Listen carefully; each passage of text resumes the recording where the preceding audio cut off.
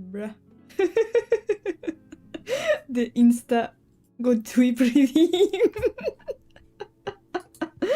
I knew it was coming. I'm going to disable it now so people don't redeem it again, because apparently I can't put limits without it being stupid. Hello!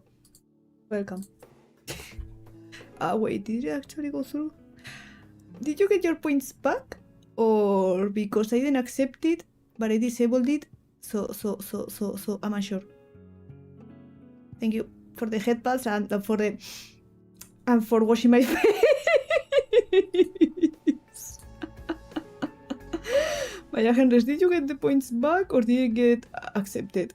Because yeah, I went to disable it, but it was in my list, so I'm unsure. I don't know if you got the points back or not. But welcome! Welcome Henry, welcome Ambry, and welcome Terror, who went to lurk and turned into Stardust. He's one with the environment. He's around. No, I'm a mod, so I accepted it. Ah, okay. So maybe it was just... It was a coincidence, right? Like, you're messing with me, right? It isn't like for free, right? Why would I get points back?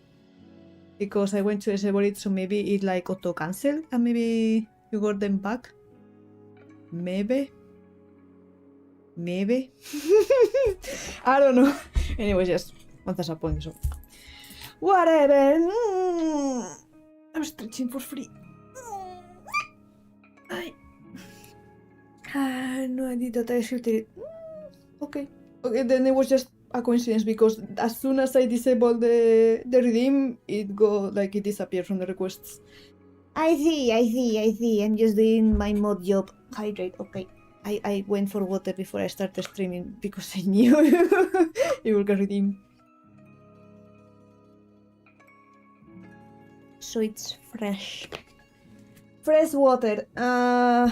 What was I doing earlier? Well, working job. Okay. Yeah, I get water inside me and on me I guess. Water the Ruru in multiple ways. Yesterday I was messing around a bit with the model. I haven't changed it yet. Like the model right now is like how it's always been. But yeah, yesterday I was messing around in F2D, trying to rig the nose I sketched the other day that I left like finished. Adjusting angles and stuff and some physics and stuff. I forgot how much I enjoy messing around in F2D. It's me? Some time at this point. Last thing I did was the little netherling with the pompons. But yeah, actually rigging stuff like in different angles, it's been a while. Maybe... Should I make a stream out of that? I'm sure. I know for sure I want to do a Love and Deep Space stream this week, taking pictures, because I love photo mode. They updated the glint photo booth, so you can change the lights and angles.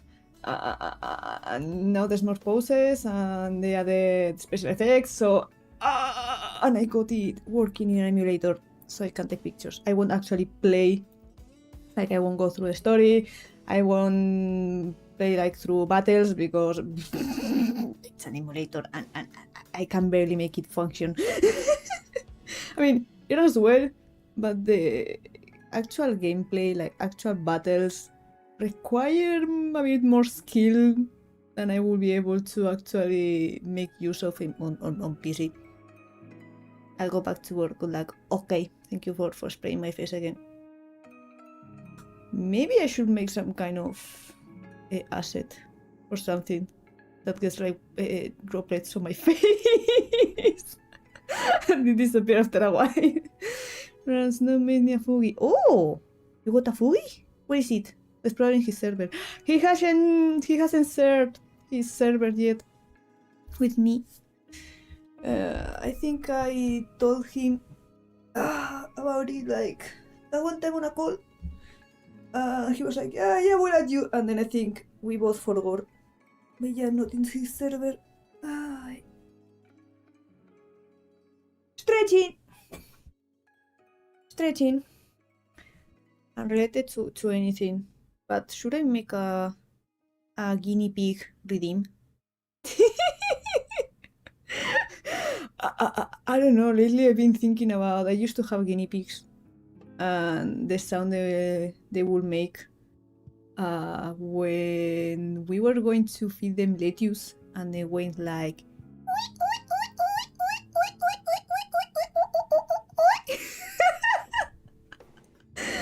Send it in Discord. Okay. Rex. Oh, you have a dino. Ah, so cute. That's cute. That's cute. So you're the one accepting the requests. And that's why they disappear. Is that why? Is that why? Wait, no. The other day while I was playing, what was it? Farewell North. The request kept disappearing. Like, they got auto-accepted. Was that you? Was it?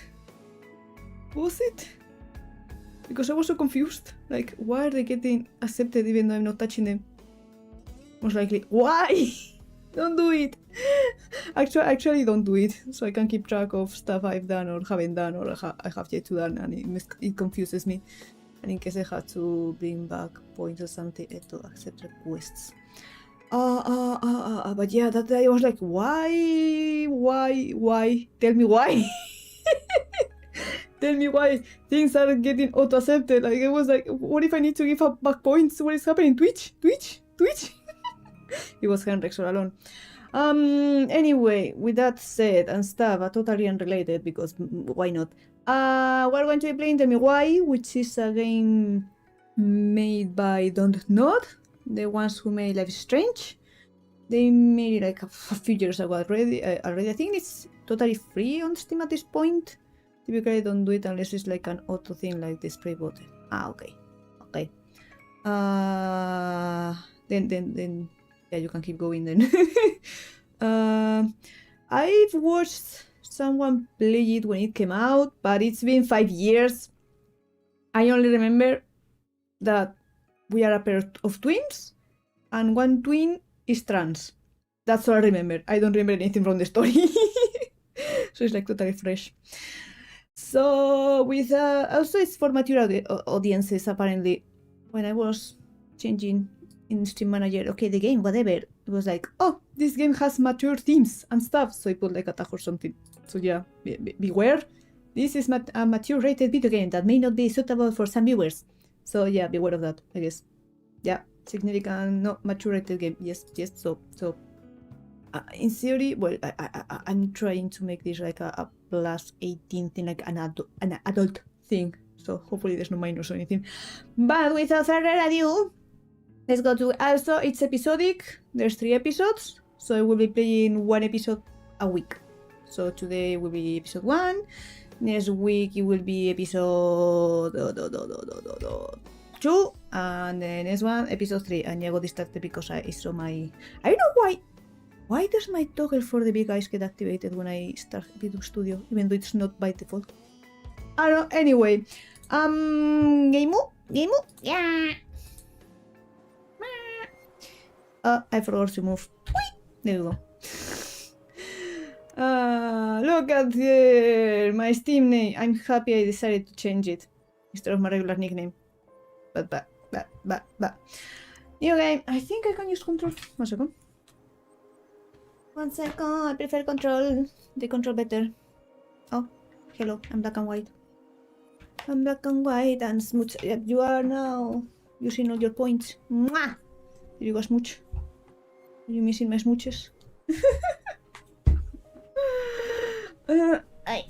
Okay, can I use this or should I activate? I know the sound went away. Enable Steam input? Maybe? Oh, hell yeah. Okay, now we have actual Steam input. Smooch. Hell yeah, smooch. And if Teoswi comes by later, maybe they will redeem the song they tried to redeem the other day. But it was late and they went to sleep. Also, it was very hippie that day as well. But yeah, then they went away, so I refunded the points because it didn't make sense to sing something when they weren't around. So if they come by the stream and they redeem the song again, I will sing it at the end of the stream. Which was just Twinkle Twinkle Little Star, but new game. Tell me why it's a story-based game that takes your choices into account to shape your relationship with other characters. Choose wisely. You not want me to complete the smooch reading, or do you want me to leave that to you? Ah, you can complete it. Yeah, you can complete it, yeah. As long as you know something like maybe songs or Squirrel Voice, something that I have to put effort into doing, you know. Like, for example, one day, I don't know, I have a sore throat and someone redeems the Squirrel Voice and I'm like, Mom, I can't. So I had to give back the points. But smooches and stuff, yeah, you can just accept them. There's always just in case I have to give back. Hey, So Kim. yeah. Oh. I need to ask you a few questions, okay?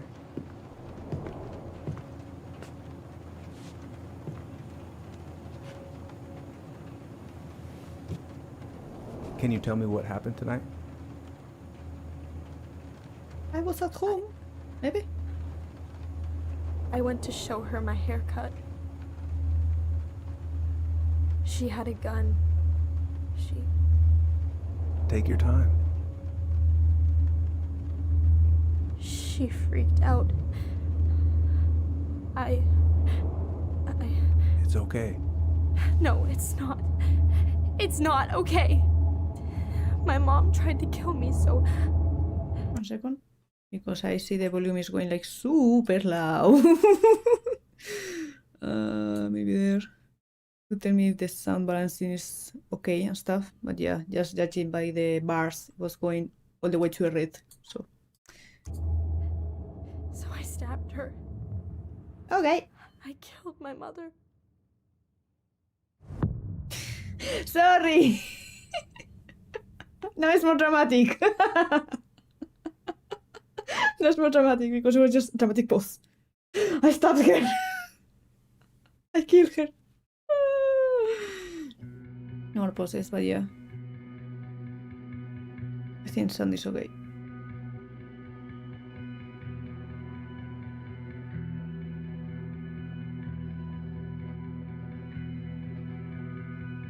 I haven't played the new Life is Strange. I've only seen leaks and little comments and I hate it. I mean, it's also not made by Don't Know anymore, so...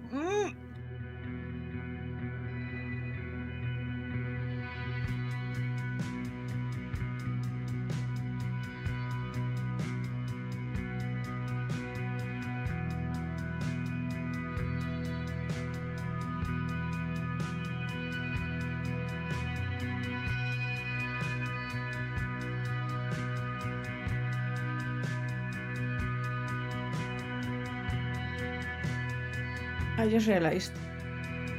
This probably has copyrighted music. Maybe. Well, I will talk over stuff, I guess. Or maybe, I don't know. I know sometimes Life is Strange and they like are a bit easy with certain music. Maybe since its original soundtrack, it won't be as easy. I don't know. Let me check one last thing, just in case. Is there... No? No. I guess. Okay. So there's no enhances on spatialization while using headphones. Yeah, sure. Yeah, there's no streamer mode. Well, I mean, I don't really care what is considered. It's more about the video getting blocked than anything.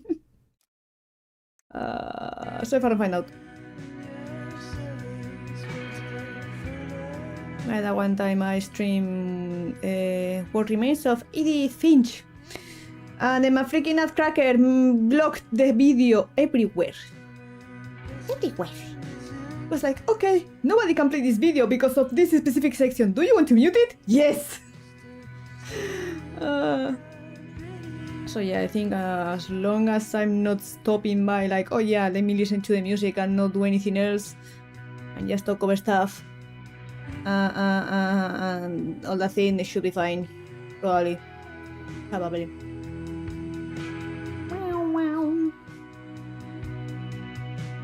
You know I'm bad at something. I couldn't read.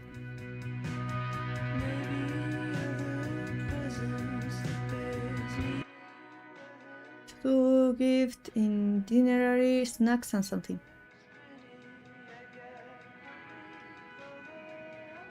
Okay, first, Oh, okay. find the keys to the old house. Okay! I'm gonna drive to Fireweed, and I'm not going to freak out. Oh Everything's my god. fine. Can I see myself? Oh yeah, I can. Hello. I can see myself here. Okay. What's the button? Because PS for control. Can I? Okay, X. Maybe I should put stickers on my controller. What? Why do I still have this? I don't know who is Every time it. I look at it, it reminds me of how very single I am. Alison and Bobby. Caribbean Dreams Senior Prom. So you had a partner and now you don't have a partner, I see. Single and ready to mingle. Pringle. Become Pringle. Pringle, esto. De los news. Police Chief Brown has cancelled to reconsider budget. Dog strike to begin this week. Major election. Candidate from Betty supports gun control. Money for local schools. Okay. Can I? Okay. I should Look. probably check my email one more time before I go. No, I've already done that 3 times this morning. I mean, I have my mail in my phone, so I check from time to time. Okay, hockey picture. No comment. Just hockey. Someone she knows? Michael and Tyler are so gonna hit it off. Yeah. Or Tyler is our brother. More pictures. And It's gonna be so crazy to see him after all these years. true. Yeah. They're siblings. They're twinsies. What's this? Is he gonna like this? Or is it too much? It's a bit creepy, but nothing. Why is the makeup kit open? Why is the makeup kit open in your room without a mirror? I don't wear makeup. I don't think people usually do that. Eto, look. I'm looking, and that's it. Okay. And this. Probably get rid of this. I mean, I can stream it anytime I want. But it makes me happy just to look at the box. A journey through the stars. I don't know if it's an actual thing. I am unfamiliar with it. I need to bring this with me to Juneau. As long as it doesn't play copyrighted music, you can bring whatever you want. Not What here. this? Alien. It's looking at me. Eto. This? I have Night thoughts and Watch. solid plans to see the Geminids. I wonder if Tyler'd want to go. Geminids? Is that a Hey, group you or an wanna actual freeze thing? your ass off watching burning rocks fall through the sky? Yeah, I might need to work on my sales pitch. So actual stars. I see. Ooh, I can't wait to force Tyler to watch this with me. He's totally gonna hate it. Are they what over here? Oh, right. I stashed them down here. What this? What are we looking for? I forgot. Meanwhile, looking for something. Okay, what am I looking? And then it's like, what was I looking for? A kiss or something? So that's where you've been hiding. Little troll. Take. The Steve keys. I mean, I expect them to be wobbly, but All right. I think I'm ready to go now. One One second. more season. the What am I grave. even gonna do Right. with myself when it's over? Get invested in the lives of real people? Or find another thing. What's that? I don't really have time to dig through this right now. Are you sure? I can fix this. So she fixes stuff. She has a ton of things here. Ton of tools. How old are you? I don't I'm know. not gonna see any stars at this time of day. I'm not against the wall. Wait. I think it's a window, but it's covered. Maybe? I don't know. What is? A planet. Mars. I see. I could look at this artwork all day. Not the prettiest of my creations, What do you mean? It's great. Kinda looks like me in the morning. Bald? Wig. Well snatched. Me. Haven't practiced since high school. How many hobbies do you have? Super rusty. Wait. Ah, hockey. Oh, wait. That picture, is it you? Is it you? No, this one has a beard. Never mind then. Maybe it's like her idol or something. Never mind. Can I run somehow? Can I go faster? I don't think so. I looked at everything. I think no. I see you. One day What's I'm that? gonna fill more of this in. Maybe when the house is sold, I'll book some tickets. The world. Around the world, around the world. No, turning off the lights, okay. Allie. She's gonna be so awkward.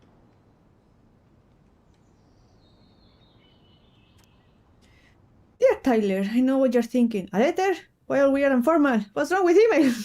Well, I figured, hey bro, just wanted to give my twin a shout before reuniting after 10 years. Oh fuck, 10 years, okay. Of Swang Juby is more like letter territory. Whatever, just tell me when we are 90 and the machines have taken over. And you still have something to read by candlelight. See? Always thinking ahead. Anyway, I can't believe you'll be out for real in a few weeks. What? Amazing! I'm definitely going to be awkward when I see you, so please try not to notice, okay? How's your last month going? Are you sad about leaving your mentees? I bet they're going to miss you. I got my tires replaced, so I'm all good to pick you up. And you can save this Narc when you see my ride. She's been through a lot and we can all be car guys. Anyway, the Betchies or Beckies, I don't know.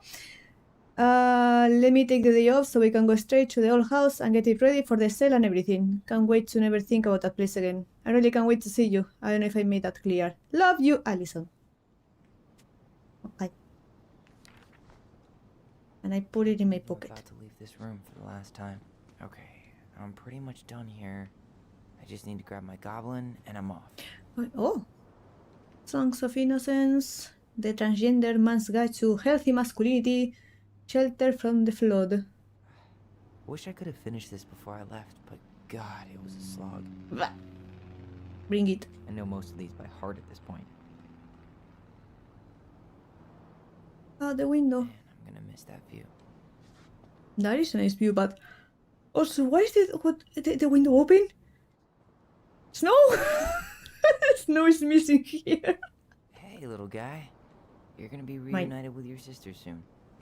You put it in my back pocket. Doraemon pocket. You collect it all. Okay. Cool.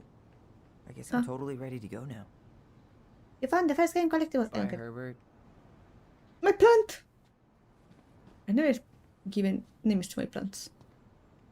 The Dark Ark of Destiny. Bummed I have to leave this behind, but the old house would probably collapse if I blasted this inside. You can still ring it. Been listening to this on a loop lately.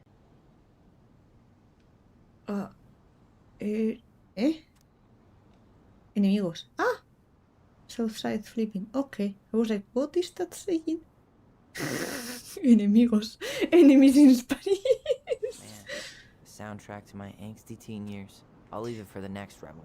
The light distribution failure. Okay. Anything else? Oh, look. What is? Love you, Ty. Gonna miss these dum-dums. Best mentor. Later, Taylor. You escaped. Good luck. Vaya con Dios. So go with God. See you soon. We'll miss you. And it's sad. I love the see you soon with the eyes. Well, it's America, of course, the Spanish. Anything else I can check? What's this? No, this is the letter, no? Wait, is it the letter? Didn't I put it in my pocket? No, it's not. Okay. Here, you know I'm bad at this, but just wanted to say, you've been the best counselor and at risk yet redeemable youth. Haha! Cool one. Redeemable youth, cool one. Okay. Thanks for putting up with me and helping me in more ways than you know. I'll try to make it count outside... outside what? Fireweed. Okay. Survival is rebellion. Thanks, man. Tyler. I was like, what does that say? I don't know how to read. Not really cursive, but I'm writing stuff. Wait. This takes place in 2015? Apparently. So, 10 years ago. I see. Well, 14 and a lot. Since it's not November yet. Denali, I need to get my application ready for next summer. You stay here. Educate the youngsters in classic cinema. Full poster. Anything else? Anything in the bed? No? But there's the box. Take me! This box of junk treasure is not yours. By the first law of finders keepers. But is it my box? Am I leaving that box behind? Is that it? Yes, okay. Please give me water and sun. There's a note. Thanks.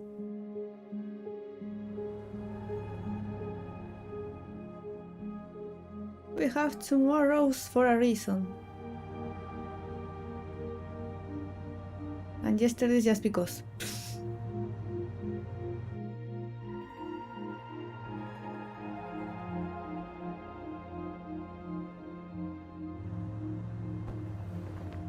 Ah! No! Why? No! Not in the middle of the road. Give it to a child or something, I don't know. What did the teddy do to you? To be with a plant? Hi, Tyler. Hi. 10 years, bro. 10 years. First time we see each other in 10 years, and it's hi, Tyler. Oh, sorry, It's fine, Allison. Hi is a good place to start. God, it's good to see you. Hello, Ben. Rip Teddy. Likewise. Rip Teddy gone, but not forgotten. Welcome from the YouTube side. You have anything else you need to get? Nope, this is it. My last 10 years in a bag. Then we should get going. The just saddest have time 10 for the years morning of prayer. his life, bro. You look good in that. Thanks. One of my mentees designed it. It's really good. Yeah, he's so incredibly talented. I got a couple of local coffee shops to hang his art. Tyler Ronan, shaping the leaders of tomorrow. Yep, we're screwed. So, are you gonna miss anything about this place?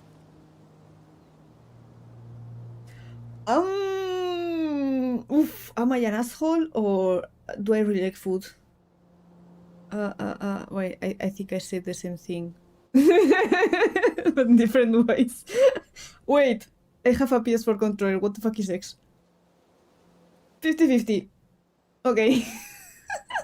The people. People. The other residents, my mentees, my counselor Aaron. It took me a while to fit in. But once I did, it felt like home. They made me feel safe. Safe enough to be me. That's so great. I'm really happy for you. We planning to drive to Delos Crossing or push? Nope. You are welcome to walk. Nah, I'll take my chances. Need one last look or anything? Looked. Let's go.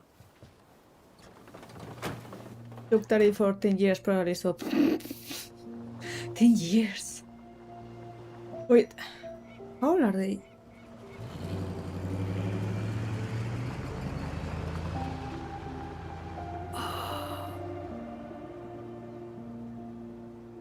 When did he kill his mother? At 10? Bebe? No, Sure. really. I am 100% not creative enough to make that stuff up.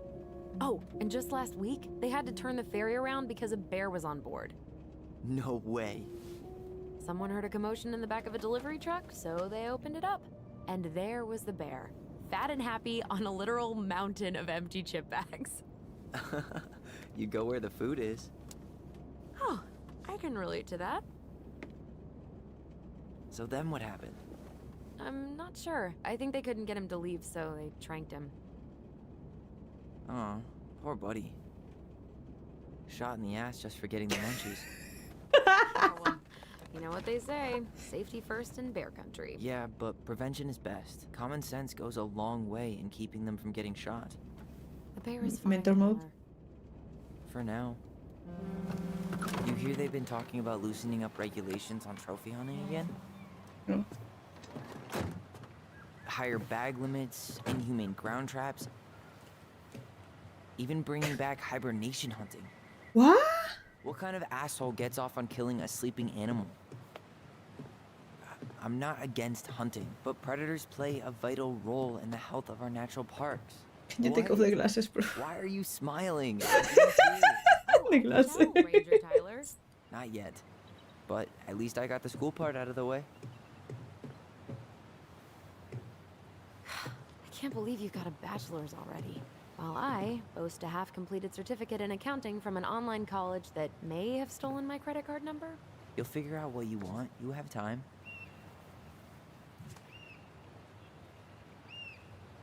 How are you feeling?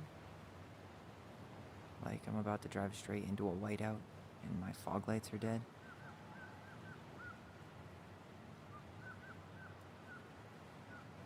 Oh, I can carro. And to be fair, snow is really reflective, so wearing sunglasses you? makes sense. Allison? Cinematic view. Whoa. Zoned out there for a second. Sorry. What's up? I'm sorry. I'm just trying to wrap my head around the fact that you're right here, standing beside me, on our way to Delos. You don't have to apologize. It's a lot. Water and pearl. Water! I'm guessing things haven't changed much. You mean in Delos? Still the capital of East Jesus Nowhere. Can't wait to get out of here. 1 second. Okay, it's this one. Okay, let me finish the That bad? dialogue, and then I will It purr. definitely have been worse. Like Just in if you've case. been tucked away in a center for troubled youth? Right. At least you had Michael. Yeah. I don't think I'd have survived high school without him. Bet you're gonna miss him when you move to Juneau. How's he doing? Good. Good.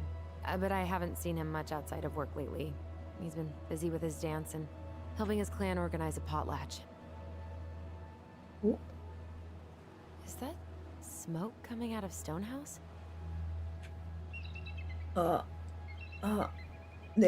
Someone finally bought that old shack. That, or the ghosts are cozying up by the fire. Think the new owners know it's totally haunted? I'm sure Tina did her best to keep them from figuring it out. At least until the paperwork was signed. Ugh. Silly, that that's an house always attraction. gave me the creeps. Those windows are like huge gawking eyes. You think people talk about our house this way? Probably. I didn't notice the design at the back of the jacket. It's really cool. You can. So, we're really going back there, huh? To Stonehouse? I mean, we're going home. Yeah. Yeah, we are. Think the house will sell? No interested buyers yet. Turns out people don't line up to buy murder houses with no electricity. At least it's got one hell of a view, unlike Juneau. Hey, Juneau has mountain views aplenty. It just also has people and fun. You still thinking you might be my roomie? Thinking about it. Hey, can I ask you a question? No. You already did. Ah, fuck. Sure. Shoot. I was told... I mean, after you, well, graduated, I guess, and became a mentor 3 years ago, you still basically spent all your time at Fireweed, right? Pretty much. There were a few times I tried to go to these meetups for trans people in Juneau, but something always came up. I probably should have put myself out there more, but it was better to be around in case the residents needed me. So you were free to come and go as you pleased? Yeah. Why do you ask? Oh, nothing. Just being an overly invested sister. Curious how you spent your time. I wonder if they sent letters to each other or had any other means of communication in 10 years, because, I don't know, you have more to talk about. Allison, Yeah? spit it out. Okay, you need to promise not to freak out. What is it?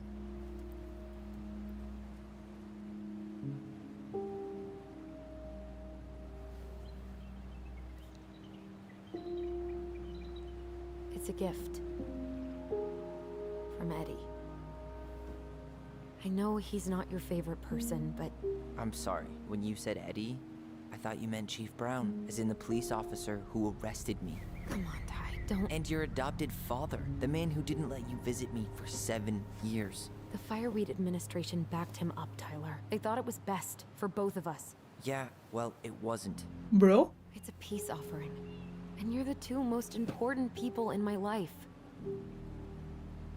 Please. For me.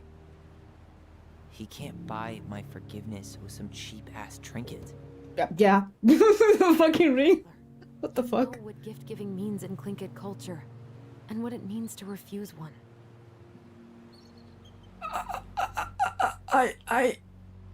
I don't care. I'm gonna be honest. Exactly. Seriously? I didn't mean to throw it, but What is wrong with you? No need to be so dramatic. except my I'm the one freaking- who's being dramatic. Oh, God. I didn't want to throw it. It was just I don't care. I could keep it, but I don't care. I don't know. You didn't say like throw it. This is like the glass him in The Wolf Among Us. Dick move. Kinda. I just wanted to say I don't care and save it and not wear it, but okay, just yeet. Yeah, like 7 years.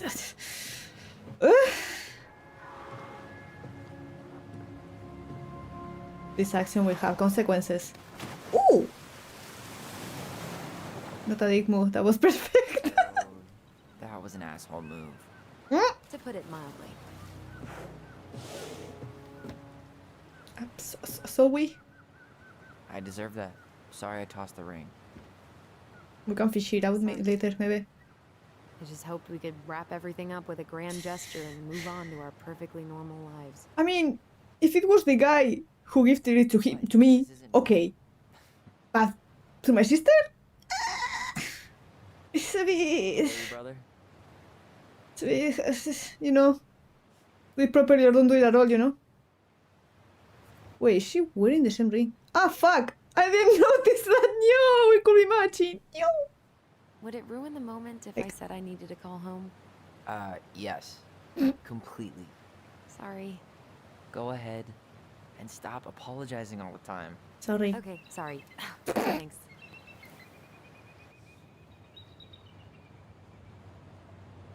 Sorry for not being sharing the ring with your sister. I didn't know I was going to eat it! We didn't die in a fiery crash. How are you? I'm going to strop.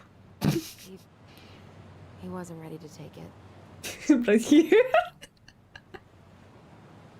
Yeah, the drive took longer than I thought it would. We're on the ferry right now. Uh-huh. I know. Yeah. Yeah? Yeah? Yeah? I've been driving in this stuff for 5 years. I'll be fine. Is there anything else around that I can check? Wait. Boat.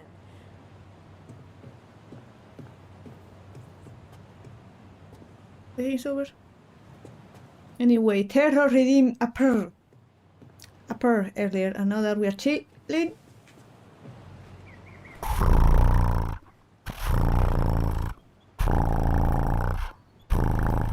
There you go.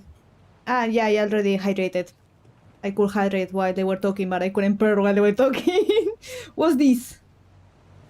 Professional binoculars, something, and office box.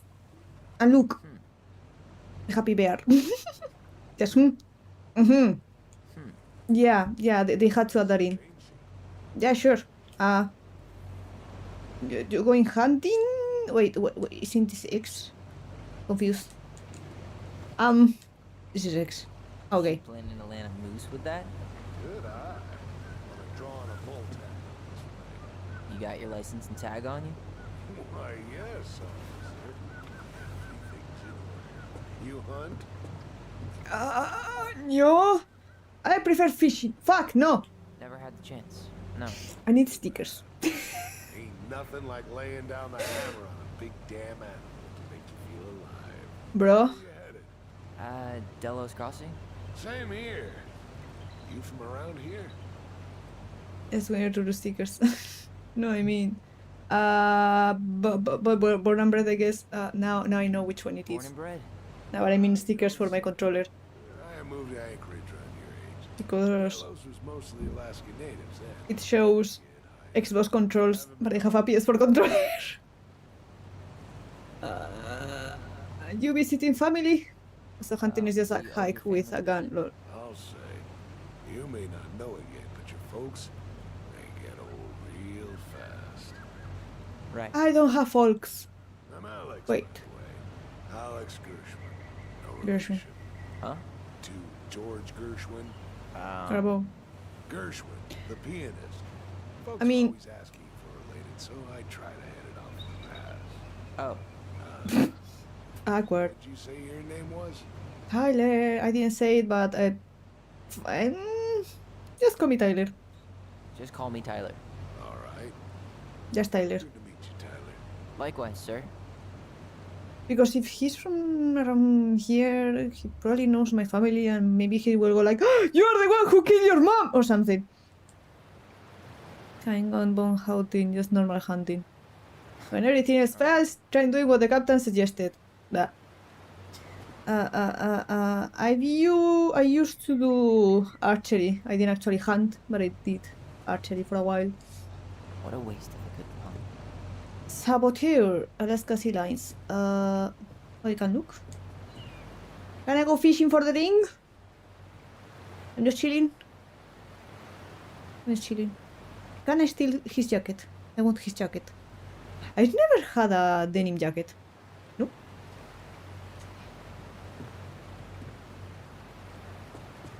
All the more reason to steal this one.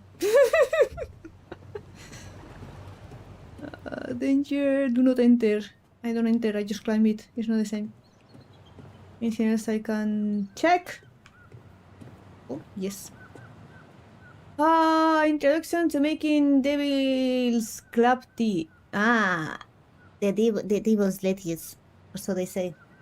Our way of life, community and cultural programming sponsored by Una Heritage Foundation.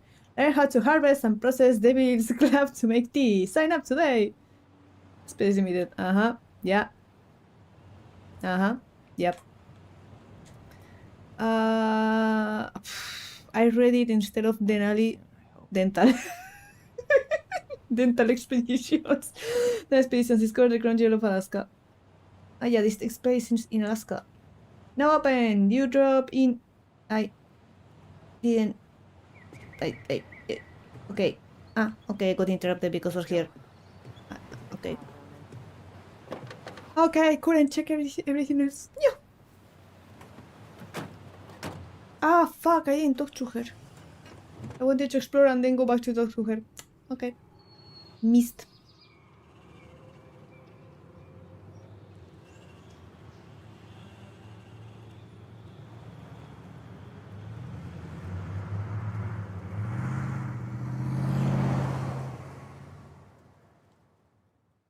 Tell me why. I want it that way. I had that song stuck in my head because of the title.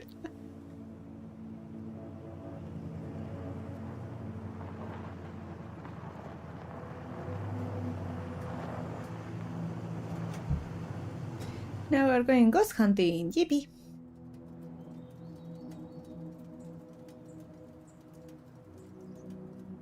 Huh? I was like, do I have to do something or is this just standing awkwardly?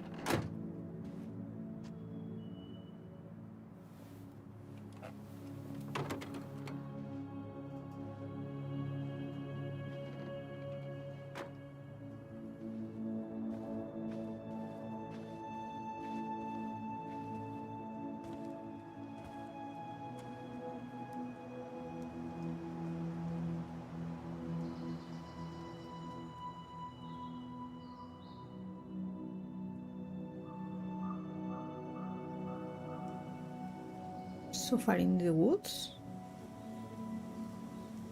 Well, not really that far, but I don't know. Nothing around.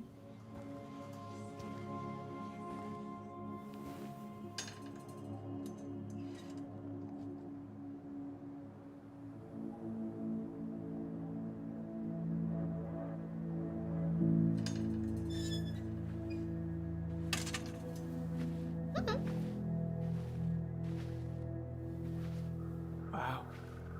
It's basically exactly like I remember it. Only faded.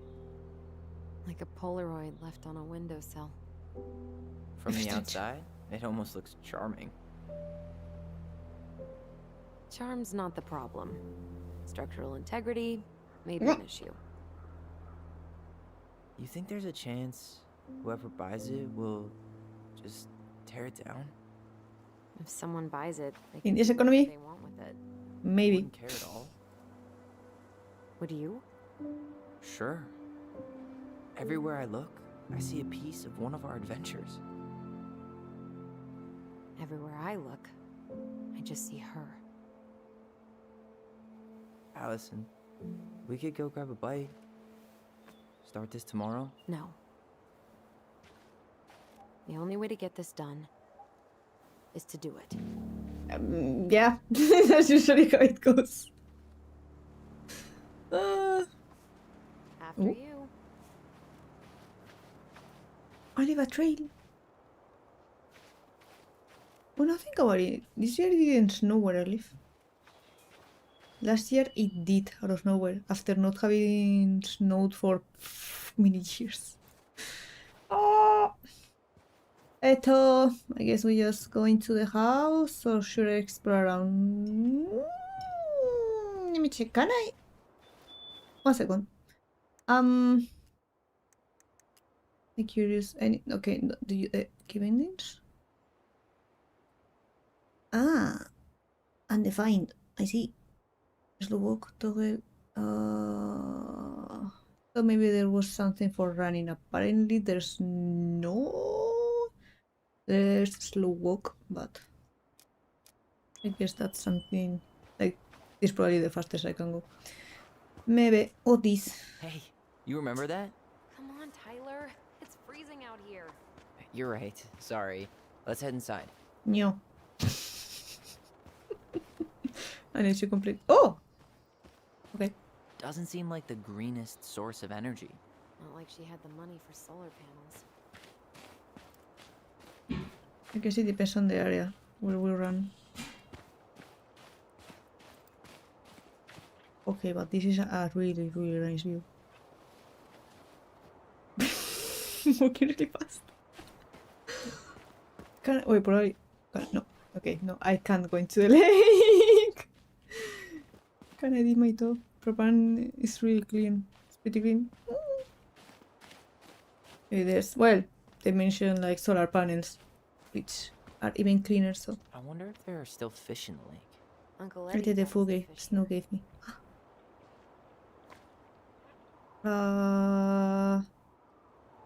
Ooh, what beta? Marianne? So she could keep an eye on us from the porch. She didn't trust anyone with us. Not completely. Not even Eddie. Yeah, but it was still a good memory. See? You do have some good memories with Uncle Eddie. Yeah. Before he arrested me. I mean, not everything is black and white, no? There can still be good things. Even with people you hate. You really want to go out there? No, you're right. Okay, so I guess I'm not going there. Just nope. Ooh.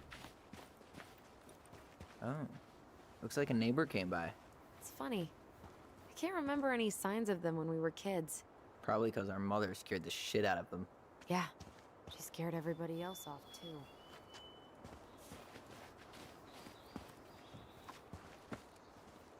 Woodbench? Wood? Oh, You need a break already, Ronan? No, When you just call? sitting, enjoying the view. how are you? Seriously, how are you feeling? Tired. I didn't sleep much last night. Yeah. I can't believe how we used to run around for hours without stopping. Yeah. Always a troll to run away from. Or a treasure to find. We definitely never lacked imagination. Marianne didn't either. It was the one thing that brought us all together. Even in the end. She told a new story, didn't she? That night? It was... weird. I can have multiple options. No, fuck. I wasn't the button. No, I'm the... Oh! Sleep much last night. I Yeah. don't have stickers. I can't believe how we used No, I to don't run have around for stickers. I don't have stickers. Always a troll to run away from. I wanted to do the second Definitely never lacked option. imagination. Marianne I thought your didn't Fuggy is either. very cute. It was the one Ah, thing that Henrik's brought is us all Fuggy. together. It's a dinosaur. Even in the end. She Error, told you new need a- story, didn't she? That night? What was it? It was... weird. See this bench. She built this bench, right? Monokuma. You're trying to scare me off so you Proper can steal Monokuma. my seat? It won't work. No, I just remember us all sitting here after. I fell asleep and woke up really stiff later. I don't remember us sitting anywhere for more than a few seconds, which sounds exhausting now. Guess we're just old. At Yeah. least we've got a few more years before we're... As old much? as her. But how much? How old? Let's get inside. Come on, that's enough rest for us. Let's get inside. All right. No, I don't. Lol. I never played you on stream and was off stream. I mean, we did play Backshore Roulette together. That one time. And another time I was hanging out in Discord and I was on stream and was like, maybe you want to come talk for a bit, maybe. So you and Henrix were around while I was on stream. And I put you in jail. I remember that as well. I bet we left all kinds of cool things in there. Or in Mocha's collab. So, you should get a Fugi just in case. What'd you find? Our hidden treasure? Seriously? How do we think to stash it there? Goblin secrets are always well kept. Can I get in there? I like that places. Remember how mad she'd get if we didn't use the compost? And she always knew when we were lying. Waste not, or kiss the planet goodbye. Wait, is the house in use? Is this fresh? Or... Oh, I can't Froggy? believe these are still here. Yeah. We should hide them so they don't frighten away potential buyers. They remind me of the mask from that guy. What was it? What was the name of the anime? To Eternity? Something? To Eternity? At least the shed's still standing. Yep. I don't want to think about what might be living inside it, though. Well, better alive than dead. Ugh, yes. Let's deal with that later. Plenty else to do first. Yeah, sure. Give me a point. Never mind. Hey, it's locked, all right.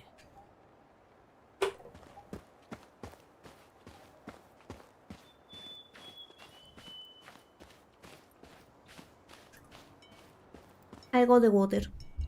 I think I explored everything I could explore for now. Maybe can I look through the window? 1 second. Did you smoke There's nothing. something before you left fireweed? Yes, The door's right there. I want to go through the window.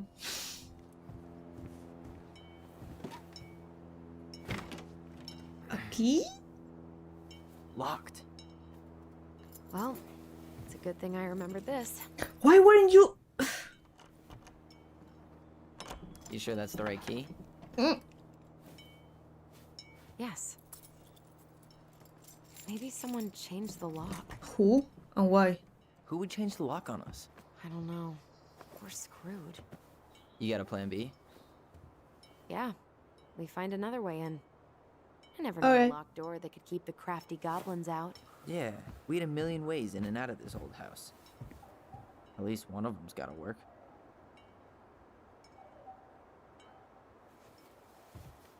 Maybe through the gap we saw it earlier? Crafty Also, what is goblins. this? I haven't thought about them in forever. What is? Ah, bear house. Us. We almost spent more time as goblins than we did as kids. Same thing. Do you To remember be all honest, same the thing. characters? The Moon Hag, the Ice King, the Old Bear. Most of them, I think. But the details are fuzzy. Hey, do you know what happened to the book with all the stories? No, no idea. But I'm sure it'll turn up when we clean this place out. Marianne always spoiled the birds. She liked animals way more than people. I can relate to that. Well, I said I was going to miss the people at the place I was at. Apparently that was a lie. But I'm guessing we can maybe through this gap? Or can I not do anything? No? Another way in. Ah, I missed this door. Can it open? Open sesame. Let me guess. It's locked. No. Know any other secret passwords? Honeydew? Nope. Wait, from here. Maybe we could break a window. It's free. Wait, or this? Is this open? It's no good. I can't open this one either. Heck. It's okay. We'll find another way in. Just break it. Just break it. Break it. There's one way to open it. Easy peasy. At least we don't have any use for this right now. Luckily. Remember the snowstorm in 2004? You use it to break the Marianne window. had us digging for hours. Turn it again. I remember she made it a game at least. That's right. We made tunnels to escape the ice troll. Gotta hand it to her. She could make us do anything if she turned it into a goblin tail. I mean, that's great. If I could turn any kind of task into a game, that would make everything much more fun. I can't talk to apparently. So, any idea how we're gonna get in? We used to play under the house when we were kids. Yeah, we stashed all our goblin treasure down there. There was a hatch, right? That opened up into the laundry room? There was. I hope I can still fit. I'm a little taller than I was at 11. Oh, 11. Okay. Where would the hatch be? Probably not this obvious, right? No, not around here, no? Tirun. Or would it be on a totally different place? Because again, I will just go through there, but... And this was locked, no? At least the shed's still standing. Yeah. I don't wanna think This about was what we'll be locked. living inside it, though. Well, better Oop. alive than dead. Ugh, yes. Let's deal with that later. What was she doing out here that night? Come Oh. on, man. Stop thinking about that. She did not like us using her tools. She was probably just afraid we'd hurt ourselves. Or, well, at least Oops. the tools are still here. That'll help with the repairs. They're good quality, too. Marianne wanted stuff like that to last. Weed Homemade killer. cleaning products may be better for the planet, but they do not have the same shelf life. Oh, add it to the shopping list. Nothing else, nothing else.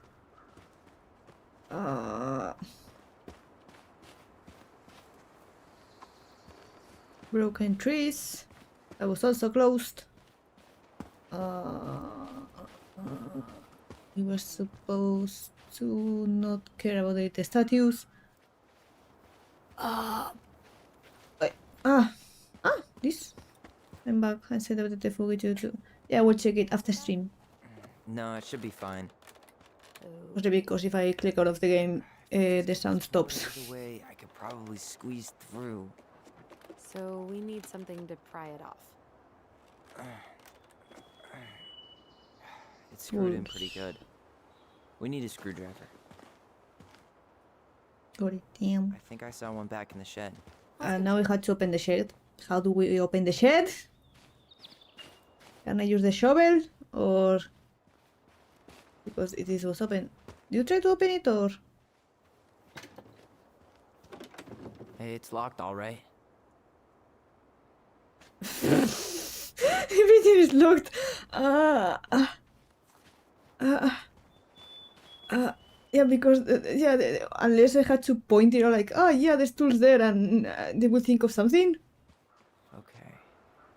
Should be something in here that'll work. That. Guess Marianne left us something useful, huh? Uh-huh. We still have to find a way to get inside, though. And please, No, I can no hydrate. broken windows. We'll Terror. see. Send the hydrate What's habitacle. happening? Do you feel that? Yeah. Eh? Focus on your bond. Remember who you are. And don't leave this room until everything looks as clean as a whistle. Ugh. This is the millionth time I've gotten in trouble because of you. You and your big mouth. You were thinking the same thing, you just weren't brave enough to tell her. What good would it do? It's not like she ever listens to us anyway. Well, I'd rather scream it right in her stupid face than be a quiet little mouse. Oh, we forgot the key. We need to put it back. Maybe we could hide it somewhere. You know, for fun. Goblins are supposed to help the princess, not play mean tricks. Whatever, you're not fun. I'm only trying not to make her even worse. I have Whoa. stretched. Did that just happen? I don't know, but I saw it too. It felt like it did when we used to share thoughts with our voice. It did, but that was a memory of us 10 years ago, right? I vaguely remember it happening. I think so. And, that's new, right? Yeah. We could share thoughts and feelings, but we never replayed memories like that. Why would it happen? And why that memory? I don't know. It's pretty eerie. It's weird, but our voice was always a good thing. This could be too. Like you're battling for the redeems. I hydrate and purr, and I smooch, and I do this, Yeah, and I do that. Me too. Mwah! The smooch. And another purr. Okay.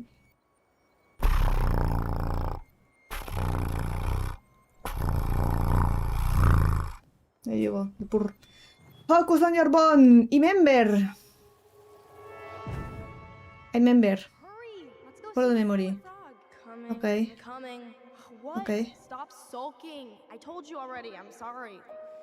No, you're not. Okay, guess you don't want to see what I put in the treasure room then. What?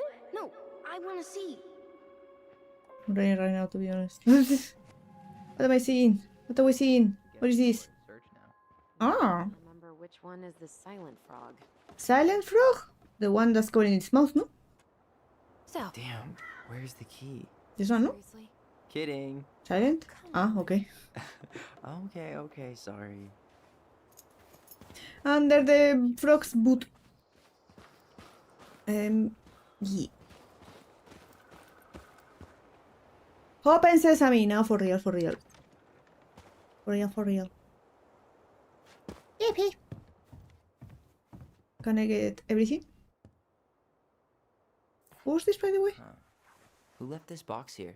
It looks I don't brand new. It wasn't me. Has someone been out here recently? Guess it's your lucky day, bird friends. Got it. All this for a screwdriver? You got a better idea how to get in? Ah, it's bird food. Okay. Oh, I can leave bird food in the bird house. Bird. Burb. Oh, yes, I can. Okay. Very important. Very important. These birds should get a reward for watching the house all these years. Thank you for your service, little friends. Yay. Bird. Burb. Yippee. Marianne always spoiled the birds. She liked animals. Anyway, got the screwdriver, so now we're going to the side and... Ah, okay, I was like, what is that effect? It's because I'm pressing R2. And apparently that's the memory thing. Now we can open the side of the house. And screw.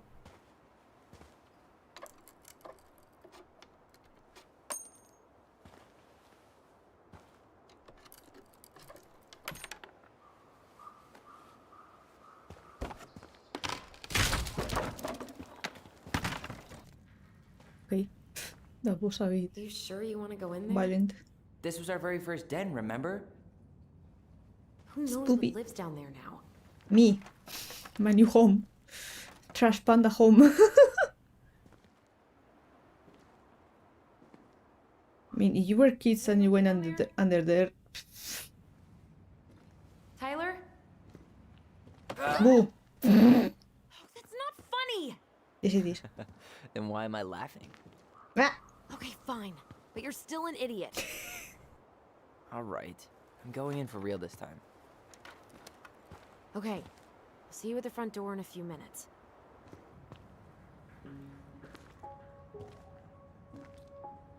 Yippee! Tight places. I love it.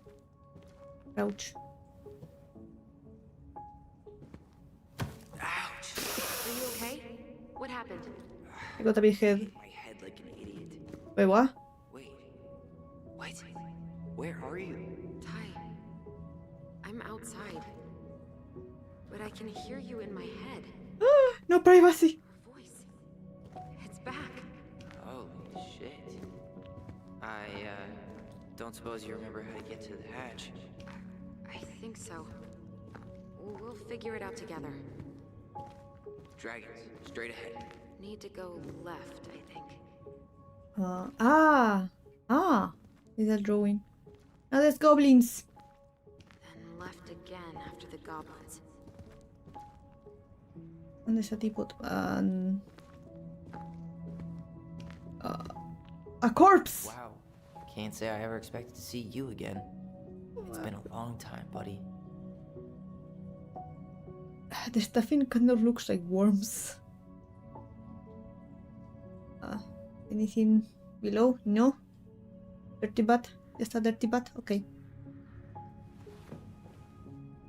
But I went left from the goblins and now what? There's nothing.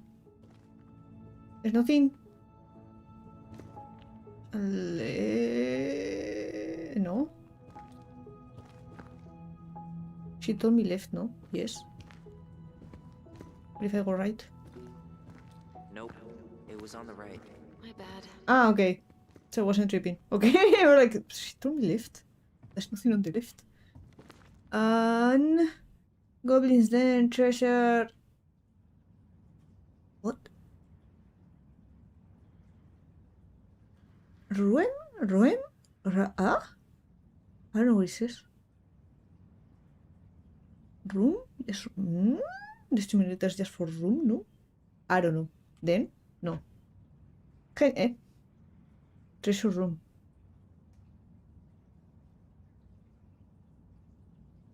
If you say so. If you say so. Looks like it has an E. Colors. You were right, sis. Of course. A goblin never forgets where she stashed her treasure. Not even should 1,000 years pass. Beautiful. Pink. It always had to be pink. I found her old kite. I think its wings have been clipped, though. Rest in peace, brave bird. It's a really pretty kite. Marianne grilled us about all these missing dishes, but a goblin never gives up their treasure. Space. I'm space. Space dust. Past the treasure. Straight ahead. You know, I almost convinced myself our voice was just another childhood fantasy. Me too. But we really are connected. Check it back on. Beware the Mad Hunter. Why am I still afraid to say his name? He was Marianne's creation. She made all the creepy characters. Hatch.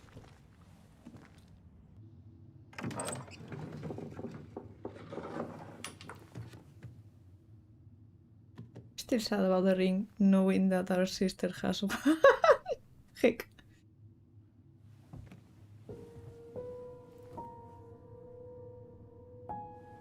Wait, can I open from inside? It's closed? Like with an actual key?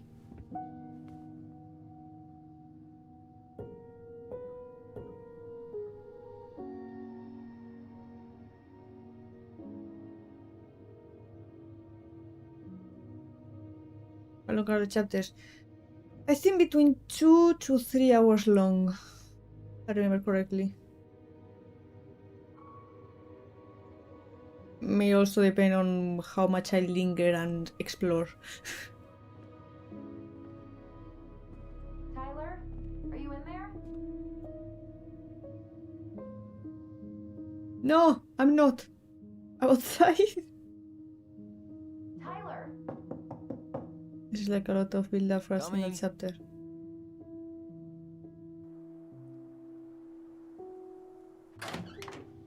Are you okay?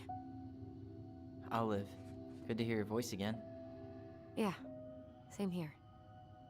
So, coming in or what? Just working up to it. Poopy music. Reminding me of Interstellar. Well, we're here. Here we are.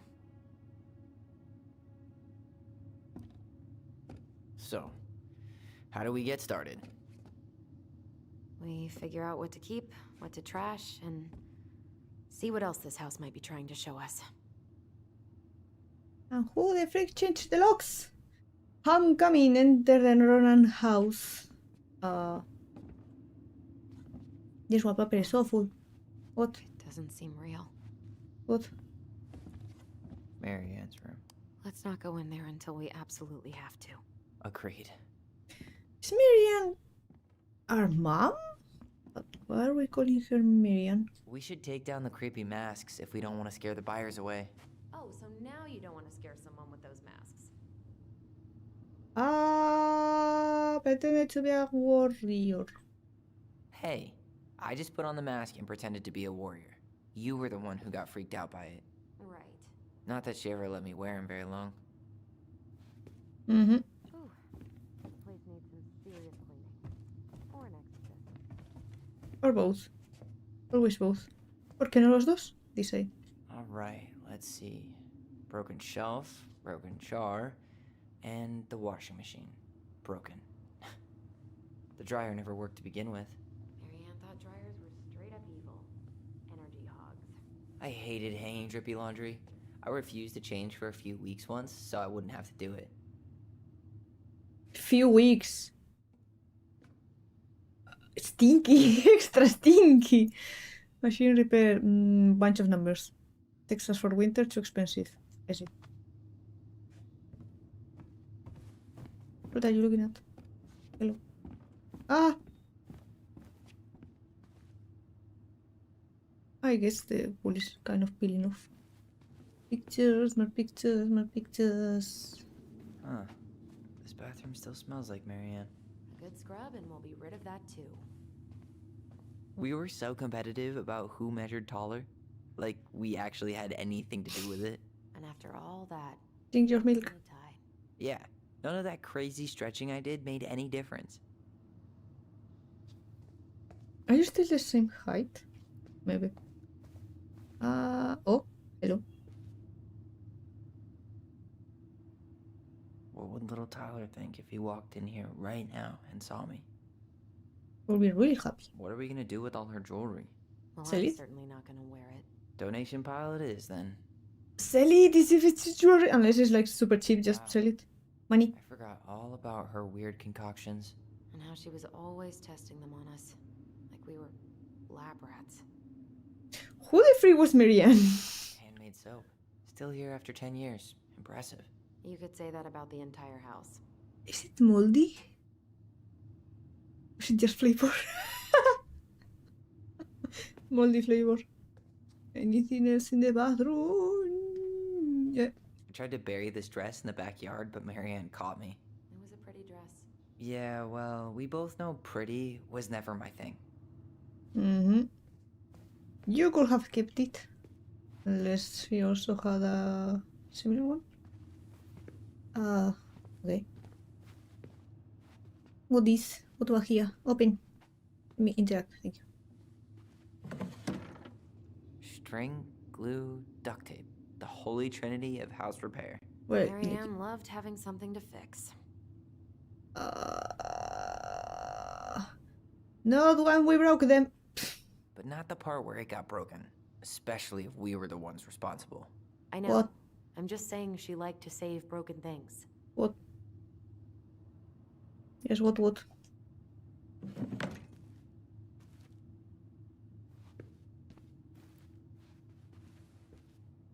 don't know what to guess. What was she hoping? She used to polish our clothes with homemade jam. She tried everything to make ends meet. Well, not everything. You probably lurk in the streams just to get the points for the alarm. Ah, yeah, that's probably what you do. You maybe have an alarm or something. Okay, I have to tune into Ruran streams so I can get points. Ara. There you go. I certainly do. I mean, that's one way to get concurrent viewers. Never had time to complete the collection. These Oh. came out of one of the prize machines at the Vecchi store, right? Yeah, you'd slide the quarters inside on the little tray, and then magic, out pops a sticker. What I hold my points for sleepy time for you. I mean, the sleepy time is just 1k. Arara is 10k.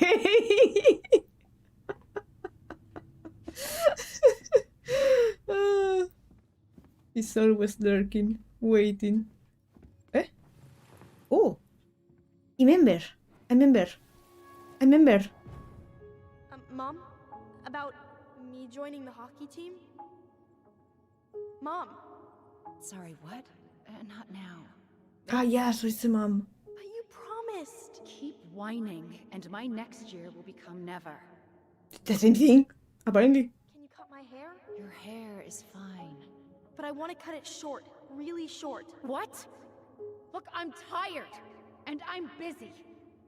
Let's talk about this later. You always say that.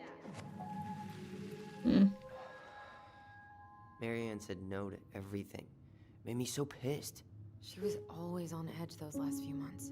Yeah, and completely deaf to everything I was telling her I needed. She pretty much always said no to me too. True, but it felt personal with me. Anyway, time to head into work and get changed. Good luck at work. But that's also things are yeah, apparently the pearls are... I don't know if I should say like popular, but you like them. And apparently with Mocha's sound thingy, like it made everything vibrate or something. My piece is lurking. Okay. I didn't realize how much I missed the smell of firewood. I miss the cold winter nights curled up here with big mugs of hot cocoa. Yeah, Marianne was so tired she was usually asleep on the couch. Ah, that's why it was so nice. No Marianne. No. We used our voice. We'd use our voice so we didn't wake her up. And then we That's spent super all cool, night though. telling stories and watching the fire die. Clown to clown communication. That's right. For free, no notes. Cheating for an exam though. Imagine in class. Hey, sis. Hey, tell me the answer to this question. I don't know it.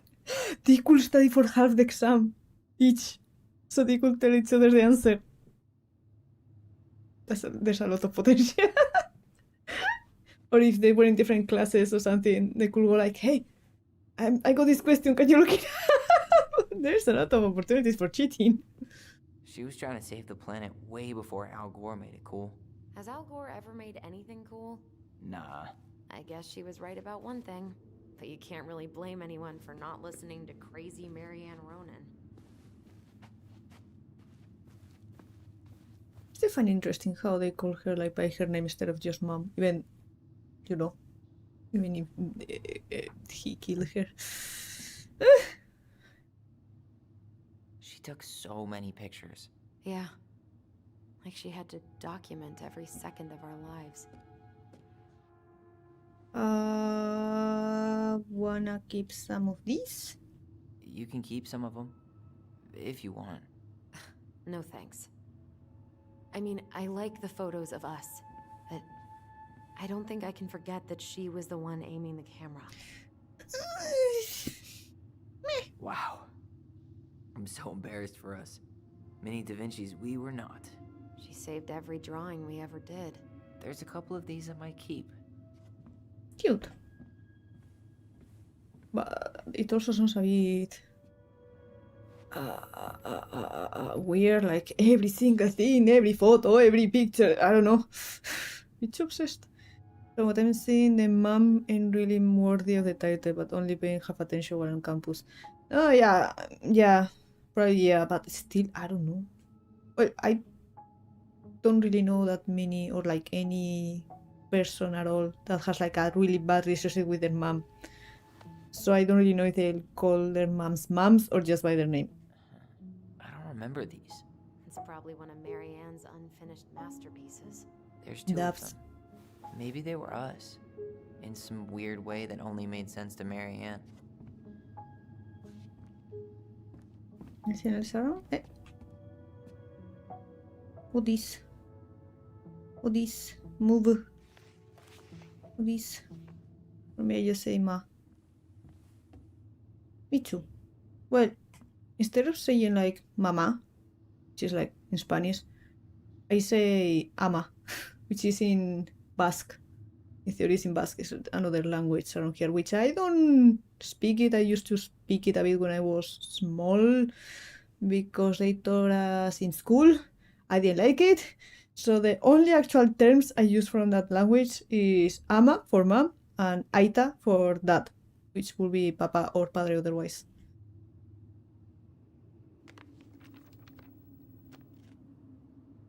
Hey mom, we're sorry the base got broke. We know you love it so much. We need to be careful and not act up in the window room. Next time we will try and use good judgment. Please forgive us for doing bad things. Oh, I'm sorry. Sure it's still there. I should check our bedroom upstairs.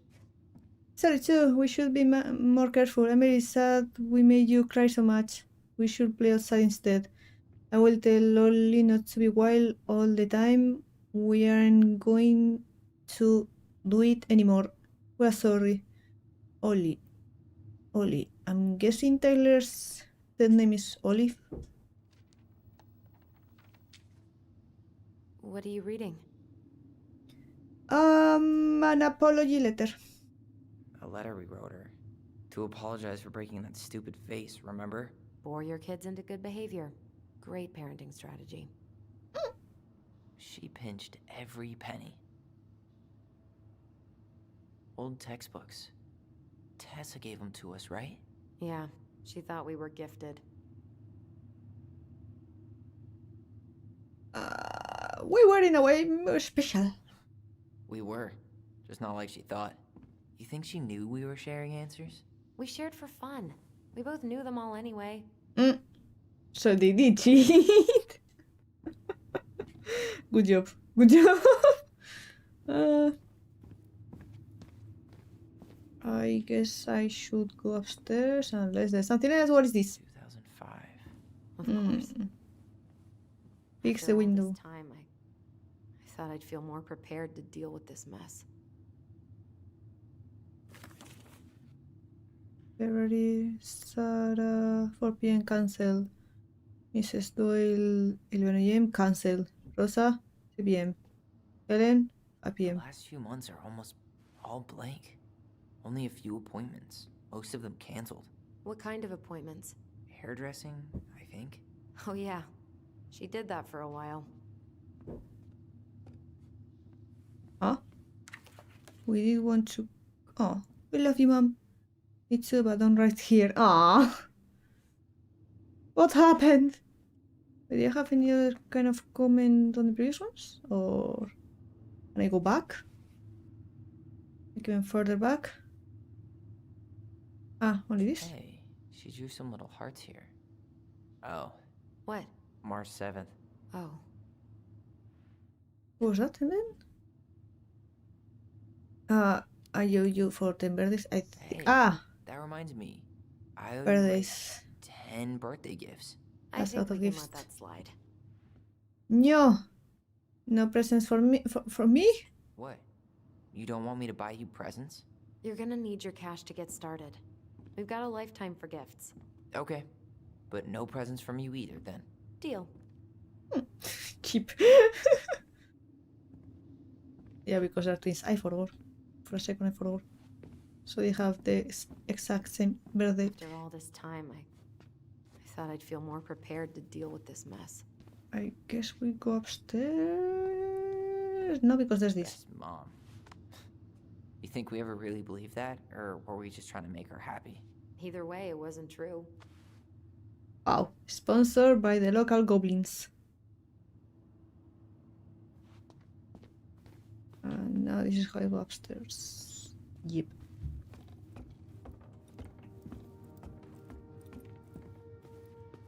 Oh, I love this. Little cranny. If you don't Open. come up soon, I'm gonna take whatever I want from our bedroom. No way, wait for me. Yeah, mine. No, this feels like home. It's so cozy. How did you convince me to let you put this up? It was my The city of love. back then. So much for my dream of being a hockey star. Marianne thought sports were too aggressive, too competitive, and too groupthinky. Wait, but didn't you end up playing? Like, she had a hockey stick? Oh. There was something else. Ah, read. Tyler, do you copy? If we don't move fast, this whole thing is going to melt. Do you Oh, no. copy? We're basically walkie-talkies on legs. Yeah, well, how do you play Ice Road Trucker Assassins without a walkie-talkie, right? Yeesh, Mr. Serious all of a sudden. I mean, that means you can save on batteries. You know, if there's one thing you gotta give Marianne, it's that she let us explore our artistic side. You should have seen Eddie's face when I tried to repaint his car. Yeah, I bet Uncle Eddie didn't appreciate your artistic touch. I'd rather you called him Chief Brown if you're gonna be an ass about it. Our space cadet. Why is it so green? So much green. Open. What's in the box? Look what I A book. found! What? Ah, the Only our adventures. greatest creation, the Book of Goblins. Seriously? It was in that chest the whole time? Press to open the book of goblins. How do I press? What do I press? I don't know what to All press. these stories. Ah, I okay. had ideas for so Select. many more. Marianne wrote a lot of them. Yeah. It's one of the only times I remember her being at peace. Wait. That's a lot of reading. That's a lot of reading.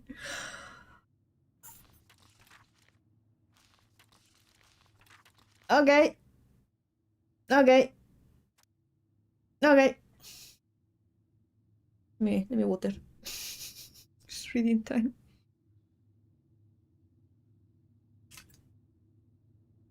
Hi. I.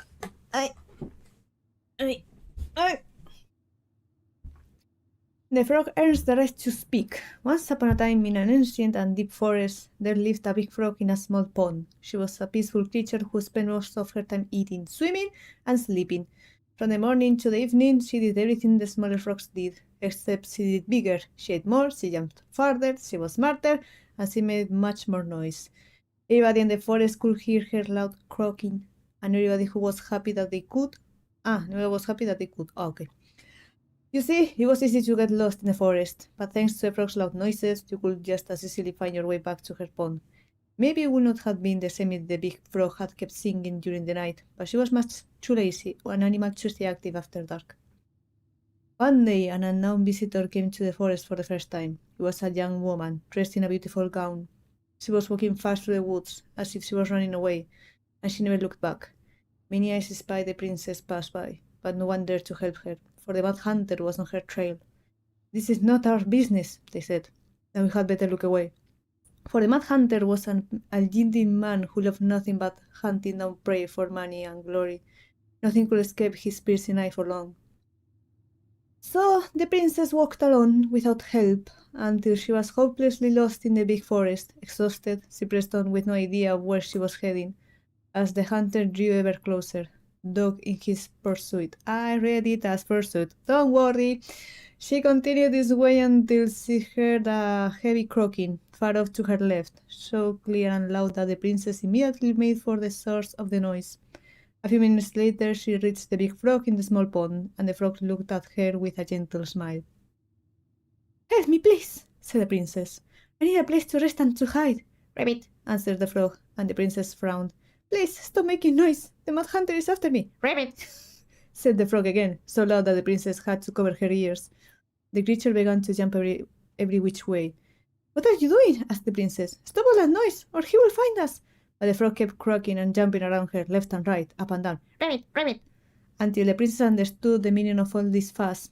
Cautiously, the woman climbed on the back of the big animal, and then with a leap the frog set off away from the pond.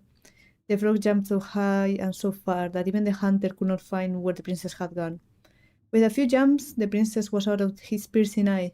A few jumps more, and she had vanished for good. The princess closed her eyes and let her clever mount carry her wherever the creature pleased. Less than an hour later, the big frog had reached the other side of the ancient forest, near the shores of the very deep lake. There she landed, without a noise, in front of a big wooden house that had been abandoned. Thank you, said the princess, covering the animal's note with kisses. I only wish you could speak, so I would have understood what you were trying to do sooner. As she pronounced those words, something incredible happened. The big frog was suddenly able to speak. Her first words startled the princess. The mad hunter is always at my heels. Now you're safe, and I've had my revenge. You can stay in this house. It has been abandoned for a long time, but no one will look for you here. And then, without looking back, the big frog jumped back to the pond. And this is how the big frog saved the princess, and how she earned the right to speak. Yay! Another one. The Bear and the Princess. Once upon a time, in the ancient and deep forest, the old bear stood on the bank of the river, swiping at salmon on their way to the spawning grounds. Just as he got his spawn, a particularly fat one, he heard a woman shouting for help. He considered simply eating his salmon, but then she screamed again, and he lumbered over to investigate. After a short walk, he found the princess clinging to the top of the tree while a wolf snarled and snapped at the base of the tree. Old Bear would normally not get in the middle of such a situation. After all, as a fellow predator, he understood the wolf's need to hunt. But when he saw the princess, he was struck by her beauty, and he knew he had to help. Beauty privilege. With a great roar, the bear heaved onto his hind legs, rising to his full height. The wolf snapped and snarled in his direction, but the bear roared again, and the wolf took off into the trees, tail between his legs. The old bear fell back onto all fours and stared up at the princess. She regarded him fearfully. You can come down, he said. How do I know you didn't save me just so you could eat me yourself? Asked the princess. I suppose this is a fair question, admitted the old bear, but I promise I won't eat you. Trust me, bro! The princess had no reason to trust the old bear, except that he had kind eyes, and so she slowly made her way down the tree. When she reached the ground, the bear only watched her, and so she supposed she was not going to be eaten today. Thank you, she told the bear. Of course, he said. Can I walk with you back to your home? Of course, said the princess. And so the princess and the old bear walked together through the forest, back to the big wooden house. After that day, the princess would occasionally find gifts from the bear, a fresh-caught salmon, a handful of ripe berries, a newly bloomed bluebell. One spring, when a sudden thaw flooded the path out of the princess's home, the old bear was there, and she rode his back across the river. The old bear began to think that the princess should be his mate. Furry. After all, she had no mate, and she needed one, and he could keep her warm, and provide her as much more suitable then, and catch fish with her, and protect her from the wolves. She, in turn, would brush out his fur, and pick berries without smushing half of them, and scratch that one part of his back he couldn't reach. And with how she took care of the goblins, she would be an excellent mother for his cubs. Okay. One day, the old bear came with a ring of spruce and asked the princess to be his bride. I'm sorry, said the princess. You're a very good friend, and I appreciate all you've done for me, but I cannot marry you. You're a bear, I'm a princess. It will never work. The old bear was crushed. Can we still be friends? He asked. We'll always be friends, said the princess, but I will never marry you. The old bear and the princess carried on their friendship, and after 1 year, he tried again to ask her to be his bride, but once again, she refused him. This happened 1 year later, and 1 year after that, and then finally the princess said, Old bear, you're my dear friend, and I appreciate all you have done for me, but I will sooner you have led me to the wolves than marry you, and that is how it will always be. I have my hands full with the 2 goblins who live under my house, and they are all I need. That wounded the old bear deeply, but it was finally enough to stop his proposals. They remained friends, and he continued to give her gifts of fresh salmon and ripe berries and newly bloomed bluebells, but the old bear never again asked the princess to be his bride, much as he might have wanted to. And that is how the princess befriended the old bear and how she refused him. So this is the story of the mother. Ah, yes, this is the story of the mother. How she ran away from probably her ex-husband, ended up here. I'm guessing uncle, how I forgot his name, wanted to marry her but she wasn't interested, and here we are.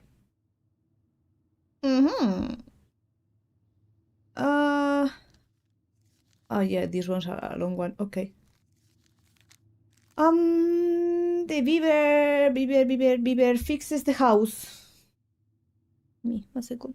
I dropped a thing. I'm fidgeting with a thing.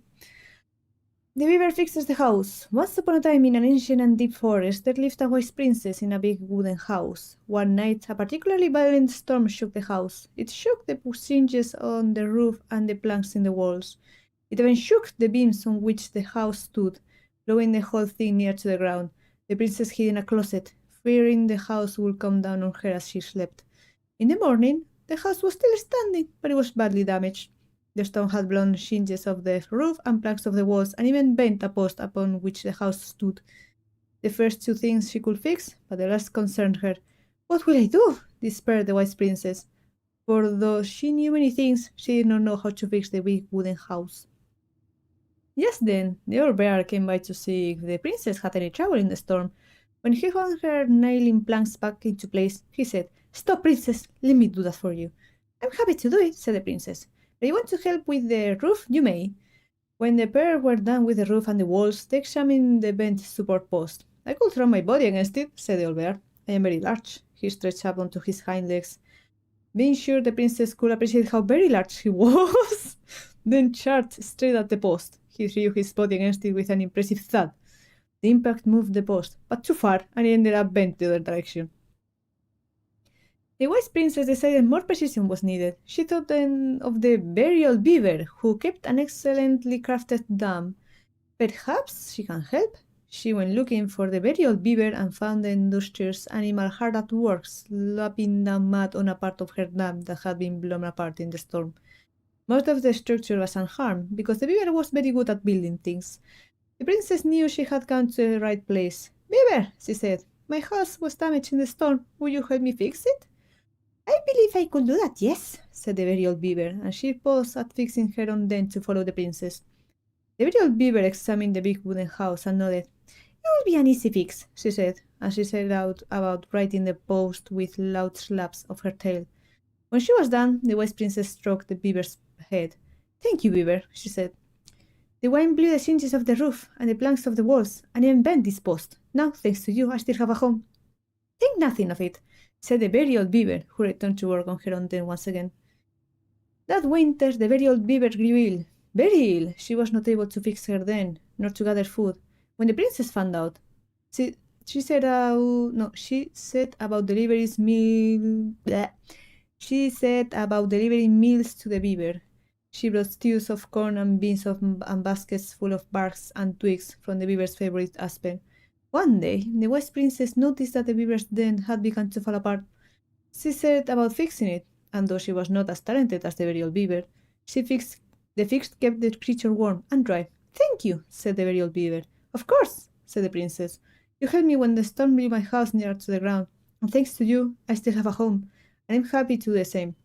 The princess continued to nurse the old beaver until the day she came to the dam, and the forest was still. No birds sang, no branches rustled, no smooth things skittered within the underbrush. "Oh," said the princess, staring sadly at the dam, for she knew the old beaver had passed on. "Goodbye, my friend." And that is how the very old beaver saved the big wooden house, and how the wise princess repaired her in kindness. Oh no, that was so... More. This will probably be the stories about everyone around in town. The princess's party. Once upon a time, in a deep and ancient forest, the princess was melancholy, yeah, because it was the 1 year anniversary of when she had run away from home. Sensing her sadness, her forest friends showed up at her door. They were headed by the pelican, pious and attentive, and organized by the moose, stalwart and farsighted. The old bear was there, with his claws so sharp, as well as the big frog, prattling away. Even the haughty muskrat, who mostly came out at night, had come. The bear invited her to ride on his back, promising no wolf would harry her path, and then the animals led her to a fairy glen, where a fabulous party had been prepared. There was a buffet of seafood the pelican had served from her never-emptying beak. The air was filled with winking fairy lights the moose had arranged after clouds filled the sky, and the gregarious frog mixed up fizzing drinks. Only the muskrat had done nothing in particular, mushing off everyone else's hard work. The princess had a very good time at her party, such a good time that she forgot to say thank you to any of her friends. Noticing this, the fairies devised a bit of mischief. When the princess went to open her gifts, she found 3 identical boxes at the edge of the glen. Puzzled, she turned back and gasped. The entire party had vanished. "Because you have taken your friends for granted," called the naughty fairies. "We have hidden them from you. But we like games. Guess who has given you each of these presents, and you'll get your friends back." The princess opened the first box. Inside there was a torch, which, when lit, revealed the truth. Said the princess. "Someone wants to make sure I don't get lost in the woods when it's dark, and that I always say right from wrong. Which of my friends will give me a gift like that?" She opened the second box. Inside there was a magic sword, which would leap right out of the bear's hands to defend them. Said the princess. "Someone wants to make sure I am protected if I'm ever under threat. Which of my friends will give me a gift like that?" She opened the third box. Inside there was a bag of coins that always provided money if it was for something the bear truly needed. Said the princess. "Someone wants to make sure I have money to buy food when I'm hungry and clothes when I'm cold. Which of my friends will give me a gift like that?" The princess thought about her friends, and then she smiled certainly. "Fairies," she said. "I may have been thoughtless, but I appreciate all that my friends have given to me and all that they have done for me."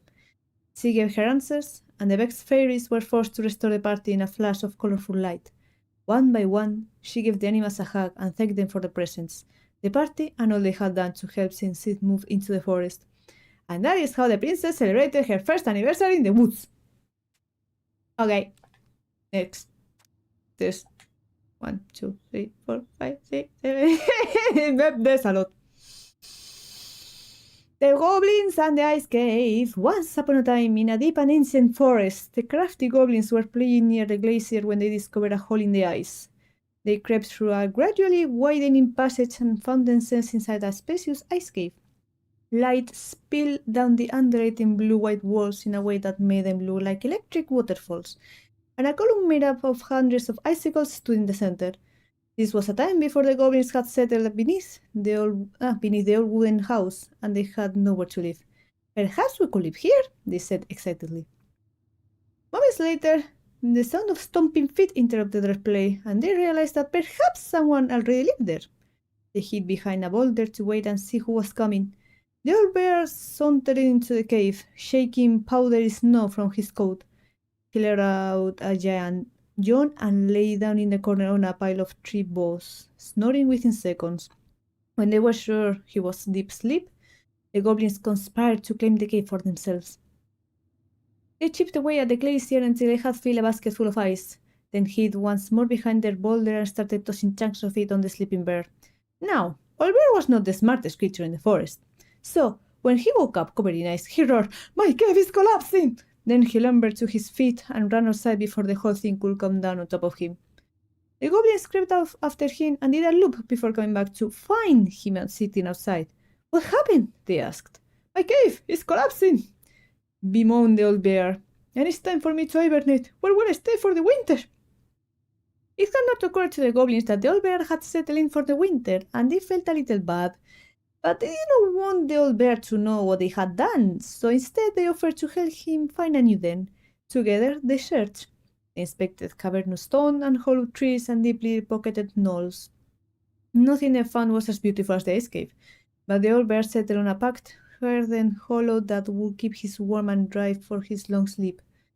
Good night, he yawned, and the goblins gleefully returned to their new home. In the spring, the old bear woke and went for a nice long walk to stretch his legs. His path took him right up to his old cave, where he heard the curious sound of laughter. Making his way inside, he was surprised to find that his cave was intact, and the goblins were inside, playing a game. "What is this?" growled the old bear. The goblins stopped playing and looked ashamed. "We are sorry, old bear," said the goblins, "but we had nowhere to live, and it's just so beautiful. We didn't realize you were about to hibernate, and then we couldn't bear to tell you what we've done." "We couldn't bear!" The old bear was angry at the trick, but the young goblins looked appropriately ashamed, and so he said, "Come with me."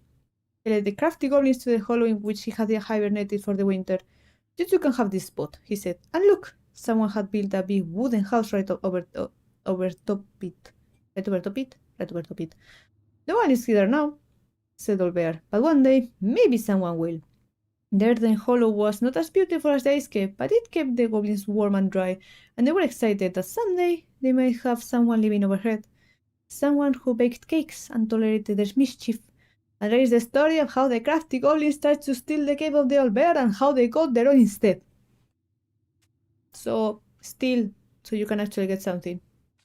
That's the lesson.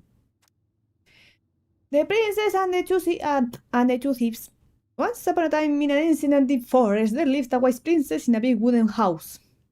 The house was built from the strong wood of the forest, and it kept the princess warm and safe. The princess was not a native of the forest, but she never spoke about where she had come from, for it made her cry. She did not have many friends, but that was how she liked it. The forest was big and deep, and many paths led to her house, but not many visitors passed by. The princess was happy to be left alone in the big house in the deep forest. She knew that the forest would provide for her, but that its generosity had to be respected. So she only took what she needed, and for a long time, life was just fine for the princess in the big wooden house. One winter day, when snow blanketed the earth and ice spanned the trees low, the wise princess realized that food was disappearing from her house. It was not much at first, only a few fruits and nuts and eggs vanishing during the night. "Maybe it's the birds," she said, "or the mice." And for a time, the princess was okay with losing some food, for the winter was long and little creatures needed to eat too. But then small items started to disappear as well. Spoons and plates, forks and knives and blankets. It was as if every time she was in one part of the house, something disappeared in another room. "That can be birds or mice," said the princess. "I think I have a thief." So she went outside to look for traces in the snow and noises in the wind, but there was nothing to be found, nor to be heard. "That's strange," said the princess. "Maybe the thief is hiding inside my house." For many days she hunted, looking behind the curtains and under the bed, in the attic and in the chimney, behind the walls and under the carpets. But she found nothing. And as she searched, food kept on disappearing, night after night. "I will make a cake," from the princess, "a big cake, with every egg and fruit and nut I still have, so I only have one thing to keep my eye on." She spent the whole day making the cake and using everything she had left. The cake she made was so big she could hardly carry it. "If I manage to protect the cake, I'll be able to survive the long winter," she said. So she added a log to the oven, and she kept the big cake safe inside. But the next morning, the log had been opened and the cake had disappeared. At first, the princess cried, because that cake was the last of her food until the snow melted. But then she noticed two traces of tiny feet in the spilled flour, and she followed the tracks to a hidden hatch in the floorboards. This is how the princess realized the two tiny thieves were living under the wooden house, right below her feet. Am I adopted, Mom? Mom! The princess makes new friends. Once upon a time, in an ancient and deep forest, there lived a wise princess in a big wooden house. She had been living alone just fine for a very long time, until the day she noticed food and small items were disappearing from her house. The thefts went on and on until the day her last cake, which had been made with the last of her eggs, the last of her fruit, the last of her nuts, and the last of her flour, well, that last cake was stolen too. And all she found out at the scene of the crime were two traces of tiny feet in the spilled flour, leading to a hidden hatch in the floorboards. The princess did not try to open the hatch, nor did she try to break it. She was too tired and too hungry. All she could do was cry in silence, alone in the big wooden house hidden in the ancient and deep forest. She cried for a long time, until evening arrived, and then she cried some more. Suddenly, a tiny voice came from under the house. What is that noise you make? It asked. We do not like it, not one bit. I'm crying because you two are mean to me, whoever you are. You stole the food I had, and I will starve before the end of this long and cold winter. The hatch opened just a peep, revealing two frowning faces peering out from the darkness of their hideout. But we're hungry too, said the second creature. We have been hiding in this cave for a long time, and now the winter is upon us and we need food. The princess dried her eyes and smiled at the two goblins. If we were friends, we could share the cake you stole from me. The two thieves spat and smirked. A friend? What is that? The princess frowned, for she realized that the two tiny thieves were as lonely as she was. A friend is someone you love and care for, someone you could never hurt. We never hurt each other, and we care for each other, said the goblins at the same time. Does that mean we're friends? Yes, that's exactly it. And if we were friends, you will not hurt us? Of course not. Friends trust each other. The goblins shook their little heads. We trust no one, for no one trusts us. Their words made the princess cry again, for now she understood that the two creatures were not only as lonely as she was here in the big wooden house, but they had been lonely since they were born. You're making that noise again, and the goblins. Please stop that, for it makes us feel unhappy. Are you a witch? Is this some sort of magic? It makes you unhappy because we are friends, said the princess. But we don't know you, and you're not like us. Sometimes friendship comes right away, even between people who are very different. Does it mean we can't steal from you anymore? Yes. But that's what we do. We're the crafty goblins who live under your house. Well then, maybe we could arrange something. Is that what friends do? Yes, I believe they do. And this is how the princess met the crafty goblins and how they became friends. Yay. The bear's big paws. Once upon a time in a deep and ancient forest, the old bear was out looking for a snack when he spied a bee's nest in a hole high up a tree. The tree was dry and brittle, but the old bear was hungry, and so he made his way to the nest. But when he got there, he found his giant paw couldn't fit into the hole. Determined, he tried to force it inside, but the effort caused the branch below him to snap. The old bear tumbled to the ground and landed with a painful oomph. He lay there, stunned from the fall, when all of a sudden something beat him. The bite was followed by another, and another, and another. Carpenter ants were swarming up his legs. You see, they had been nesting in the branch, and they did not appreciate being forced from their home.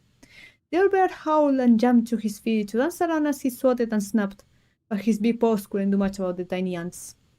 When he had finally managed to squish or scare them all off, the old bear heard someone laughing.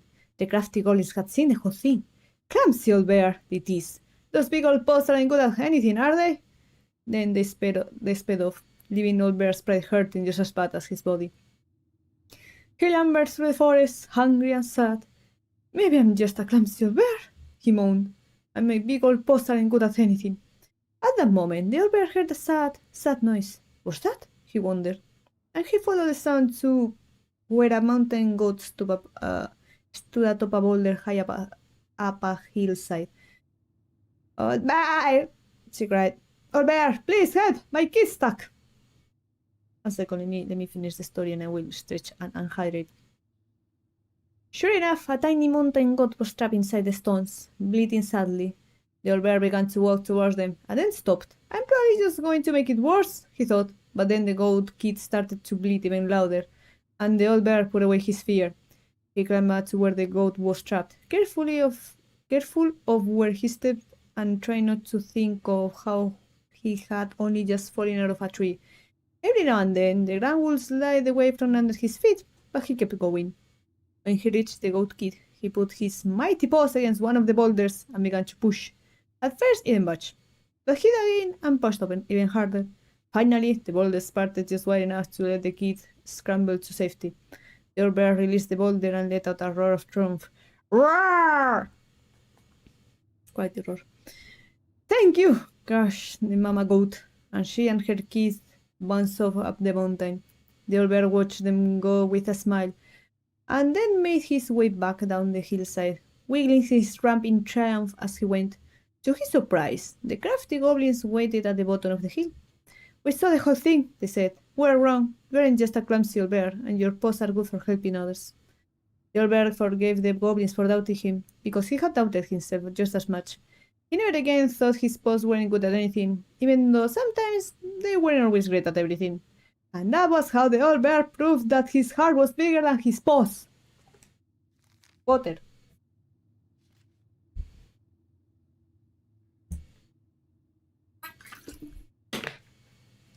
And stretch. Reading. As I butcher some words and I get lost in the way.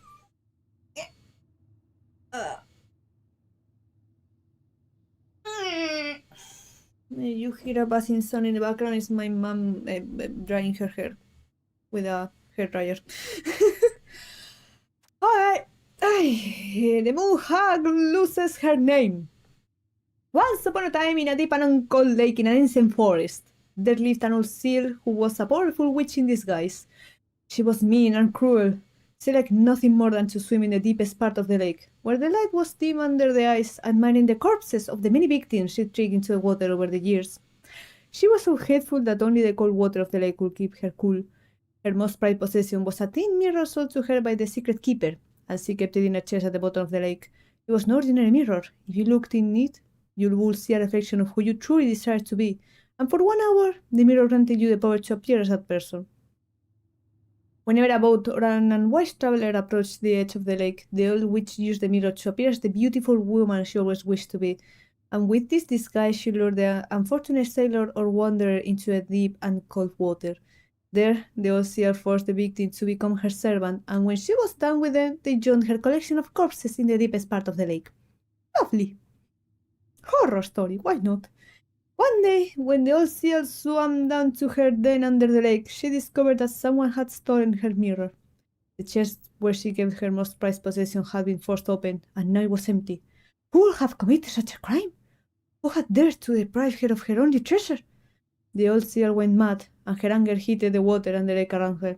For a time, everyone was happy with the temperature change, for the weather suddenly became sweeter and the air warmer. But after a few weeks, things started to get ugly. First, the fish began to die off, for they could not live in the hot water. Then the glaciers began to melt, and the water of the lake rose and spilled out, flooding the forest and the meadows. And finally, the weather grew so hot that even the Ice King himself was awakened from his long sleep and decided to see what was going on. In the deepest part of the lake, he found the mad witch steaming among the corpses, her victims. Steaming among the corpses, her victims. Is that grammatically correct? I don't know. So angry that the lake was about to boil. It only took her a few minutes for the Ice King to understand what had happened and demand that the thieves present themselves before him. The thieves had no choice but to appear, for no one dared to disobey the Ice King. The crafty goblins presented themselves, mirror in hand. "Why did you steal the mirror?" asked the king. "We're curious. We just wanted to see what we really wanted to be," apologized the goblins. "But the stupid thing is broken. We look the same." "That does not mean it did not work," smiled the Ice King. "Now, apologize and give the mirror to me, for it is too powerful to be used by thieves or a mean old hag." "Oh shit." The goblins apologized and gave the mirror to the Ice King, but the old seal was still angry. "And what about me?" she asked. "I have been deprived of my treasure, and I demand compensation." The Ice King frowned as he spoke again. "Old hag, you are mean and cruel, but I concede you have been wrong. For now, you will be allowed to leave the lake and walk the earth as the hag you really are, but only when the moon is full. And you, goblins, you had better stay away from the lake, for I won't protect you from the moon hag's wrath." And this is how the two goblins forced the moon hag to change her name. Okay. The goblins tricked the Mad Hunter. Once upon a time in a castle just beyond the ancient and deep forest, the Mad Hunter was punished by the Gold Lady for failing to return with the Wise Princess. "For your failure," said the Gold Lady, "I will take your left hand. You will return to the ancient and deep forest and hand the Wise Princess, and if you can bring her back, I will return your hand to you. Fail again, and I will take your right hand." The Mad Hunter could hunt with just his right hand, but if he lost both his hands, he will never be able to hunt again and will no longer be a Mad Hunter, for only a madman. So the Mad Hunter returned to the ancient and deep forest, searching with his piercing eye for the Wise Princess. The crafty goblins were out searching for the mischief when they saw the Mad Hunter on the prowl. "We cannot let him find the princess," said the goblins, and so they devised a plan. It was wash day, and the princess had hung her beautiful gown out to dry. They stole it from the line and stuffed it full of straw, and then returned to where the Mad Hunter was scouring the paths of the forest. As the Mad Hunter turned down a path that would have led him to the big wooden house, the goblins danced the straw princess. The goblins danced the straw princess in. Sorry. The goblins danced the straw princess in and out of view in the opposite direction. The ruse worked. The hunter fixed his piercing eye on them and followed. Through a day and into a night, they led him away from the true princess. As night fell, the crafty goblins realized the error in their plan. The Mad Hunter was not hunting them. If he caught them, he would not be calm. So they put their heads together to come up with a plan. It did not take them long to realize where they should go. They led the Mad Hunter to the edge of the deep and icy lake, and when he came into view, they weighted the fake princess down with stones and dropped her into the frigid water, careful not to plunge into the depths themselves, lest the moon hag take revenge on them. The Mad Hunter removed his clothing and dove in after the fake princess. He followed the shape of the sinking princess deep into the chilly water, down below where the ice covered the lake surface. Finally, he caught her, but when he spun her towards him, he realized she had no head and that her body was stuffed with straw. And then he felt a slippery fin brush his shoulder as the moon hag loomed overhead. The next morning, the princess went to retrieve her gown from the clothing line and found that it was gone. She immediately suspected the goblins of mischief and called, "Goblins, did you take my gown?" The goblins emerged from their cave and nodded sadly. Now what will I wear?" asked the princess, sad and angry that she had lost her only dress. "Let us explain," said the goblins. So they told the princess the story of the Mad Hunter, and then they produced his clothing, which was a bit large for the princess, but much warmer than her beautiful gown. She immediately forgave them. "Thank you, my friends," she said, "for rescuing me and for this clothing, which will keep me much warmer in the winter than my beautiful gown." The Mad Hunter was forced to remain below the lake with the moon hag, but she did not kill him, because even reduced to just one hand, he was too useful a servant. Lo, he plotted the day he would emerge, to once again hunt the wise princess and earn back his left hand. And that is the story of how the crafty goblins rescued the wise princess from the Mad Hunter. Oh no. Here's the thing, I don't know if I will be able to read this like in another episode or later. So it's like I'd rather do it now, just in case, you know. There's so many. Halfway there though. The pelican helps her friends. Once upon a time in a deep and ancient forest, an early winter storm blanketed everything in snow.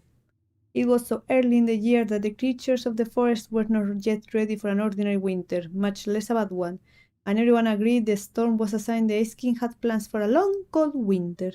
The princess had grown up in a kingdom where it was sunny all year long, and the goblins were very young, so no one in the big wooden house knew how to prepare for such a winter. The house was not well insulated, and they did not have enough fuel or food. Only the pious pelican noticed their plight, and when it came time to fly south with the other birds, her heart was heavy with sadness.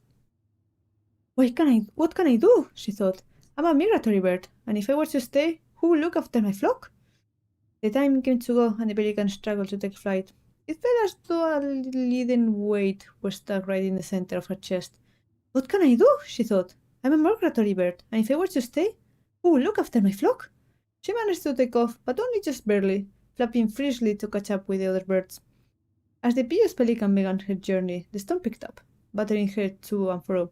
She had fallen well behind the flock, and she was already growing tired, but for all her challenges in the air, she could tell things were much worse on the ground. A deep freeze had settled over the forest. The leaden weight in her chest grew heavier as she thought of the princess and the goblins. What can I do? She thought. I'm a migratory bird, and if I were to stay, who will look after my flock? The storm intensified, and the pelican was in a total whiteout. She knew she should have despair, but all she could feel was the weight, which had grown and grown until she thought she might drop out of the sky.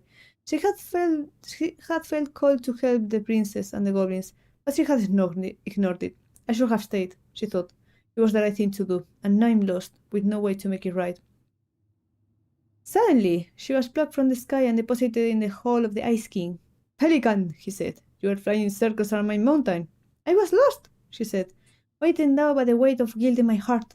The Ice King stared at her shadily. Is it guilt, or is it something else? Open your beak. He reached down inside of her, pulling out a glowing stone. The pious pelican was surprised at how it filled her with warmth, chasing away cold and her doubt. You know what you must do, said the Ice King. The pious pelican flew straight to the big wooden house. Snow had already blown in through its many cracks, and ice crept across the floorboards. She found the princess and the goblins huddled in front of the quiet hearth, nearly frozen solid. No! She cried, and then she placed the stone in the princess's lap.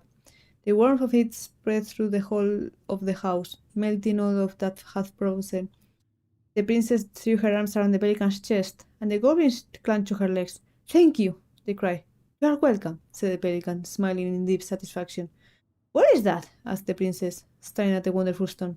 At first, said the pelican, I thought it was my guilt, but when the Ice King pulled it out of me, I realized it was something much more powerful.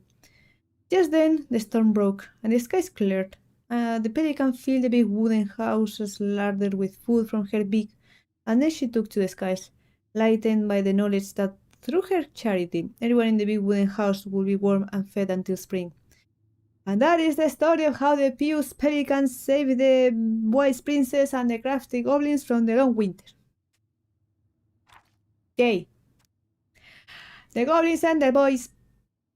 Once upon a time, in the deep and ancient forest, the crafty goblins spied on the secret keeper as she made her rounds. I think I'm going to start doing funny voices because why not?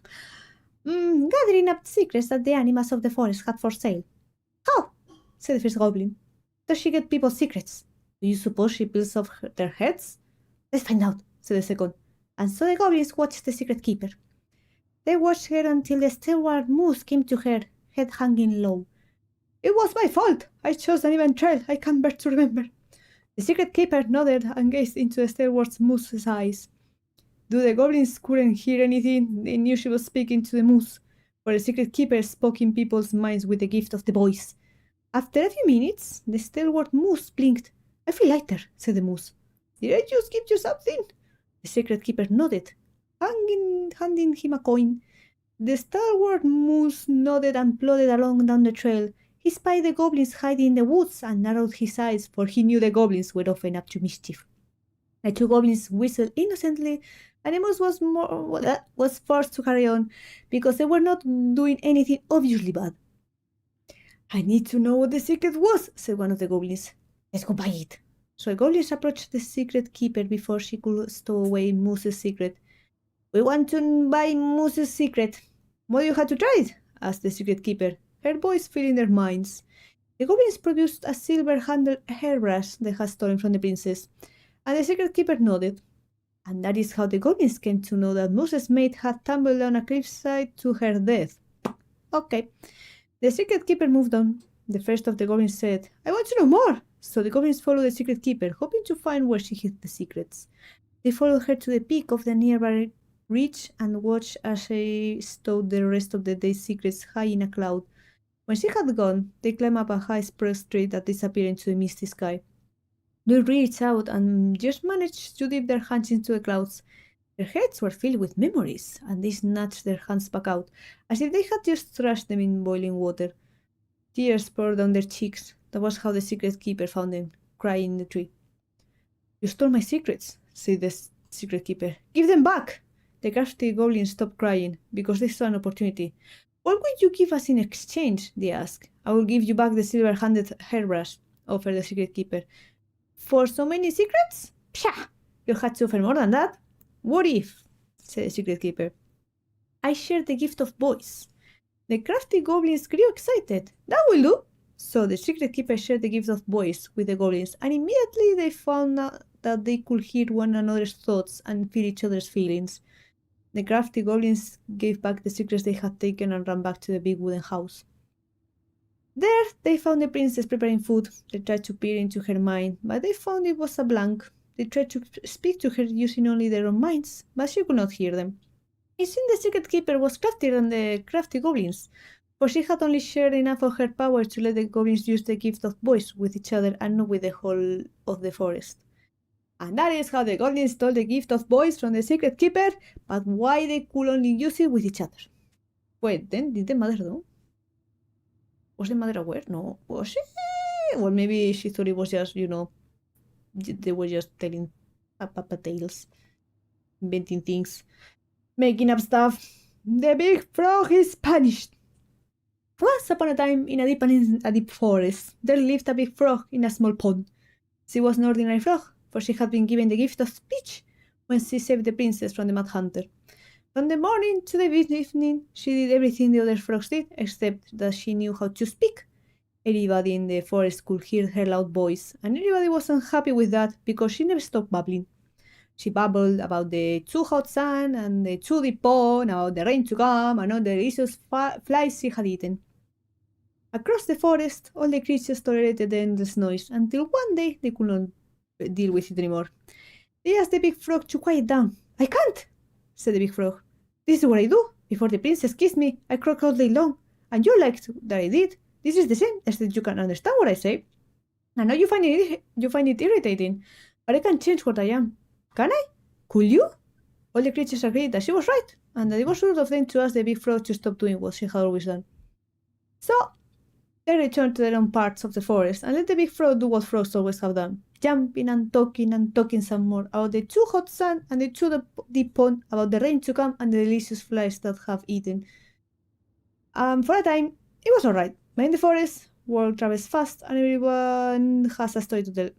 Hello, Tioswi. I'm reading a lot currently because there's a lot of stories in the book I just found. So, welcome. The big frog, being who she was, gossiped about everything she overheard.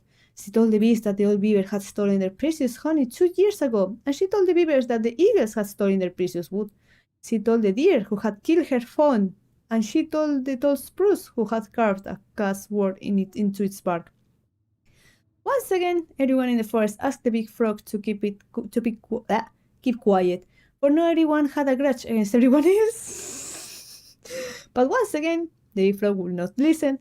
When I was just a frog, you never paid attention to me, and nobody helped me when the Mad Hunter hunted me for sport. This is only a ride for a grown, and I won't stop talking. The fuss went on, and the noise was so loud that the Ice King himself awoke and decided to see what was going on. Silence! Bellowed the king, and even the big frog stopped babbling. Once the forest was quiet again, the Ice King patiently listened to what each and every animal of the forest had to say, until finally he made his mind. Big frog, you have abused the gift of speech, for you have only used it to get revenge. Despite knowing that words can be hurtful, you threw them around without caution, and you caused too much trouble. The big frog opened her mouth to protest, but the Ice King raised his finger before she could say another word.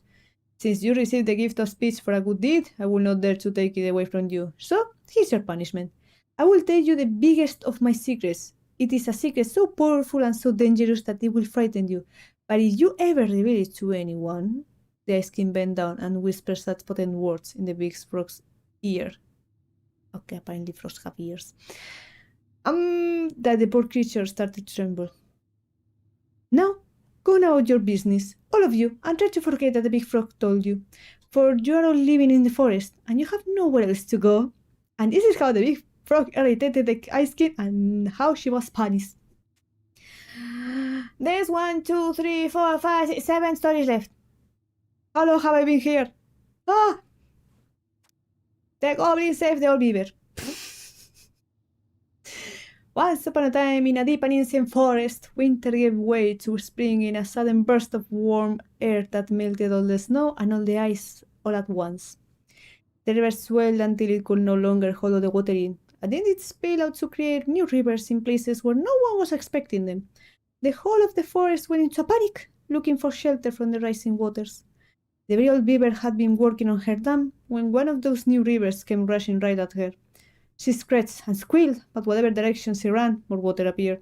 She was caught in the flooding, and though she had once been an excellent swimmer, age had taken its toll, and so a raging water carried her off at a speed she couldn't control. "Help!" she called. The crafty goblins had been running back to their cave under the big wooden house when they heard the beaver's cries. "We have to help the beaver," one goblin said. "You go one way, and I'll go the other," they ran, keeping in touch with the gift of voice. Finally, one of them spotted her, twisting and tumbling in the river, but she was on the opposite side of the water, and the goblin could not reach her. "Brother!" the sister goblin called out through the gift of voice. "I see her, but I can't get her. Maybe you can?" "I try." The goblin guided her brother so that he could hit the river in just the right spot to reach the beaver. The plan worked, and soon the second goblin appeared in just the right spot. Beaver! He shouted, holding out a branch. Grab a hold of this! Beaver grabbed it, but in her panic, she pulled the goblin in two. No! Cried his sister. She ran as hard as her legs could go, managing to outpace the river and get ahead of the beaver and her brother. Searching for some means of getting them out, she spied a low-hanging branch. They zipped by it quickly, but if they were fast enough. Brother! She cried out through the gift. You're coming up on a low-hanging branch. You'll zip by it quickly, but if you're fast enough. Got it, said her brother. And then he said to Beaver, get ready to grab a hold of a low-hanging branch. We're going to zip by it quickly, but if we're fast enough. We were fast enough. Suddenly, they were right in front of it and reached out, snagging hold. Though the water beat against them, trying to shake them loose, they pulled themselves along the branch, back to dry land. When they were all safe, the very old beaver thanked the goblins. But how? She asked. Did you know just where to find me? And how did you know that branch was coming? The goblins shared a secret smile. Just lucky, I guess, they said. And that is how the goblins saved the very old beaver from the flooding river and how she never knew how they did. My god. Readjust. Okay. The goblins irritate the ice king. While I stretch a bit.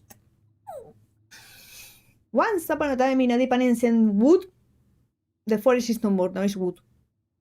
The crafty goblins were getting into all kinds of trouble. They had woken up in a particularly mischievous mood that day, and there was not a single denizen of the ancient forest who they did not manage to pull a prank on. They left a mud pie in the princess's kitchen, so that when she dug in, she got a big mouthful of dirt. They used paint to draw silly pictures all over Moose's antlers while he slept. They told the mangy muskrat that his coat had been returned to its former glory, which made him very sad when he rushed to the water's edge and found he was, in fact, still mangy. Or mangy. I don't know what that means. Don't worry about it. They stole branches from the very old beaver's dam in order to have a sword fight. And they filled the old beaver's den with birds. Or bars. I don't know what that means either. Every time they ran away in a fit of giggles, never stopping to consider whether the jokes had done any harm. They were on their way to fill the Pew's pelican's beak full of bubbles when they were hoisted into the air by their legs. Though they thrashed and shouted, they found themselves staring into the face of the ice king. All morning, he said. My control almost falls. Sorry. All morning, he said, I have been hearing complaints about you two. They're just pranks, said the goblins. No one has really been hurt. Oh no? Asked the king. He forced them to see how each of the victims of their pranks was doing. The princess had a stomachache from swallowing the mud. The moose's antlers itched terribly where the pain had touched them. The muskrat was crying, sad at being reminded that his vanity had cost him. The very old beaver's den was flooded, and the old bear was trying to get the birds out of his fur, but finding most of them hopelessly tangled. For your punishment, said the ice king, you must help each of them undo the harm you caused.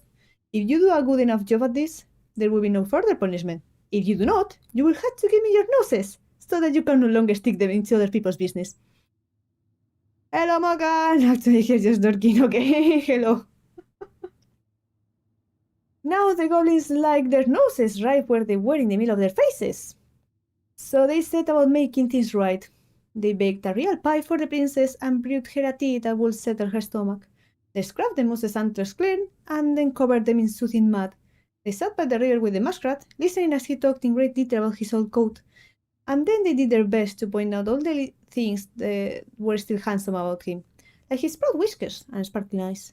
They let the very old beaver rest while they repaired all of the damage done to her then, and then finally they removed every bird from old bear's fur, even the ones that were hopelessly tangled.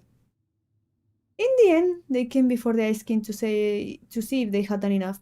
The Ice King surveyed the forest and found that everyone seemed to be back to normal. What did you learn? Asked the Ice King. That our pranks can make people feel sad, said the goblins. The Ice King smiled and nodded. Yes, actions have consequences. In case you forget, I'm going to leave you with a reminder. Whenever one of your pranks is going to hurt someone, you're going to feel a little pit in your stomach. That will be your punishment and your warning. So every time after that the goblins set out to do a prank that went a little too far, they felt a little pit in their stomachs. and they were forced to consider whether it was the right thing to do. And that is how the goblins irritated the Ice King and how they were punished and how they learned guilt. Mocha's here too. Mocha will ever be as cool as Mocha and Henrik's. I don't know. Maybe. 1, 2, 3, 4, 5. 5 more. I don't know if the 3 to 4 hours of episode took into account reading all the stories, to be honest. The pelican forgives the goblins. Once upon a time in a deep and ancient forest, we're back to the forest, there's no wood anymore again, there lived a pair of crafty goblins in a cave below a big wooden house. They lived with a wise princess who shared as much food with them as she was able, but it was never quite enough. This left the goblins hungry, very hungry, always hungry. One day, as they were out foraging for food, the pious pelican landed on a rock and dumped a smorgasbord, a fuck is that word, I don't know, from her beak, which the goblins knew was magic and never emptied. There were king crabs in red, blue, gold, and scarlet, veiny blue shrimp, pink shell scallops, oblong brown clams, purple shiny urchins, and even one prickly red sea cucumber. The food just kept coming. They watched as the pelican ate one clam and then took a nap. Do you think she would mind if we took just a little? Asked one goblin to the other. Her beak never empties. She won't possibly miss a couple of crabs, said the second, licking her lips. They were agreed, and so they crept over, pilched some crabs, and ran. The goblins carved the crabs, but when they finished, they found that they were still hungry. She won't miss a handful of shrimp, said one goblin to the other. The goblins carved the shrimp, but when they finished, they found that they were still hungry. Maybe also a few scallops, said one goblin to the other. The goblins carved the scallops, but when they were finished, they found that they were still hungry. So they went back for clams, and then the urchins, and finally even the sea cucumber. Finally, they were not hungry, but there was also nothing left. Just then, the pelican woke up. What happened to my food? She asked. Unable to lie about it, the goblins confessed their crime. The pelican was dismayed, but she was a charitable-hearted bird, and she could tell the crafty goblins were growing little creatures. Goblins, said the pious pelican, I will share my food with you, but you must, in return, follow my example and be as generous with others as I am with you. Take that to heart, and I will have considered your debt paid. But we have nothing to give, said the goblins. You have your nimble hands and your crafty brains and your loving hearts, said the pelican. The crafty goblins realized how much they had to give, and for the rest of the day they looked for ways to help the other creatures of the forest. They found the stalwart moose struggling with an itchy, hard-to-reach spot on his back, and so they climbed up and gave it a good scratching. Next, they helped the old bear, who could not get the honey out of a narrow beehive. They climbed up to the top of a tree with the hive and then dropped it, cracking it open. Finally, they found the princess crying over a loss she would not speak about. So they wrapped their little arms around her in a great big hug and stayed until she felt better. When they were done, they returned to the pious pelican. Did it feel good being as generous as I am? Asked the pelican. It did, said the goblins. I'm glad, said the pelican. We'll have problems that we can solve on our own, but if everyone goes out with generosity in their hearts, then there is always someone on hand to help. But we all must commit to do so. Or there may be no one there to help you when you need it. This made sense to the goblins, and they thanked the pious pelican for her food and the lesson. Of course, but this time they were hungry again, and that remained an ongoing problem until the day the stalwart moose told them to fish. But that is another story. And that is how the pious pelican forgave the crafty goblins, and how she thought that she taught them charity. Water. Water.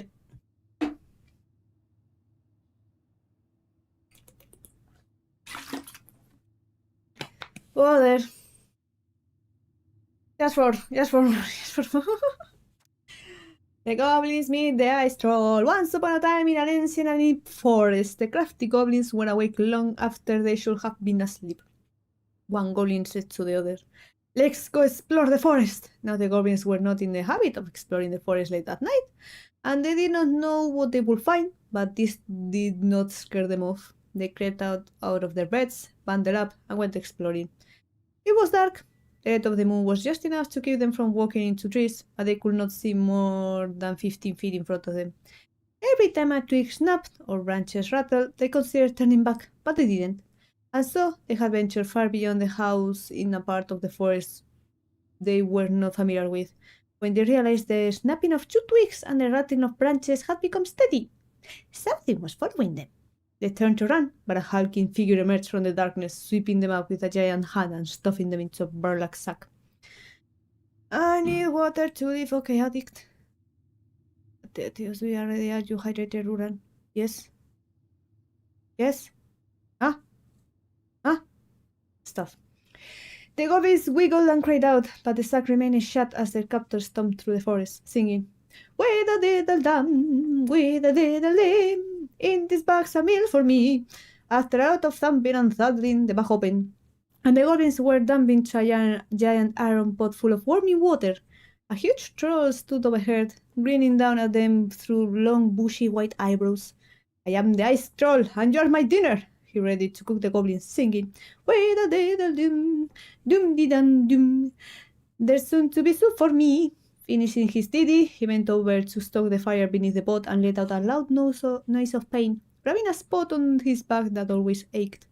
The troll stood painfully and walked over to a stone shelf, where he began to chop potatoes. One of the goblins had an idea. She whispered to her brother, "Follow my lead." The goblin stretched out in the water, floating and letting out sighs of contentment. "Ah," said one of the goblins, "this is the most relaxed I've ever been. My body feels so good, I think I could run 100 miles without stopping," said the second. The troll peered at them. They weren't supposed to be happy about being in the cookpot, but it certainly looked like they were. "Troll," said the goblins, "your back is hurting, you should try sitting in the water, just for a little bit, before it gets too hot." The troll stomped over. "But if I take you out, then you will escape, and there will be no soup for me." "Put us back in the sack," suggested the goblins. "Then we can run away." This made sense to the troll. The spot on his back that always ached was still bothering him, and the goblins couldn't go anywhere if they were trapped. So he stuffed the goblins back in the sack and climbed into the soup pot. He stretched out and let out a sigh of contentment. Meanwhile, the goblins threw themselves around in the sack until it began to swing. The troll was so relaxed he didn't even notice. The bag dropped onto the shelf where the troll had been chopping potatoes, and the goblins pushed it up against the edge of the troll's knife, sewing a hole. Then they made a break for it. The troll finally noticed what they were doing and roared out in anger. But he was so relaxed that when he tried to chase them, he tumbled out of the cookpot and into the flames, catching his bushy eyebrows on fire. The goblins ran and ran and ran as fast as they could through the ancient and deep forest, until they were back in their cave and safe in their beds. They vowed never to venture out in the ancient and deep forest late at night again, for they did not think they'd get so lucky as to trick the ice troll twice. And that is the story of how the crafty goblins met the ice troll and why they never did again. 3 more. The goblins tricked the muskrat. Once upon a time in a deep and ancient wood, there lived a muskrat. The muskrat was a lazy, cowardly creature who did little but lay around in the sun, cleaning his beautiful coat until it shone. One day, the muskrat found the crafty goblins playing King of the Mountain on his favorite rock. He was too cowardly to confront them directly, and so he retreated to a safe distance and then pitched a stone right at a hornet's nest hanging overhead. One of the goblins saw him do it, but before she could say anything, the hornets emerged, furious, and chased the goblins away, stinging them. With the rock empty, the muskrat claimed his spot. When the goblins returned, they asked the muskrat, "Why did you do that?" "I don't know what you're talking about," he said, turning away to ignore them. The goblins knew that the muskrat cared for nothing but his coat, so they devised to steal it in order to teach him a lesson. As the muskrat lay in the sun, he spied the goblins scratching by. The skin was covered in flecks of gold. "Goblins!" called the muskrat. "What happened to make your skin shine that way?"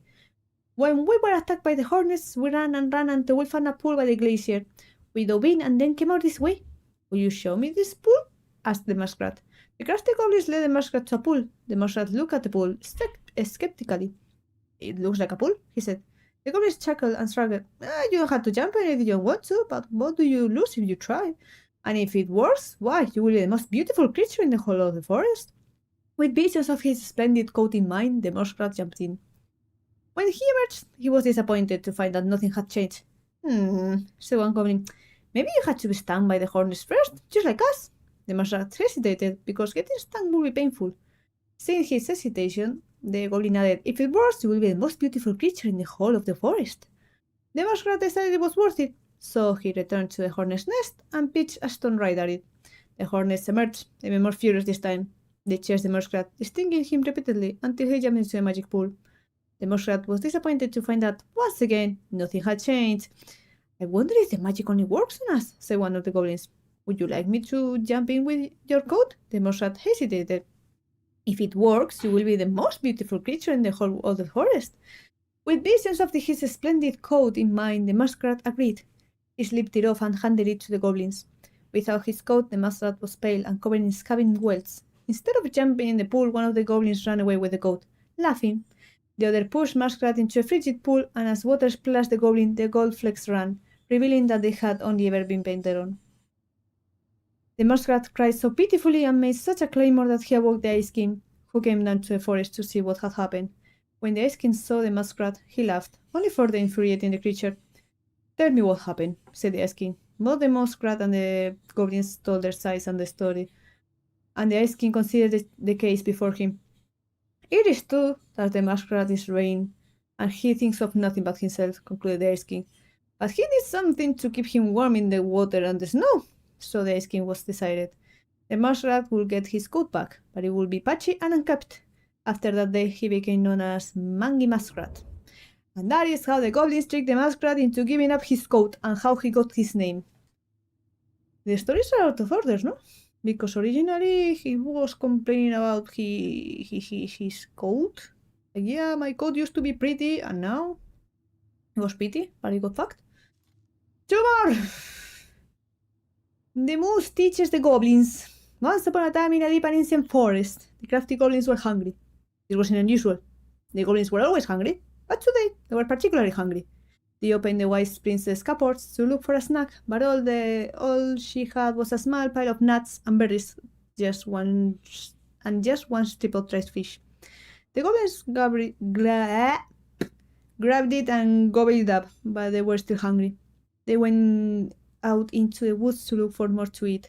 First, they dropped by the small pond. The big frog was asleep, and besides the pond was a pile of insects she had called for eating after she woke up. The goblins crept up to the pile, careful not to wake the big frog, and as they got close, she riveted loudly, and they froze. But the big frog kept sleeping, so they grabbed up the pile of insects and gobbled it up, but they were still hungry. As they crept back into the woods, they found the stalwart moose watching them. Did you steal the big frog's food? The goblins tried not to look guilty, but failed. She says we could have them, they cried. Oh, really? Asked the moose. Let's ask her. So Moose woke up Big Frog and asked, did you say the goblins could have your food? The Big Frog looked at the goblins, who she knew were always hungry, and nodded, yes, I did. Really? Asked the moose, surprised. Frog nodded, and the moose sighed. All right, then, he said, and he had to let the goblins go. Their next stop was the river. They watched as the old bear swiped at a leaping salmon, catching it deftly in his large paws. He laid out upon a rock and left it to dry, lumbering into the woods to seek out some berries. The crafty goblins crept up to the rock, carefully in case old bear returned. They reached the rocks, grabbed their salmon, and gobbled it up, but they were still hungry.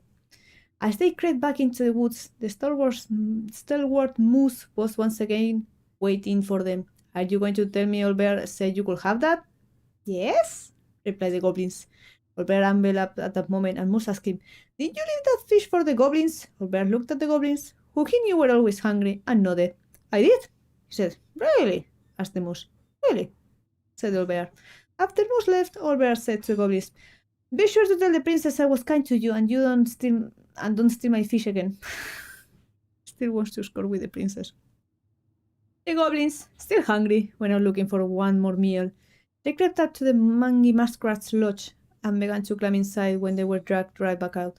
Stalwart Moose dangled them by the seats of their pants and said, now, I know Mangy Muskrat didn't tell you that you could eat this food, because he blames you for his coat being ruined. Besides, he barely has enough for himself and doesn't share with anyone. The goblins began to protest, but he shook his head. He set the goblins down and said, come with me. The goblins follow the stalwart moose to a part of the river where it runs slow enough for them to walk into it safely. He gave them each a fishing line and said, I am going to teach you how to fish, so that when you are hungry, you do not need to steal from the animals of the forest. It will be hard work, but it will be honest. The crafty goblins were not against working hard. They were just hungry, and so they listened to moose and soon pulled wiggling fish out of the water. They ate them up, and finally, they were no longer hungry.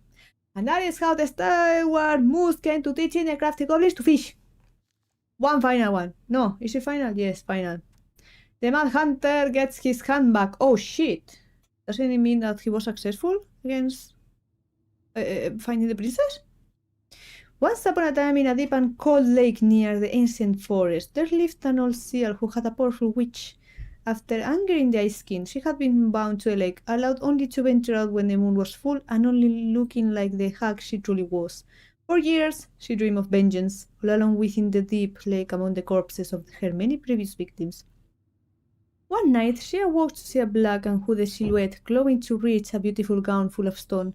The human had delved far deeper into a lake than any land dweller should have been able to go. His tenacity and ferociousness impressed the moonhag, and she decided he would be wasted in her statuary of corpses. She used her magic to spell him, allowing him to breathe underwater, but also binding him to her service.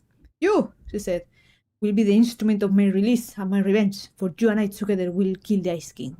The moonhag had never heard of the Mad Hunter, and she did not know the powers he wielded.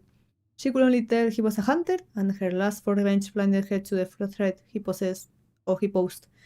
She gifted him a hand of ice, which was not as nimble as a hand of flesh, but allowed him to serve her better than no hand at all.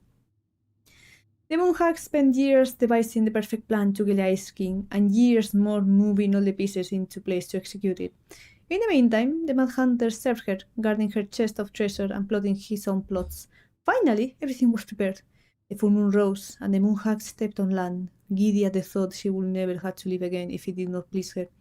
She brought the Mad Hunter to his post, a jagged peak of ice and stone from which he would loose the arrow that would slay the Ice King. Before she could go, he put forward a proposal. Moonhag, said the Mad Hunter, if you grow back my missing hand, I will be certain to hit the Ice King with my arrow.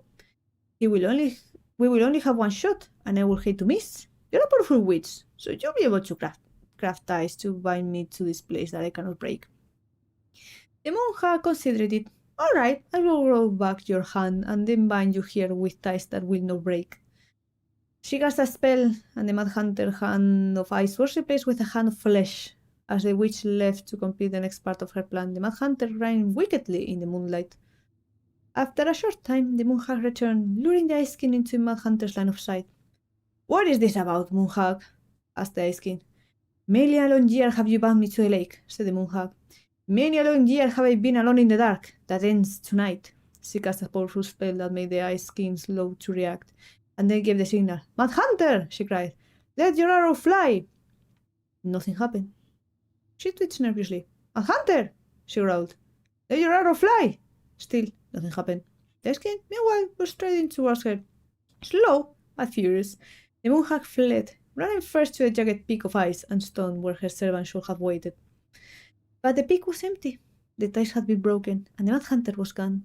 For in the end, he was the more powerful of the two, especially once he had two hands. When the Ice King finally caught the hag, his furious voice could be heard throughout the forest. For your wickedness, you will be eternally bound to the lake. You will no longer be allowed to leave, not even under a full moon. The moonhag was imprisoned in the lake, and she never again tried to escape. And this is how the Mad Hunter escaped the moonhag and how he got his left hand back. But apparently didn't go back to the queen. Where is it? Something in particular? My diary. How long have you been reading? Never told me about it. Yeah.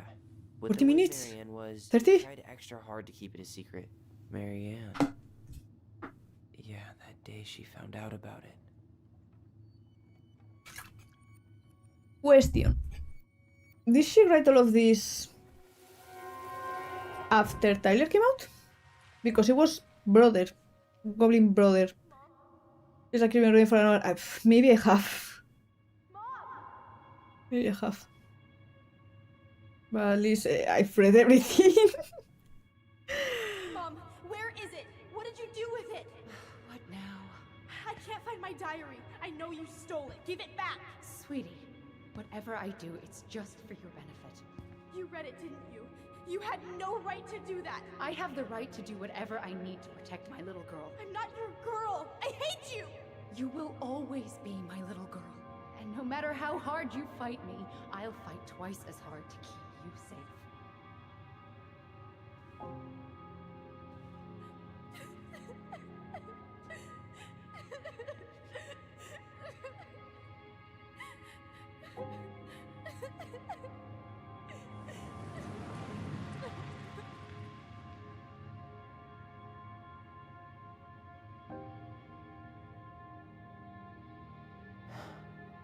I don't know how I never saw it coming.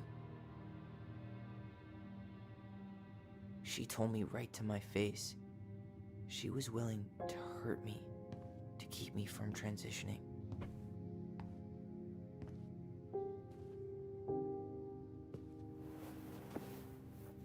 Tyler, there is no way you could have known she'd go that far.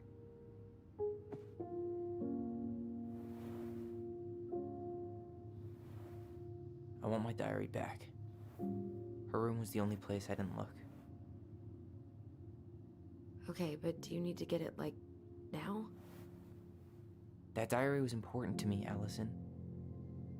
Writing down my thoughts helped me realize who I am.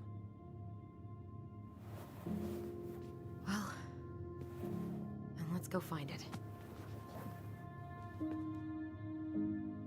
I drank water. I drank water while waiting. You think her room is still locked? It always was. I'm not looking forward to going in there. No. But we'll have to eventually, and I need it back. Okay, can I explore around? I didn't see everything. Ugh. Some of our old toys give me the creeps. Henrix! Henrix cameo. Henrix Fugis cameo. Check the thing. Up. Whenever we asked for a TV, she'd just bring home a big stack of books. I think she did us a favor with that one. You may not agree when we start digging in. It's a green dinosaur. We'll see. Am I wrong? Am I wrong? Hey, you. I just found your twin under the house. Oh, true. He's seen better days. Oh. Oh, this one wasn't mine. So the one under the house was Tyler's. Oh no. Foreshadowing. I don't know. What's Look, this? it's the game we made, Lusion Tramway. That game never made any sense. Didn't stop us from playing all day. Dude, we were kids. All we needed were rocks and bird feathers. Shanta's, that's enough. Imagination! That's a good poster. We love mom? Question mark? Ah, we love you, mom, says. I've been reading since I got to work. If I can read, I am reading. I forgot my earbuds. I've been reading a lot. I don't know if that whole hour counts as playtime for, episodes. I usually between 3 and 4 hours. Hey, the postcard we sent ourselves from Juneau. Forever alone. What? We barely had any friends. We even had to be our own pen pals. Oh. more reading. Hello, Alison and Ollie. We are writing from the past. What is it like in the future? Anyway, it's super cool. We took the tramway all the way up. Ollie was scared. Liar! We got some books, but Mommy went to a restaurant at night and forgot them. It was cool. There were a lot of whales on the ferry. No, there wasn't. They were in the water. Stupid! Anyway, there's a postcard to remind you how awesome we are. Especially me. A and O. Alison and Ollie Ronan and an address. I'm getting paid to read, so I'm not getting paid to read all the things I've just read. Okay, I think I checked everything around. Unless there's something on the walls. No. Cosmos and Wandas. Okay, yeah. Okay, I think should be time. Oh, member. Remember me. Ice King finally caught the hag. His furious voice could be heard throughout the forest. For your wickedness, you will be eternally bound to the lake. What? No way. Quiet, I read let me it. finish. You will no longer be allowed to leave. Not even under a full moon. The moon hag was imprisoned in the lake, and she never again tried to escape. And then the title. What do you Bah. think? Not bad, right? I guess that's okay. But I would have changed the end. What? No way. The Ice King. I totally forgot about him. Who is this king then? That's because it was dangerous to mention his name. Voldemort. It's too powerful. Voldemort. Voldemort. Eto. Didn't check this size. Is there anything to check? Where'd you come from? Furry! A Tale of Two Swords.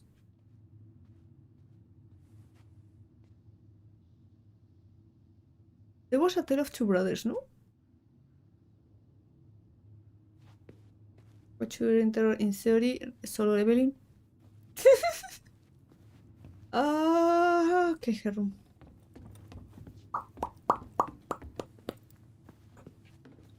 I'm out of words. I have words no more. It was Herum. Hold up. What? Ah, puzzle. I see the Remember this? puzzle. Unfortunately. You must solve my riddle to earn the right to enter the princess's sanctum. Nothing a good hard shove won't take care of. I mean, yes, we could brute force it, but it might be kind of fun to finally solve it, right? We have different definitions of the word fun. Okay, well, if we break it, we're just gonna have to fix it for the sale. So let's at least try not to. True. You have the Book of Goblins? Yes, I read Yep. all of it. Hand it over. I read it all.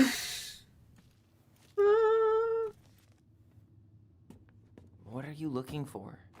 The image on the door. It's making me think of a story from the book. One that Marianne wrote. You have a way better Gifts. memory than me. Well, the Book of Goblins was my creation. And you'll never let anyone forget it. Here it is. The one about the princess's party.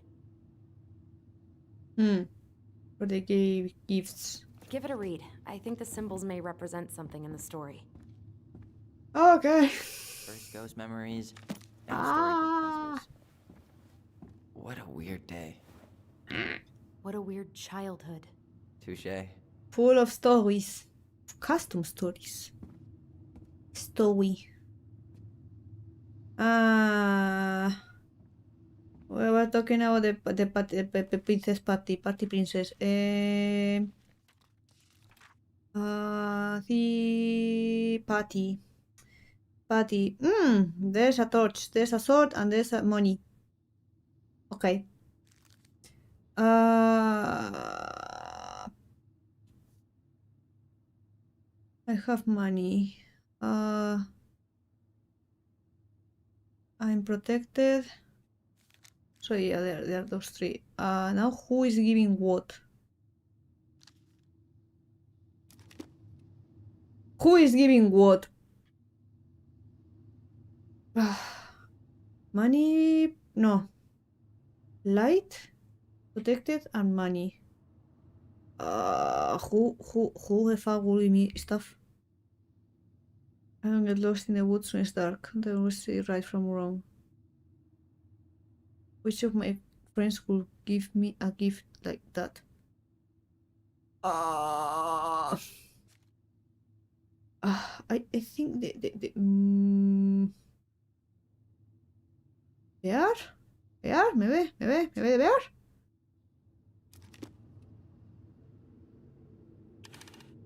Bonk.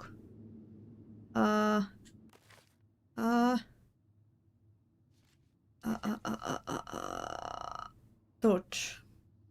Lost in the woods. Lost in the woods. I don't know. Wait.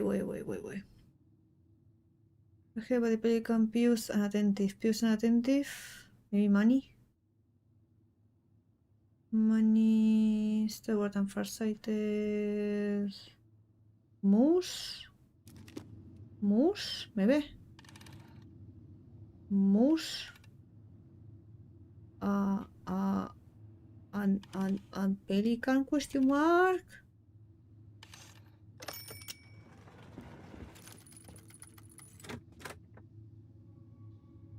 Yes. First try. I'm smart. I'm smart. I'm smart. I'm smart. Yay. And boom, Hello. we're in.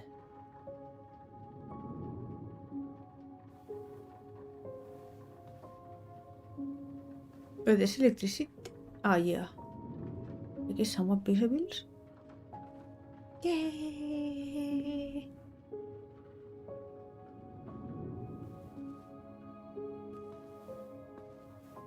I have no clue which logic I follow, to be honest. There was some logic, but don't ask me what is this. I expected this to feel more, you know, like a win. Speak for yourself. I'm the one who solved the riddle. Why do I feel like you're not gonna let me forget that? Because I'm smart. And the smart one of the two. Where do you think we should start looking? Huh? I don't know. Where in this mess would she stash someone else's personal thoughts? Tyler is so pretty. And I did to anything, but Tyler is so pretty. I guess that's a choice. Straight Look. trash? No. I bet we could sell it on the internet. That's True. pretty nice. Maybe we could sell it to the guy who collects John Wayne Gacy's clown paintings. Yes, he was an artist. What this? Picture. Picture? She and Tessa were best friends. Until suddenly they weren't. Wonder what happened. Either Tessa got sick of Marianne's moods, or Marianne got sick of Tessa's judgment. I know there's a memory around, but I want to explore first. Gimme. It's There's the diary. Yeah, but let me explore first. So she was standing here, spying through the window, drawing. Just in case it like always had her trigger something. My entire body just shivered. She always had to have a picture of us close by. Why this picture, though? I mean, do you see the expression on our faces? She always had to have a picture Ah, of us fuck. close by. Oh. This explains a lot. What is it? Mostly full. Huh? She was too stubborn to take medication. Meds. Depression, maybe? I know there's a memory. I know. Stop shaking. I tried to read this one. I can never figure out the order of the chapters, though. Didn't the author go insane or something? No wonder Marianne liked it. Damn. Sewing lessons were the absolute worst. She made all our clothes. I'm sure she needed the help. And I, for one, am happy I can fix a torn seam. That's a good skill to have. Anything else? This. Little doll. Collectible.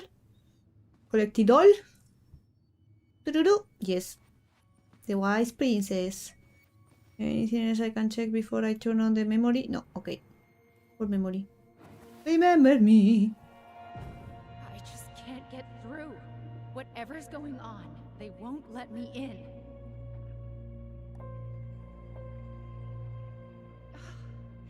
They used to tell me everything, but they shut me out, Tessa. They've shut me out. I wonder why. Parenting lessons. So much on my plate lately, and they're convinced I'm the enemy, and I don't know why. I need them. I need my goblins. I remember now. We heard her crying. We listened through the door. Seeing her like this, as if she's still here, It really sucks. she was really coming apart those last few months, wasn't she?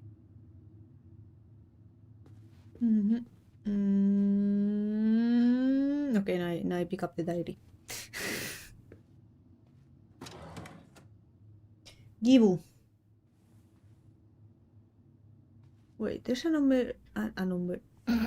Me mixing Spanish and English instead of saying name All this place needs is a quick clean. or nombre. A number. It's a name. I knew it. I fucking knew Like it. scratched out. Do you think she read it? Of course. She was nosy as hell. Water.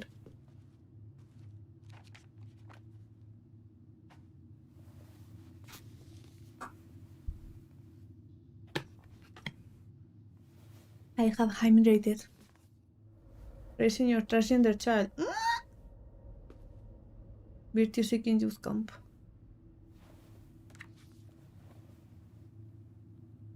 Mixed signals, I must say. Both sending to camp but making an effort.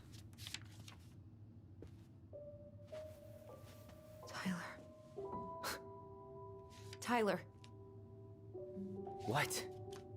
look.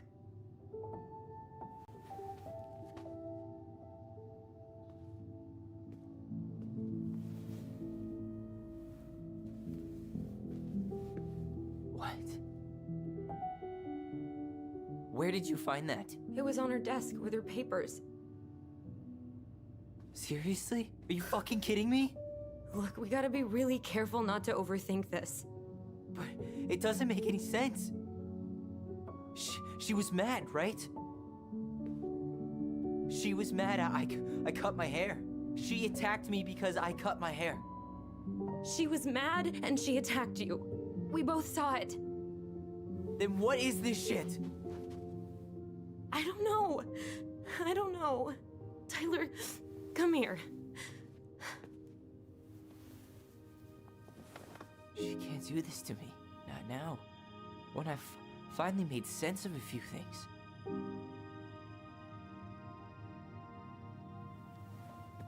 Well, that was your first mistake. Thinking the world made any kind of sense.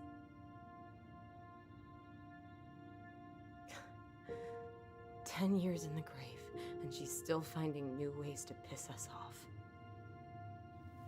Yeah.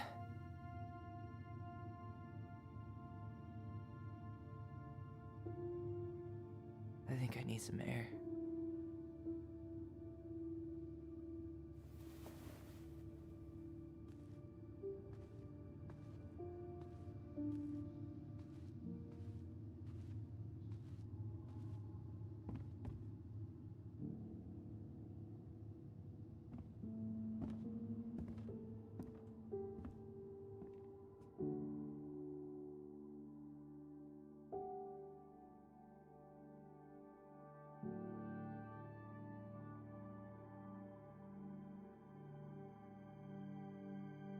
I see the squirrel voice has redeemed. However, I am considering rejecting it today because I've been reading for an hour non-stop. My voice is fucked already. Are you really, really sure? I am. Do it. Rusty scissors. Okay. Here we go.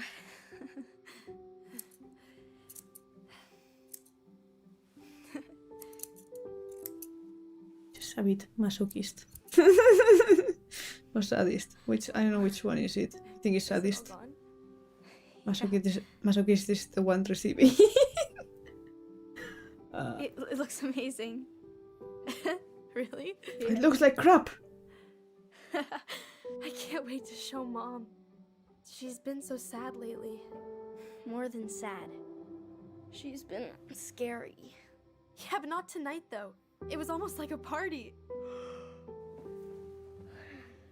Thank you, Allison. You don't About have to Ruran thank what? me. You're my sister.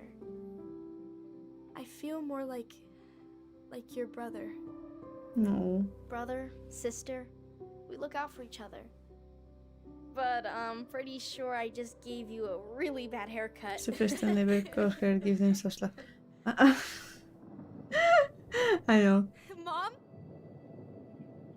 Mom? I did cut my hair when I was little. Finally made a mess. I have the memory of cutting it. I actually have the memory. I don't know how old I was, but I do remember cutting little by little and leaving like a trail behind the sofa and stuff. I don't know why. It was messy to fix.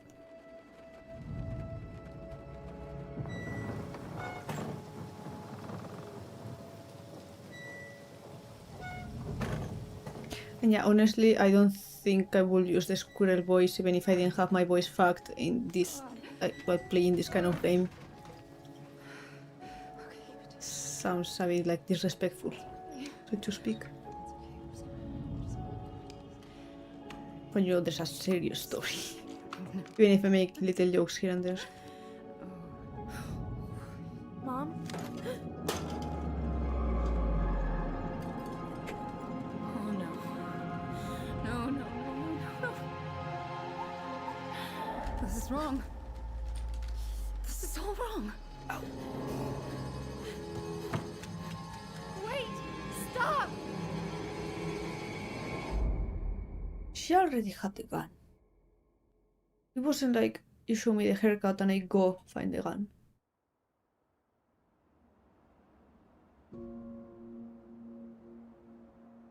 Maybe there was something else in the forest?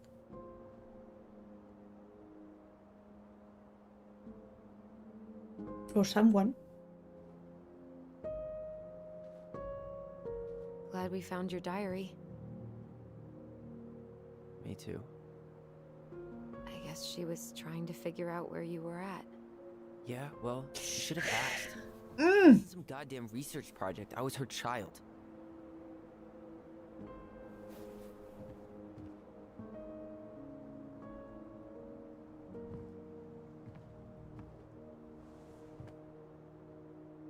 About the book. Raising your transgender child? Do you even know how rare these books were in 2005? Was she trying to figure out how to support me? Seems like it. Maybe. But she wasn't trying. She never... It doesn't make sense. I know. You cutting your hair was what set her off, right? Allison, Are you sure? she read my diary. She already knew. It wasn't my hair. And if we were wrong about that... Fuck. You think she read it. It's possible she never even opened the diary, and that things are exactly like we always thought they were. But if she did, and they aren't... God, Tyler. Sure. I mean, we could have been wrong. But what good does it do to ask the question now? You mean other than not having to live with the thought that my mom tried to kill me for being me? Tyler, I know you want there to be something to find. Something that'll make it all make sense. But she was unhinged. So that's it then. She was crazy. Nothing else to say. I think we'd be better off if we tried to move on. Why don't we talk to a few people who knew her? See if that book makes any sense to them. People don't want to talk about Marianne. They pretend like that night never happened. Well, I will make it so this happen. Oh no, I don't want to be me. I don't want to go. Must be nice to forget. I don't think that's good for our relationship. No, yeah, What about okay. Tessa? She was Marianne's closest friend. Let's ask her about it. Sure. But I'll warn you, she's particularly touchy about this subject. Well, maybe she'll talk to me. I was always her favorite. Operative word was. Shit. But we need to go by the store anyway. To get a few things for the repairs. Great. 2 seagulls, 1 stale hunk of bread. I'm not sure I like that analogy. Listen, I know you don't want to keep talking about this. But you're obviously not going to be satisfied until we do. So let's talk. Is something wrong? You've been on edge all day. Is there On a something rush. more going on with you?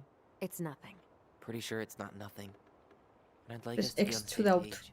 I thought we were on the same page. Sell this place as quick as possible and move on. Is important to me? Look, I've already explained why this is so important to me. Why are you still dragging your feet? It's just with the way you avoided this place for the last 3 years, I thought you wouldn't want to spend any extra time here. Oh. So that's what this is about. Maybe a little. Yeah. It's just... You graduated 3 years ago. And this is the first time we've seen each other in person. Wasn't ready to come back. It's not that I didn't want to see you. I just wasn't ready to be Tyler in Delos Crossing. I tried to visit you. I tried to go to your fireweed graduation. I wanted to bake you a crappy boxed cake and take awkwardly posed photos. I know. But you shut me out.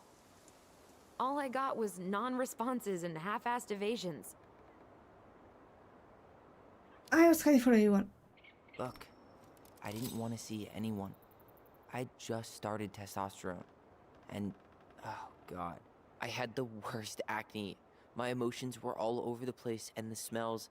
Allison, the smells... Men smell bad. I know. I've dated a few. Look, I needed some time to figure my shit out before I Oh. asked anyone else to try. Are they meaning chat doing? Yeah. Yeah, it does. Testosterone havers, how are you doing? Rush the house sale. So, I was thinking... Hmm? Do we need to be in such a rush to sell this place? Oh my god, Tyler. I mean, everyone has really? testosterone, it's just levels, but you know what I mean. Everything we thought we knew about Marianne just got thrown out the window. Maybe it did. I Or think- maybe nothing's changed and we dig up that nightmare for no reason. So, it's not worth the risk to you? Not if it means throwing away all our plans. Your plans. It's your plan to sell the house. Your plan to go to Juneau. Me? I'm just looking for some goddamn peace of mind. How about we start digging without putting off the sale? And if it seems like we need more time, we'll talk about it then. Okay. Fair enough. I have a plan. Plan X. So, we have a plan? Yep. We ask around about Marianne, but we also stick to our repair schedule. Sounds good to me. Seems fair. Ollie's diary. It's been a long time since I heard that name. Was I the only one who ever called you that? Actually, no. I used it at Fireweed for a while, until I settled on Tyler. Most people were pretty chill about the switch. Not everyone, though. What do you mean? I had a mentee who refused to call me Tyler. He didn't want my help. He didn't want anyone's help. I'm sorry. I like the name Tyler, by the way. Thanks. I chose it myself. Just tell me justice, please. Please. Mom and Alison argued again. At least I'm not the only one Mom is screaming at now. Mama almost seemed jealous we didn't tell her what we were planning to do in the forest. Ali thinks we should tell her about our boys. I think she knows already.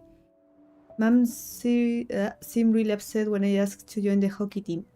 Like it's wrong for me to play a boys' sport. I'm going to keep asking. I will try again next week. She said no again. I'm so mad at her. Why does she always say no? Why doesn't she ever let me do what I want to do? Alison and I started writing a story. Well, Alison did. She didn't like it when I tried to change anything. Why can't one of the goblins be a boy goblin? Ah! So they changed genders afterwards. Like for the goblins. I was confused. Like it's always like brother, brother, and brother in the story. Oh. They changed it afterwards. Goblin power. Oh my god, so much reading. Help. Help. So Star Wars yesterday at Bobby's place. Look was so great, but Mom found out we watched it and got so mad. She said it glorified war. Zoom zoom. Saturday, February 2005. Would Mom be happier if I could do what she wanted me to do?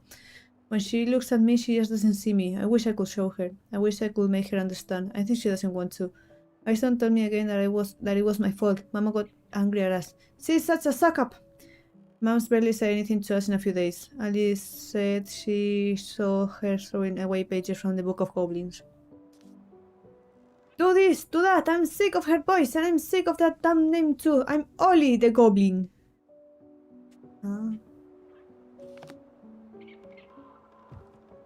So, okay, so Ollie wasn't his dead name.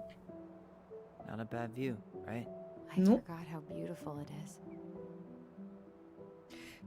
That time we tried to cross. Hello, Smack! That time we tried to cross the lake after it You are flooded? finally here, which means a free I kiss. forget. Marianne lectured us Mwah. for an hour. Well, I have another mwah. wrong. It was really Have dangerous. to. If we'd fallen in, So you can't complain anymore. goblins. We grew up on this lake. We know how to spot thin ice. I think I'd like to end up somewhere like this, just not here. Somewhere with more trees than people. I didn't realize you redeemed the smooch. A little more of a plan than Marianne did. Then have a third one. Mwah! So you have 1 redeem and 2 for free. You're right, I can't complain. Already working on it. With my degree, it'll be easy to get a I job. hope you're doing well, After by the you way. spend a little time in Juneau? Still a maybe on that one. I've been reading goblin stories for like an hour. I found a little book in the game and there were like 10 stories. Was and ended up reading them all at once, so it was like an hour of reading. Nice ring. Gift from your boyfriend? Come on. I told you I'm not with anyone right now. Don't rub it in. Why does it look familiar? It was a gift from Eddie. Ah, yeah, there it is. He had them both made at the same time. I'm so sorry. No, I still feel bad. The ring was supposed to be linked to the one he tried to give you. Why didn't you tell me? I didn't So think you sad. were gonna toss the ring my foster father gave you overboard. Me neither. I'm sorry. I'm an ass. You are. But I get it. Heck. See, I didn't know. Heck. Alright. I think that's enough time enjoying the view. I wasn't gonna say anything, but Yeah, I know. I was the one all eager to go, and then I started waxing poetic about the landscape. go ahead. I'll catch up. Need to respond to a message. Oh, my sister, the social butterfly. But she's single.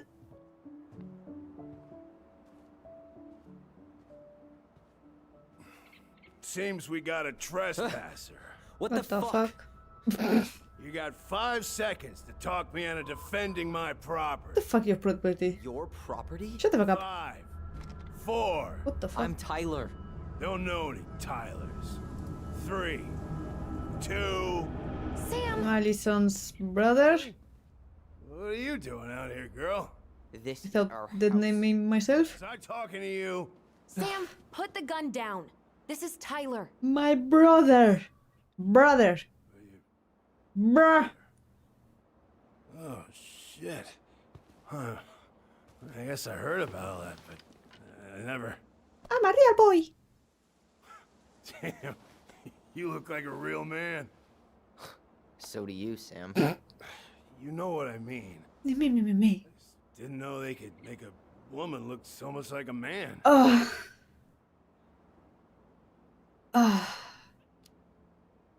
Ah, fuck, I wanted to choose a... I'm It's misclicked. gonna be me. It's just who I am. Heck. I'm okay, yeah. Well, I've seen a couple of lady transvestites on... Can I bonk him? I've never seen a dude. Can I bonk him in the head? With his own gun? Sam, When he's sleeping? not how you say that. Say what? Transvestites? Yes. It's transgender. Transgender men. I'm sorry. Are It's you? hard to keep track out here in Delos Crossing. You could make an effort, bro. World's just moving on without us. Oh, boohoo. Let's just change the subject. I wanted to say I'm a real man, but... Tyler. Thanks, Sam. I mean, if you improve from here on out, okay. What are you doing here exactly? Oh, well, I've been kind of keeping an eye on this place for you, you know? With a gun? Roof, checking pipes, and all that stuff. Thank you. And changing the locks? That's no And big- forgetting to give us the key? You know, your mama, she was a special lady. She deserved much better than, you know, what you got. Didn't you used to help Marianne with repairs and building projects? The bear. Oh, yeah. Yeah, seeing as your mama never had a man around, I just took it on myself to help her keep this place standing. And asking her to marry you multiple times. Antiquated of you. Bah. Thanks. Bah. Yeah, guess you two are still aiming to sell the place? That's the plan. Which, by the way, We need your keys. Since apparently you went and changed the locks. Oh yeah, absolutely. But, selling your mother's house? Are you Well, sure? Why not? Bad or good? It's all you've got left of her. Bro, Tyler hasn't been here in 10 years. Feeble memories too. I don't want to be Not all. mean. I'm For sure the now. gun she tried to kill us with is still somewhere in there. Tyler! What? Okay, never mind. I don't want to be mean. The gun. News is, a fresh start is what we Savage. Of course. This place has got to be full of all kinds of bad memories. But Let's list them. some good ones too. Oh, I can't speak with my voice. He's hammered. Allie, We're just standing there, staring at each other. this is pointless. He's hammered. He's always It's just like, And who knows? Maybe it'll make him chatty. Now come on. People think our family is weird enough. Everything okay with oh, we're just spicing out, don't worry. Oh. All right.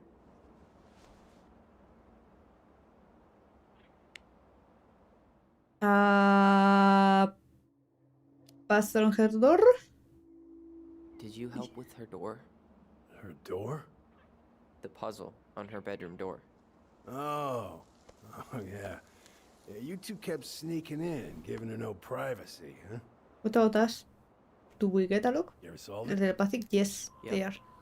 Better late than They never. have the voice. Never solved it myself. I mean, not that I wanted to.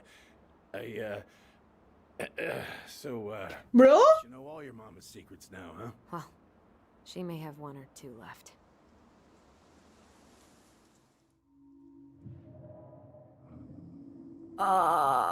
Way too close. Yeah, the voice they keep talking about in the goblin stories. The voice. Not as well as I thought. When I heard what happened that night, well, I figured people were bullshitting me. It really surprised you, didn't it? Much as anything ever has. You haven't missed much, to be honest. Been reading most of I it. saw it coming. Let me. There's still a picture there. I already got all the options, no? Too close and pass on her door, then we should go. We should get going. That's all you think we'll get out of him? I have already asked 2 questions. I don't have any more options. To waste it. I don't have more questions. It was just 2. He's too wasted to be of any more help. I'll tell him to get a move on then. You're standing there again. Well, We've we've got a supply run to make, and Uncle Eddie's expecting a visit. So, Right. Yeah, of course. So Get can you going, too. change another person's house? Sam, Like the keys? We all The locks, I mean? Oh, of course. We, all of Do us. myself. Lots of to-dos on old Sam's list. Give me my freaking keys. And you don't want to keep Brown waiting, you know? Keys. thanks for looking out for this place. Keys. Happy to do it.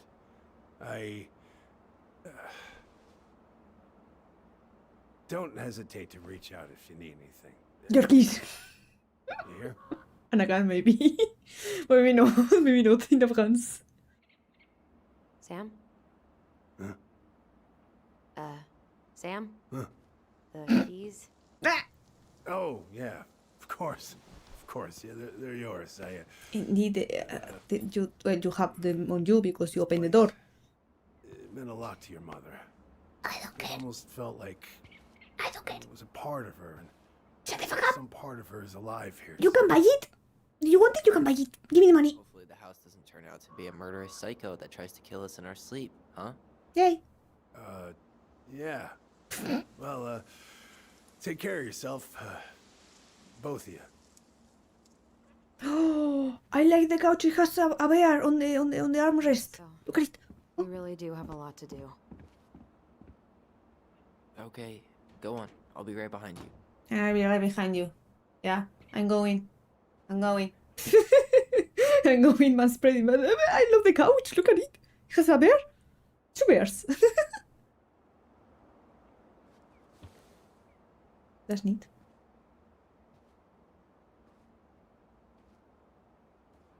Tell me why. Tell me why you did it.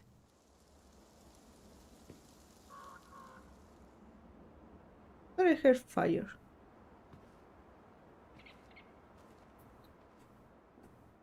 But yeah, if he wants it, he can buy it. He can go through all her stuff. Question mark, maybe no. Oh.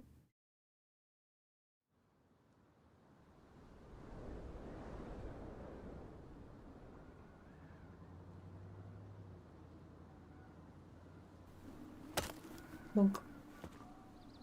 Ah, this is the guy Alison was talking or thinking about while in her room when we started the game.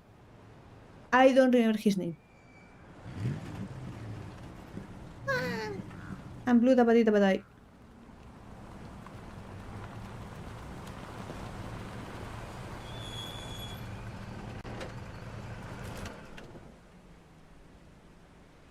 Ready to Veni Vidi Vecchi?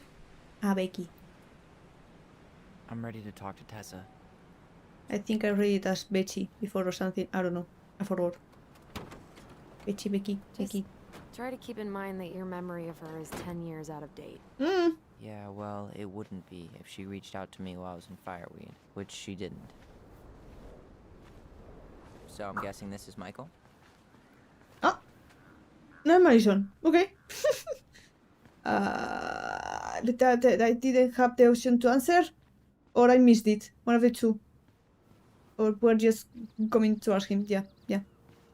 Hey, you. Hey, yo. Hey, isn't it your day off? Yep, we're here as patrons. Tyler, meet Michael. This is the annoying coworker I was telling you about. I was there for your introduction to marshmallow vodka and wine coolers, and I've only worked my way up to annoying coworker. Marshmallow Don't vodka. worry, she told me exactly how miserable she'd be in this town without you. It's so good to finally meet you. The Tyler talk goes on 24/7, so I feel like I already know you. I don't know shit about you though. Probably. So, you here to grab some stuff for the homestead, or? Yeah, we decided it'd be easiest if we just stayed out there. We'll get it cleaned up faster if we literally cannot escape it. Hey, I'm all for efficiency. Cannot wait for us to get out of here. What's that? Why are we roommates? Michael is moving to Juneau too. We were thinking of being roommates. And they were roommates. Okay. Thinking about it? You better not be backing out on me. The only thing that gets me up some mornings is marking one more day off the calendar. Don't worry, she won't. We'll get the house sold, and you guys can move on. There could be room for you too. For sure. The more Ronins, the merrier. I'm studying Yeah, to be a sure. chef, so you know it'll be good eating. Pain rate. I only snore during allergy season. Pain rate. How can I say no to And that? strange. You okay? Dead on my feet, girl. Got up at 4 to fish before work. It's been a day. Oh, you like to fish? Yeah, there's this spot called Buzzard Hole I go to at least twice a week. It's like an hour drive, but it's so chill, especially first thing in the morning. Shut up. I used to go there all the time. For real? Yeah. Hey, For real, if you sis. go sometime, holler at me. I don't mind sharing. Cool. Ooh. Most guys I know get all smeagol about their fishing spots. Nah. Oh, look at you two. What bonding over fish? The most slow and boring way to kill an animal. She's just jealous because she couldn't catch a fish, even if she filled the lake with cyanide I'm first. not. Ugh, never mind. Tyler, 1 second. No. Fuck. Henrex, did you accept the squirrel redeem, or was I fast enough to cancel it? I saw the request disappearing. better get started with our shopping. Yeah, I'll be around if you need anything. No. I don't. Teoswe, did you get the 2,000 points back? I'm so sorry, I I mean, I can just save it in my head, and next stream I can start with Squirrel Boys Or I can start squirrel voicing when I see Tio's wind in chat. I don't know if I was fast enough. Eh? Oh. Remember! I want to have the crispy tocino, and noodles and spring rolls. And can we get the coconut cake for dessert? Easy, easy, my hungry goblins. We have to leave some food for the other customers. No. Tessa said we can have whatever we want. Wait, isn't Tessa the pelican? The pelican had the food and was People generous. make those, what are they called? Fried banana rolls? Tehran? Right. No, I'm pretty sure she made them special for us. Oh. No, I will do the squirrel voice another time. Because, yeah, after reading this will be a reminder. No, it's just for another time because, yeah, after reading for like a whole hour, my voice is fucked. And also, I don't think it fits the vibe of the game. So going squirrel voice with all these kinds of things going around is a bit, it's a bit iffy. So if it was a chill game or just chilling, it will be fine, but maybe I should have deactivated it. I thought about it by the end for some reason. I look at stuff. Doing that Bible study here every Wednesday? Mm-hmm. Wednesday nights are always packed. She cooks tons of bibinka and the Hail Marys start flowing. There's gonna be a lot of I don't leftovers. feel bad after if I rapture. screw with this More for us? really. Should we go inside or stand around until we become human popsicles? No, don't worry. Again, if the points didn't go back, I will still do the squirrel voice next stream. So it's not wasted. It's not like, oh yeah, no, 2,000 points and I'm not going to do it ever. And you have to remake again. Nah. Don't worry about it, it's just the next stream. I don't know when it will be, but I really next hope we stream. get enough signatures on this. On what? Sign the petition, protect salmon migration. Lodge up the river. It's gonna totally screw up salmon migration. Fuck, no, I didn't want to look at it again. Crazy that they haven't caught him yet. Wait, what? Who? Recently, we had multiple incidents of mail theft occurring in and around Delos Crossing. Residents have reported What letters. are we waiting for? Shut the fuck up, I'm reading! And packages stolen from mailboxes, particularly in the East Point and Almeda sections. The Delos Crossing Police Department encourages all residents to increase awareness and consider purchase of locking mailboxes. I'm worried because I typed it so hard and I feel bad.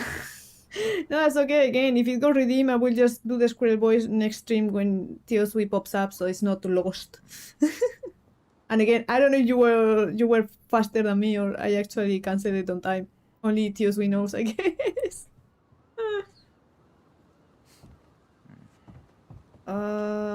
Anything else, Sarah?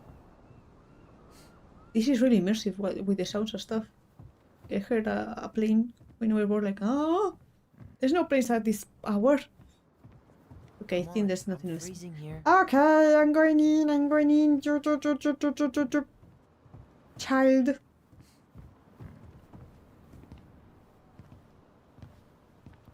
Well, hello, Miss Ronan. you voted. Get something in the office? Yes. No, just doing some shopping. My dignity. You No, not remember really. My brother, Tyler? My brother. Your brother? Brother. Bro. Tyler. What Yes. a pleasant surprise. Hell yeah. Didn't Allison tell you I'd be by today? Yes, I think she did. But I forgot. just didn't expect to see such a Find your man. dapper young man. That's the thing. Well, I did shower this morning. Did you just get back into town, or?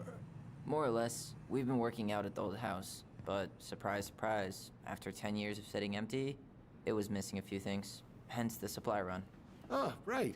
Well, we'll get you set right up. It must be nice to be home. I'm not sure nice is the word for it. Just say yes and roll with it. Of course. I assume being there feels complicated. You think? That's one way to describe it. Well, don't let me keep you any longer. I'll be here if you need anything. Oh, hey, is Tessa around today? The wife's not in at the moment. I'm sure she'll be around later, though. No, Tessa. Tessa no more. Okay, so we need candles and an all-purpose cleaner. plus snacks and drinks. I'm starving. You think you could take a picture of this? Look. He's a growing boy. spots are marked. Oh my god. Yeah, 1 second. Wait. This one? I forgot my phone. I don't have my phone on me. And Why don't you have your just phone? Google all this later, right? That's also true. Kidding, Allison. Old fishermen aren't gonna share this kind of juicy intel on the internet. You sound so old. Can you believe Tessa and Tom were ever young? I heard that. You're I may right there. have a little less going on in the hair department, but you should see the rest of Delos High, class of '81. They had even less hair. Probably. Can I talk to you some more? Talk. Talk to me. Tell me stuff. Show me fish. There's something I can help you with? How's business? How's business?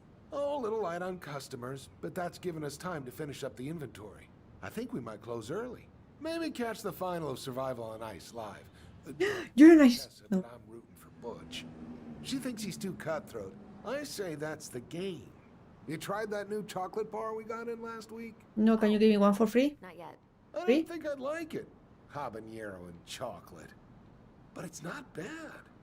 Can you give me one for free? Up next, huh? How's the campaign going? What's next on the campaign trail? A rally down at the harbor. The fishermen are getting pretty fed up with business as usual. I've got some ideas about how to keep the fish populations up, but also put food on the table. Grab some flyers. Help spread the word. How are you? How's it going, Tom? Great. The campaign's prospects have got me completely energized. Were there pumpkins? Pumpkins? Well, sounds a bit out of Every place. year. Well, you know, our produce vendor has won several ribbons at the Alaska State Fair. I heard she spent $1,000 on her starter seeds. Can you imagine? So, how's the day off going? Is it worth it? So, hard to complain. Good for you. Family's important. Even though we kill one part of it. Okay, I'll talk to you later. Don't worry. And I have no clue where that may or may not be. So, cleaning products. You think we should get the organic one or the industrial strength planet killer? Organic because plants, because good, don't fuck up the environment. A little harder, but I'd never be able to look those beavers in the eye again if we use those chemicals. Organic one. So there's them extra fancy apples. But we're talking about pumpkins, I think. Who the fuck is talking? Or singing? Who the fuck is Michael? Did you write that? You're sweet, but no. It's from this cheesy movie musical with Idris Elba. Oh, didn't see it. You can probably skip it, unless you're in the mood to drool over Idris Elba for 2 exquisite hours. Yaoi? I'm more of a Ezra Miller kind of guy.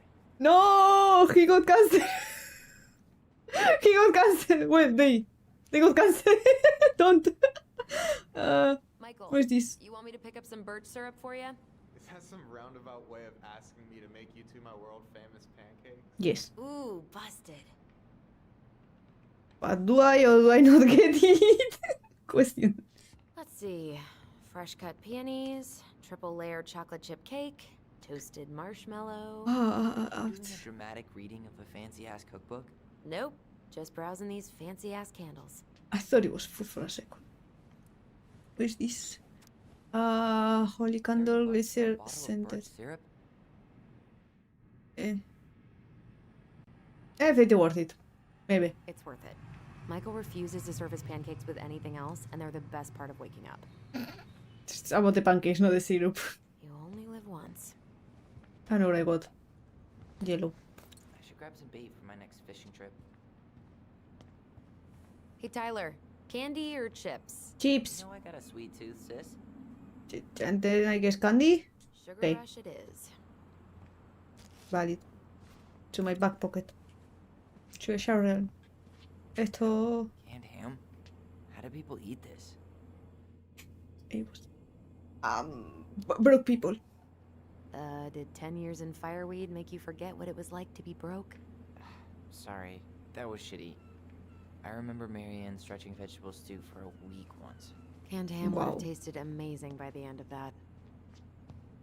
Are you shaming poor people, Tyler? I have a midlife crisis. I'm not above.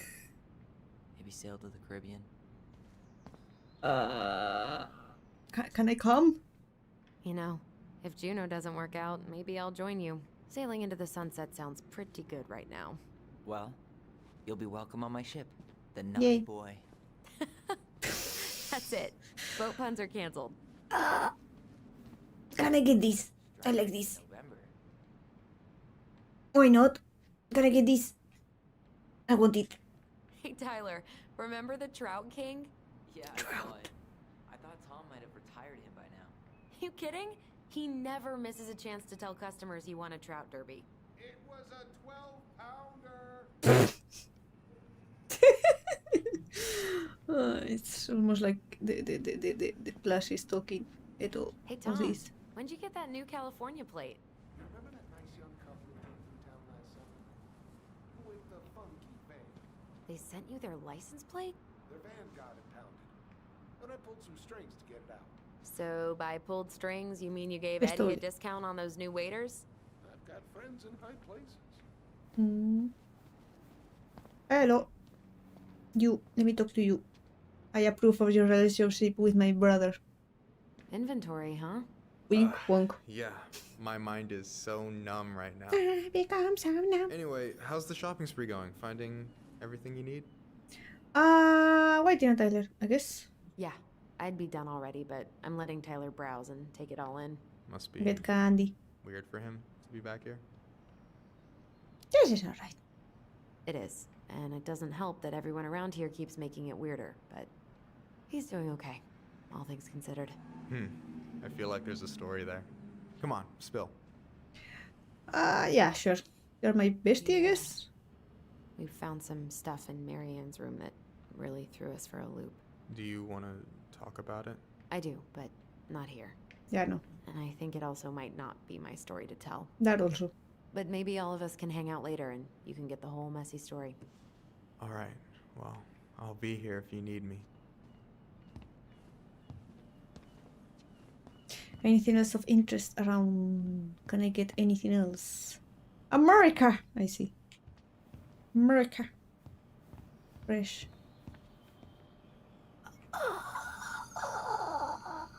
I mean, I guess there's some people who like ice cream when there's cold outside anyway, but oh, stuff. Tyler, you want water, soda, juice? Whatever you want. I'm not picky. That sounded good. Grape soda. Glaguata? What? It's like I'm drowning. This thing. OJ sound good to you? Yep. Classic. Okay, I think we're done here. Tom will Yay. pick us up at the counter. Can I talk to you? Can I interact with you? Can I tell you something, or you can tell me something? Can I? Hello, bye. No. Okay. He just walks by like. I got stuff in my back pocket. I don't have a bag. I don't have anything. Waiting, let's pay for the groceries. Me. Wait, Are where's you that? running for more gun control? My platform calls for sensible regulations, but folks around here need guns for safety. And as you know, we run extensive background checks before each and every sale. Then what about Mom? What, Marianne? Will that be all? Yes. Maybe. Thank Do you. I have money? Yes. Oh, hi, There's, Tessa. We yes, were just there's- meaning to come talk to you. Hi, Tessa. Long time no see. My God, you look like a completely different person. I That's am. me. Plus beard. Yes. I'm very handsome. So we were out at the old house today. Heavens, why would you go there? Surprised it's even still standing. I have to sell We it. found some stuff in Marianne's room that took us by surprise. Oh, really? Why do you sound so I wanna ask you suspicious? some questions about her. You're the only person who might have known Marianne better than us. I don't know about that. It's been a decade, kids. I know, but I need to ask. What is it? Did she ever talk about me being a boy? No. It never came up. I found out much later, just like everybody else. Marianne was obviously concerned. She really didn't confide in you at all? Your mother was intensely private. She didn't need anyone else, and she made that clear. But this was about Tyler. She was always willing to ask for help when it came to us. Not at the end. Look, I have a lot on my plate today. I'm sorry. My advice to you would be to try to move on. It's not that easy. What happened that night? You can't understand something like that, but it was God's plan. Bruh? That's all we can know. I need to go now. Best of luck to you, truly.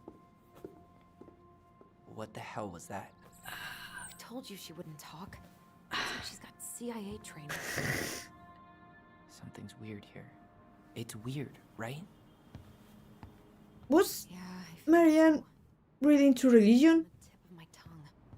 Because she had that flyer for sending Tyler to camp. And apparently this girl is obsessed with Christianity because there's that church group right there, like the flyer. I think she's lying. Memory. Memory. Memory. Memory. Memory? Member. Member. Hey guys, Follow the all memory. done yet? Yeah, Mom. Can we go outside while you and Tessa play cards? I'm afraid there's no time for games today, sweetie. Now let's go. Marianne, can you come here? Sorry, Tessa, I'm in a bit of a hurry. Oh, what's your excuse this time? Emergency repairs for the beaver dam? Tessa, look. No, I don't want to hear it. I want to talk to you now. Or do I need to start calling in your debts? Blackmail? Huh. I'd completely forgotten about that. I remember it, but not exactly like that. Huh? Here, let's see if we can call up my version, okay? Now I have different memories. I see. Remember. Mom? Can we go outside while you and Tessa play cards? No, there's no time for games today. Marianne, can we talk? No, we can't. Just leave the groceries, kids. Let's go. Don't. Please, let's just talk for a few minutes. Okay?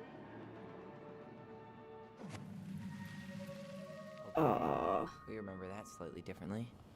I guess that makes sense. Rashomon, you know? But whatever happened, after that, they walked to the counter, and then Marianne lashed out at Tess, right? No. I want to talk to Marianne defended us because Tessa got all preachy. Which is it going to be? Oh shit. I have to choose between memories. Who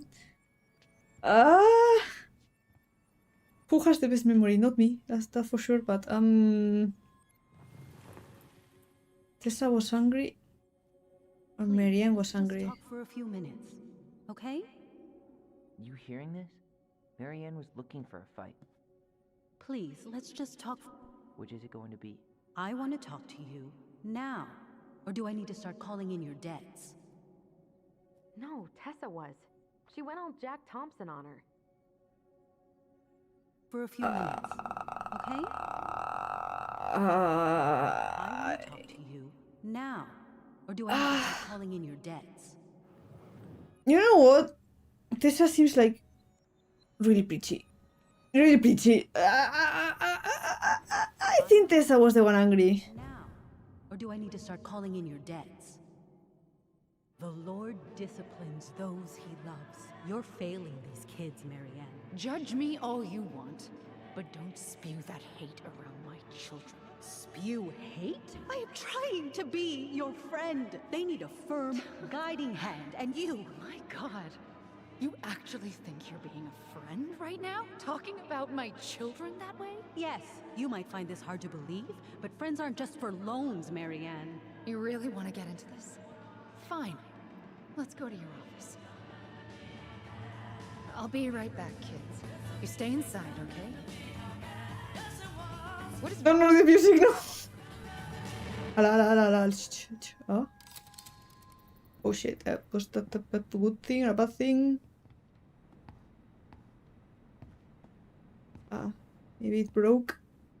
I wish you would have trusted me on this. I really don't think Tessa was being that harsh. You don't know her. And regardless of who started things, once they were in the office, they both went at it. What do you think they were arguing about? Me? Don't know. It was impossible to hear over the music. But hey, now that we know she was lying to our faces, let's ask her.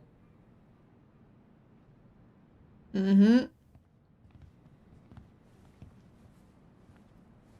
We ask Zoe, but yeah, shush. Jesus. Suspicious. Let me check. Can I help you, Allison? Oh, no thanks. I'm good. Let me look I'm at things. looking for something that I forgot. Like a little. What's this doing here? Wait, yeah, she's a pelican. In theory. I don't trust it that much. Who's this? Tessa keeps track of everything in these notebooks. Like what? Any loans Debts. she's given out, stuff she lets regulars take for free, even her tithes. And then what? She starts passing out horse heads if people don't pay her back. I think she just likes having a record. She's gonna hand it off to St. Paul like a resume.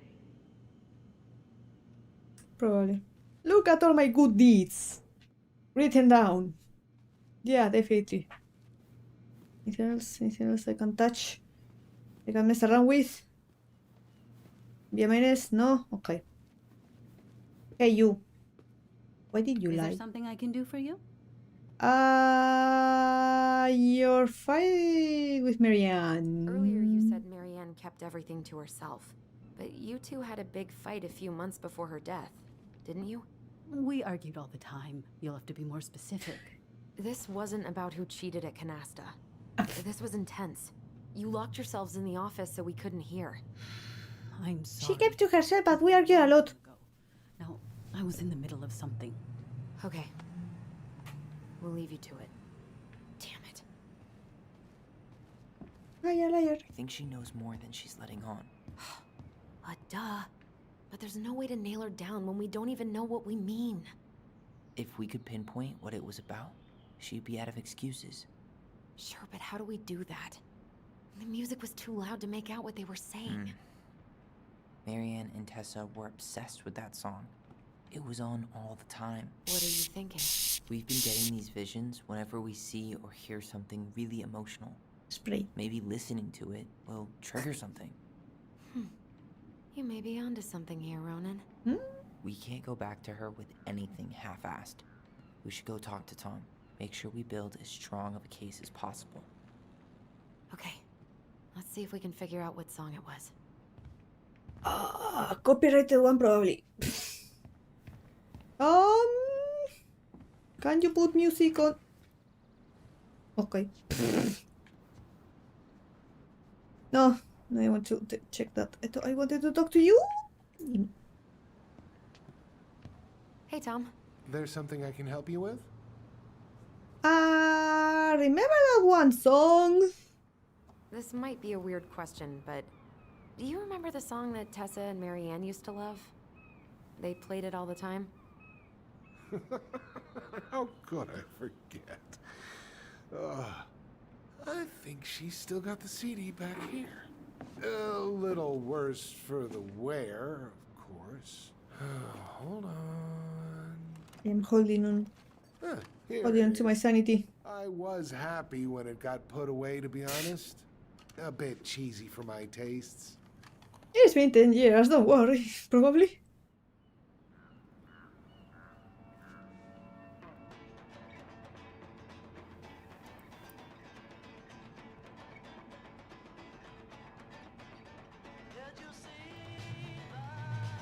This is it, right? I think so.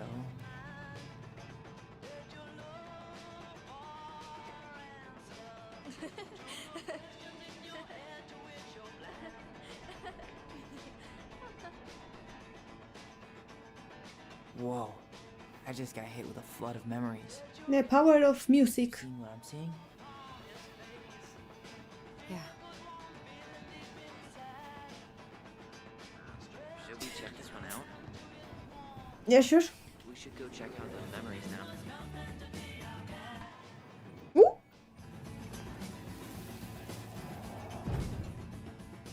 Mom, Huh? yeah? Tessa, come join me. I know you love this song. No, I couldn't possibly. Some of us are actually trying to get work done here. What work? You're just walking around doing nothing else. I forgot how carefree she could be. Yeah. What the hell happened? Drama. Tessa, maybe. Yes, there's another. There is another. Kids keep pestering me for these candies. They're so expensive. Don't just grab a bag. It's fine.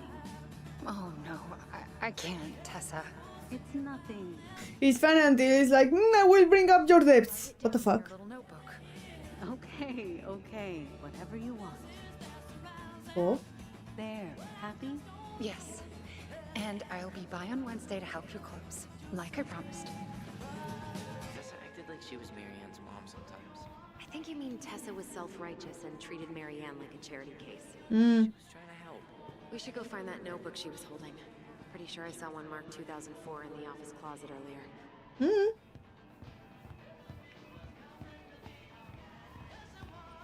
More memory. What are you doing here? I thought you needed help with the store. I needed help 2 hours ago. Oh, Have you shit. been drinking? Oh fuck. No, I just had a day, okay? And a night. I took a pill. I'm fine. Marianne. I said Oh, I'm fine. Kids, Drink and pill? Wait, please. I have No? Take a look at this when you get home, okay? They can handle this confusion. I've been working with these people for years. They can help. The pamphlet. What do you think that pamphlet was Tessa gave to Marianne? The one we had. I saw it in Marianne's room. It had a creepy vibe, but I didn't think much about it. It was bad, though. Like, maybe conversion therapy bad. I'm sorry. Whoa. If this is true, I want to know how Marianne felt about it. And we need to hit Tessa with some hard proof. I mean, seeing as she actually got a book about how to raise your transgender child, which was difficult to come by. I don't think she felt that great about conversion camp. Shouldn't we try to find something about the pamphlet Tessa gave Marianne? Good idea. Yes, The Alliance Against Other People's Business. it was outside. This thing, yes, was it? Was it Tessa this? Still doing that Bible study here No? every Wednesday? Mm-hmm. No. Wednesday nights are always packed. Oh She gives tons of me. bibinka and the Hail Marys start flowing. Okay, never mind. There's gonna be a lot of leftovers. It was after the church related, so I thought that was it. Maybe there's something else inside. We didn't bring the pamphlet. There's pictures. Maybe here. Maybe? Or is this just Athletic, graceful, and spirited. tourism? Sounds like you. Sorry, I might be movie star handsome, but I can't act for shit. Says the one putting the voice to this character. I should write down their info for after the move. Jawbreakers. Pedro's Dulcets Live. A Catholic Halloween celebration Friday. Blah blah blah. Blah blah blah.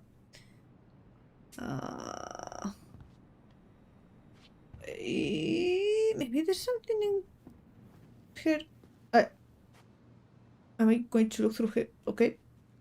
Tessa? Is it okay if I run a quick Google search? My phone's dead. Sure. Mad. Make it quick. I'm going to need the computer. The elephant in the room. I know you don't want to have this conversation, but Lisa has flaked on rehearsals again. She hasn't shown up in weeks. I know we are all moved beyond words by her performance at Danny Boy's at Carl's funeral, but what good is a beautiful voice if you can show up on time every week like everybody else?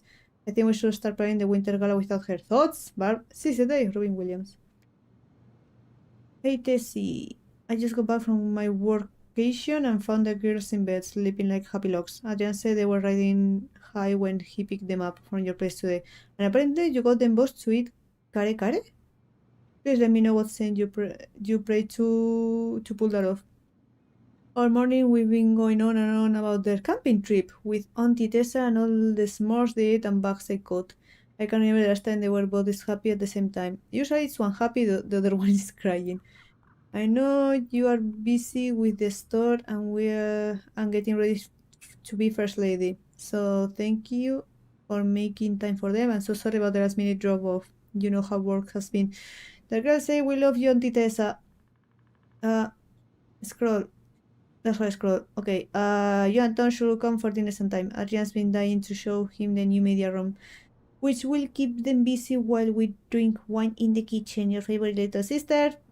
That thing. Our order has been shipped. Garlic peeler kitchen tool. Okay. Hmm. Wait, what? Is What? that what she recommended for Tyler? I don't know what to say. Doctor Whitmore stock? Let's see how Tessa explains this one away. Articulating God's design for sexuality? 10 powerful Christian quotes that will change your life. A parent's guide to prevent same-sex attraction. Virtual Seekers Youth Camp now in its 20th year missions for 2015 open.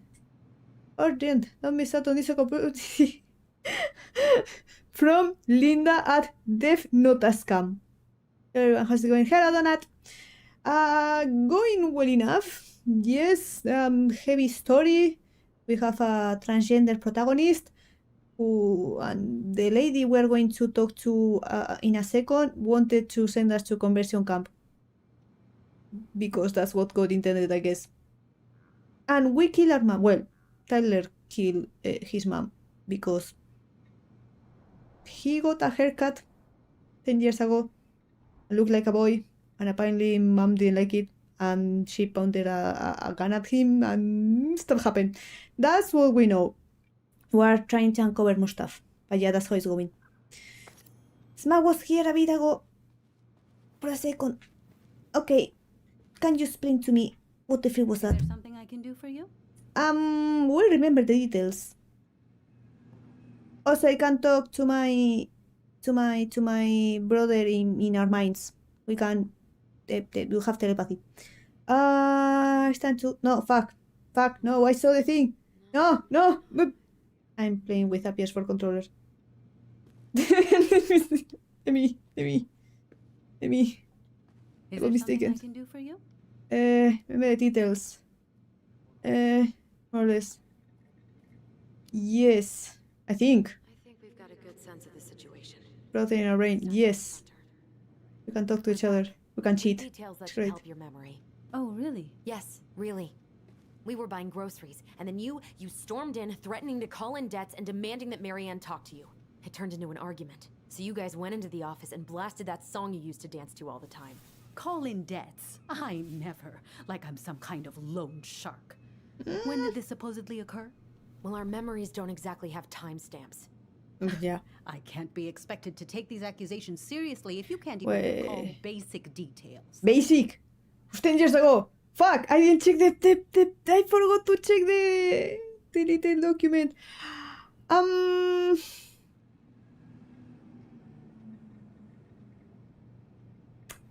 going to guess October because they were dressed like warmly, I think, or am I mistaken about that as well?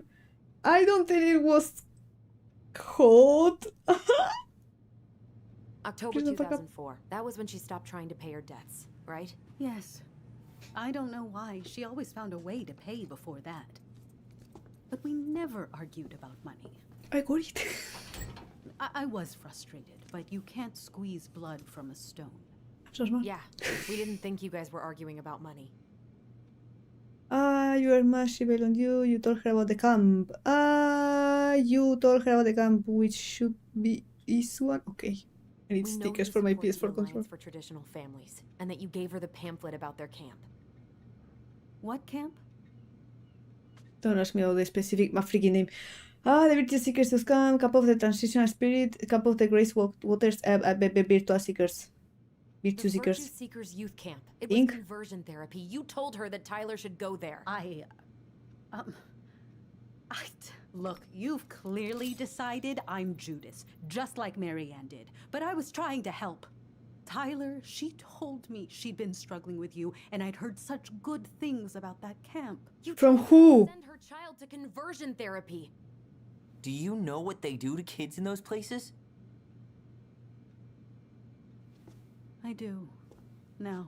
How did Now Marianne what? take your helpful suggestion? Badly. She wanted to let you be whatever perfect little butterfly was in that cocoon. And yes, we argued about it. So she was cool with who I was? She was more than that. She loved you. Listen, I don't mean to be rude, but I really do have a lot on my plate today. Okay. We'll get out of your way then. Thanks, Tessa.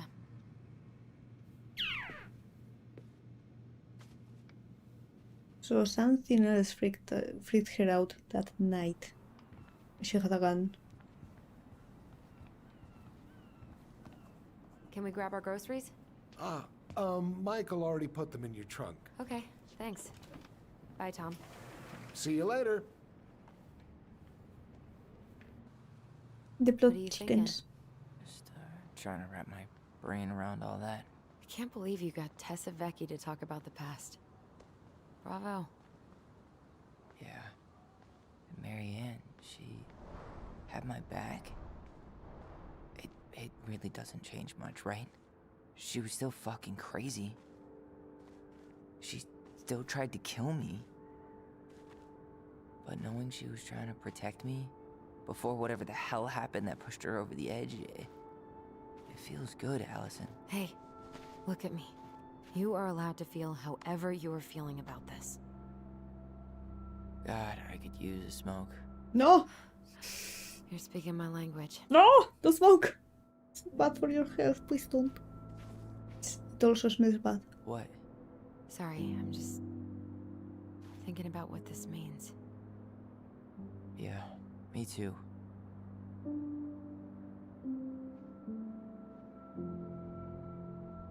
Well, it's a good thing Eddie's expecting us. He knew Marianne pretty well, and he was in charge of her case.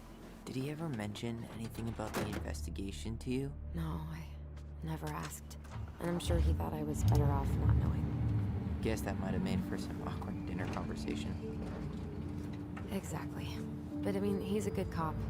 Thorough. I'm sure he's got something. Let's go. By the way, how are you doing, Donut? I think I forgot to ask. Hope you're doing well. All confession, make Tessa tell the twins everything she knows. Oh, fantastic. I'm so smart sometimes. Ah!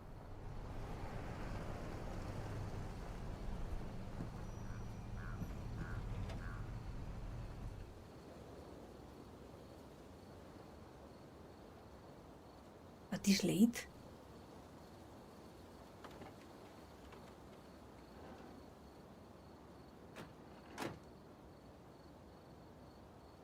Then go just after from the long late Kinda bleak. It's usually more crowded, but the other officers punch out at 6 o'clock sharp. There's no crime after 6? In the main streets of Delos Crossing, just bears and drunken disorderlies. And Uncle Eddie can usually handle them on his own. What a hero. You know, it's funny you say yesterday because for me it was this morning. I'll be in his office, upstairs. I'm traveling. You live in the past. Nobody here. I may have had a very normal day, but I don't remember. Are you sure it was normal? Are we talking donut normal or normal normal? Creepy mascot. Scares the kids. Yeah, Probably. I'm telling Eddie to get rid of it. He terrifies all the kids that come through here. I am the law. You know, he was here. Hold on. I want to catch up on all the Delos Crossing gossip. Public safety stuff. Oh, that's all just public safety stuff. Very normal donut. Very normal donut indeed. I forgot about it. I need to try to do a thing with a normal donut. Maybe. If I can find the time. Maybe. Maybe I have the power to do things. I don't feel like reading any of this. Bye. No. I don't feel like it. What's this? Get away. Let us take you for a ride. Want to see what a police officer does on the job? Register for the Ride Along program. For more info, ask Chief Brown at that number. Talk to Chief Brown for information. The normal bit was so funny, but so scary to me. If I don't have nightmares, it will be an accomplishment. Yes, I very normal, Donut. You spent a lot of time here growing up? Yeah, whenever Eddie was working. The whole precinct's basically family. It's freezing in here. I think it was even more freezing, like, outside. I can't wait for my own cursed Ruru. Maybe it isn't cursed, but it will. What? Claire Brown I'm went waiting. missing on a snowmobile I trip? wait. Yeah. I thought you were still here when it happened. I don't remember it. Nothing. I wasn't paying attention. Oh my god, so many missing peeps. Remember Mr. Haynes? Vaguely. He That. had that workshop in his garage, right? Made those huge glass sculptures? Yeah. He's been missing for a couple months. Damn. Always liked his art. He went never crazy. did find him. This happened when we were kids, right? You Yeah. still have them around? Marianne freaked out and wouldn't drive after dark for a few weeks.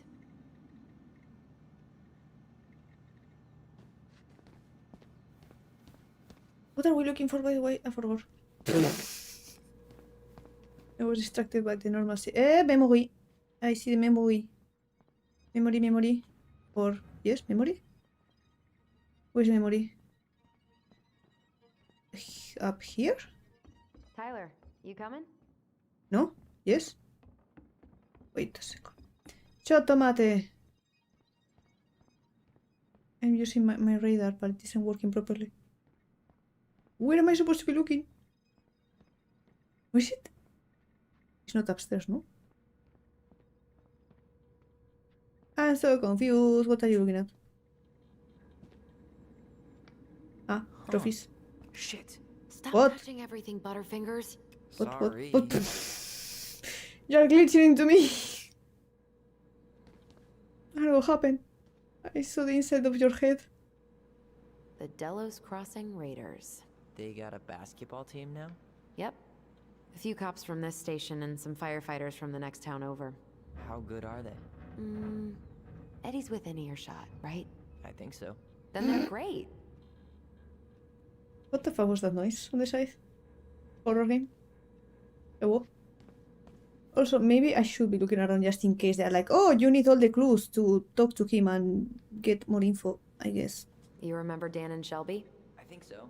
The high schoolers who are always pissing Tessa off. Schwartz. because they blast fish. Okay, bye. Yep. Dan's a cop now. They're married and have a kid, a dog, the whole shebang. Can you talk to me through our voice? I can barely hear you. That's Denise Wilson's desk. In the archives, there are limits in I don't theory. know, but it's off limits anyway. Doggy. Remember this fella? Yep. He died last year putting himself between Dee and a bear. No! Doggy, no. Right, what? Right, what do I write? Leave a note, draw a dog. Dog! I think Dee was a dog in a past life.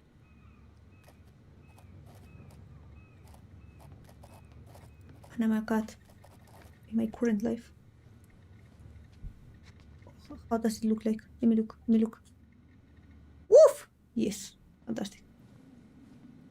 That's really good, by the way. No, it was her birthday. I Oh. completely forgot. You're a terrible person. Oh, thank you for coming back. Well, I was so excited to see you that it completely slipped my mind. Trails, let rock, race. Nothing else? No. I gotta be nosy. Can I open this? No. Makes sense. Locked. Whew. Food? That is going to smell lovely tomorrow. It's from Tessa's restaurant, right? Uh-huh. Everyone eats there all the time. It's as exciting as food gets in Delos Crossing. Nothing else? Nothing else. Nothing over here. No. I already checked that. Did I check this? No. What is this? Memo. To all police department personnel, Pleasant Bay Mental Health Institute. Patient transfer to all those crossing police department officers. Please be advised that due to overcrowding issues, patients Dean Becker and Kevin Sutton will be transferred to Fallen Creek Correction Center SPU on Monday. Okay. Just cop things. Greg's. Just leaving this out on display again. Greg's. Like Officer Greg's? The one who was with us that night. Yeah, he's still here. He became a bit of a local celebrity after nabbing a murderer from Juneau.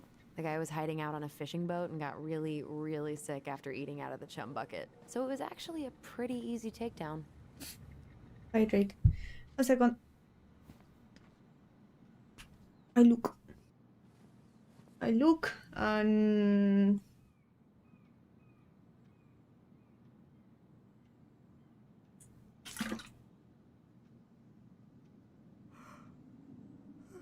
there's nothing to be seen. Okay.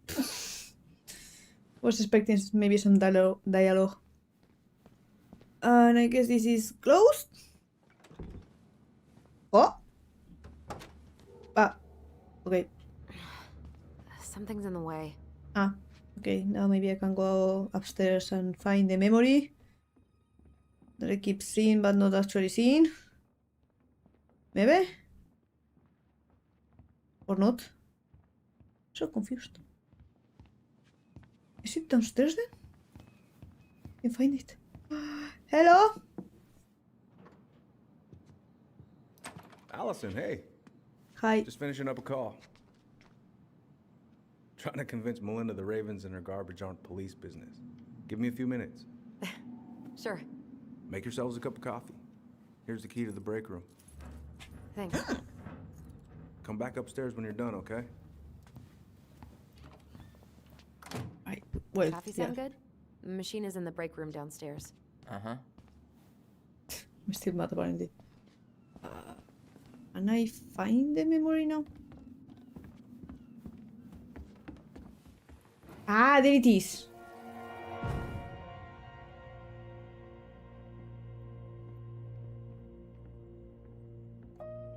So maybe I needed the keys. Here we go again. God, not here too. I'm not ready. Shit. Here we go again. It was blocked by something, no? Yes. Huh. Something's in the way.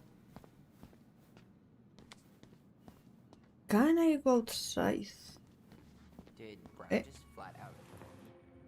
I didn't notice. Yes. But I mean, he's probably feeling awkward since, you know, A he didn't yottering. take his gift. Zoe. He's making it weird. I didn't mean to eat it. What is this? Okay, this is the door to the break room. Let's go in. No, 1 second. Can I open this? I can. Okay. Okay. So I have the power. Shortcut, I guess. Any special memories? Maybe it's inside? No. Yeah. It's like a radar, but I can't find it. It's broken.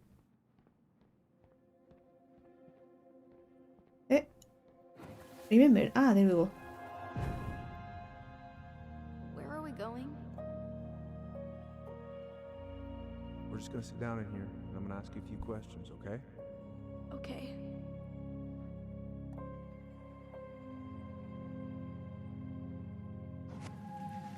I guess this was first. You know, I really thought I'd locked those memories in some deep, deep part of my brain. Same here. Let me see. Okay, never mind. I thought maybe I was able to go outside. No, maybe I can access that room from another room? For example, from here. Ew. When you touch a bloodstain in Dark Souls. I haven't played Dark Souls. Don't hassle. What's I'm this? not that hungry. This is your lunch area. Keep it clean.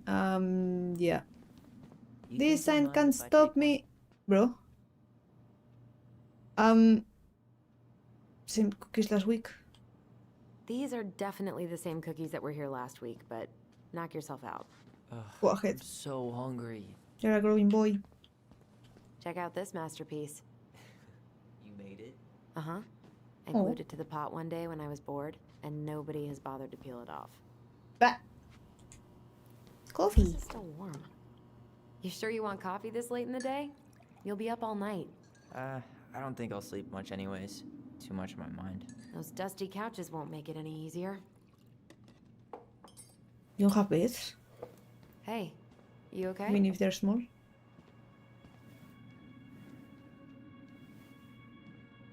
Insignificant. A second. Let me finish this little part and I will say the thing in Spanish. Calm down, Allison. Stick to the plan. Come on, don't freak out on me now. I can't. Please, I can't lie. We already lied. It's all gonna be fine, okay?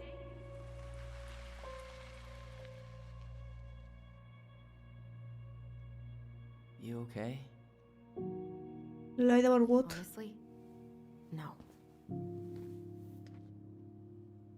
Do you ever regret? No.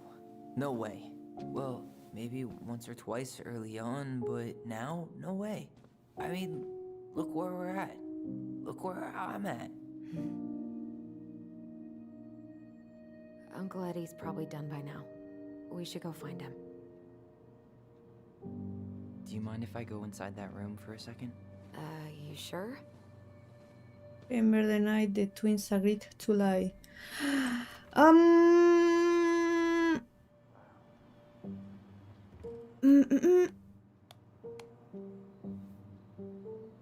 Okay, let me write it down first. Just so I don't mess up on the way. Eto, a second, Eto. Can I get note? Thank you. So I can translate it.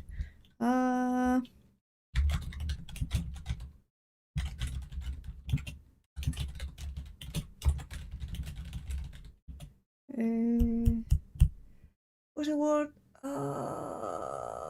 No, what's the word? My freaking defeat. Okay.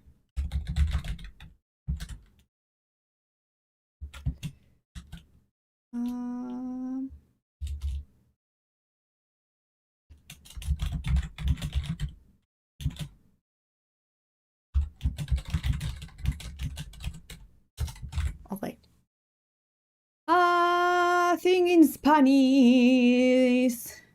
Mortales insignificantes. ¿De verdad creéis que puedes derrotarme a mí? Rurán, el gran gato del espacio. There we go. Resume.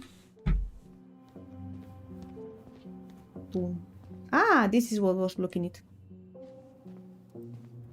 Whoosh. This is heavier than I expected. It wasn't that bad. And it has wheels. Don't worry about it. What's this?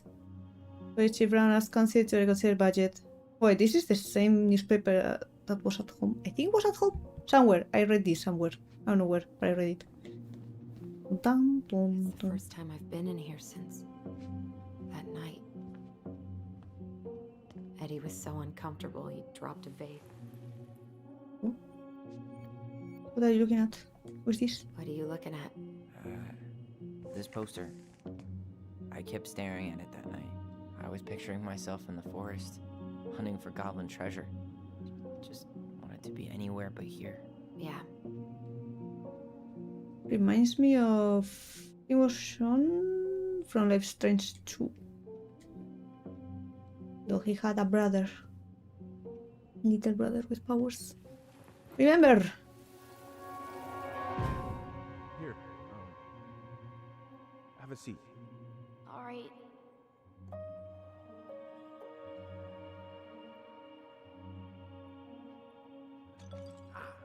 Damn it. No. Sorry. Don't stay right there, bro. What? it's that vase. They glued it back together. I'm pretty sure Chief Brown is done with his phone call by now. I'm investigating. 1 second. Maybe there's some kind of clue or something that I can bring up later, or maybe not. No. No. Okay. Okay. Can I go to the bathroom? No. Memory. Memory. What memory? Memory.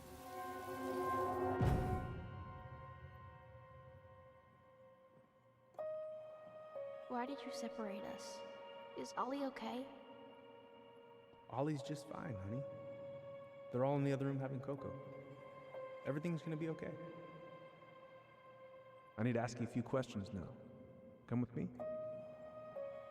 I guess this went first before the other part.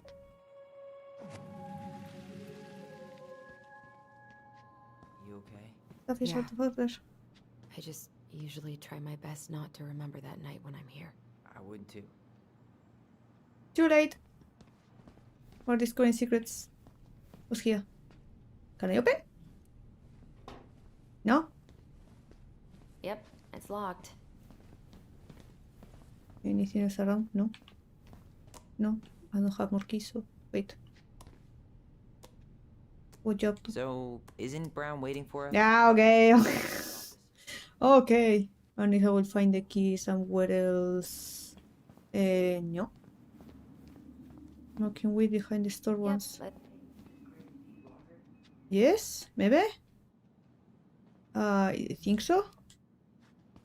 yep, I think so. Can you find the key somewhere? Or you're cheating?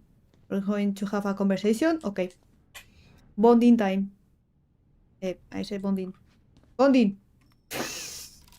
In the locker room. Oh, it does something. What's on your mind? Just thinking about how we slept in that corner over there. Yeah, on that paper-thin mattress from the cell.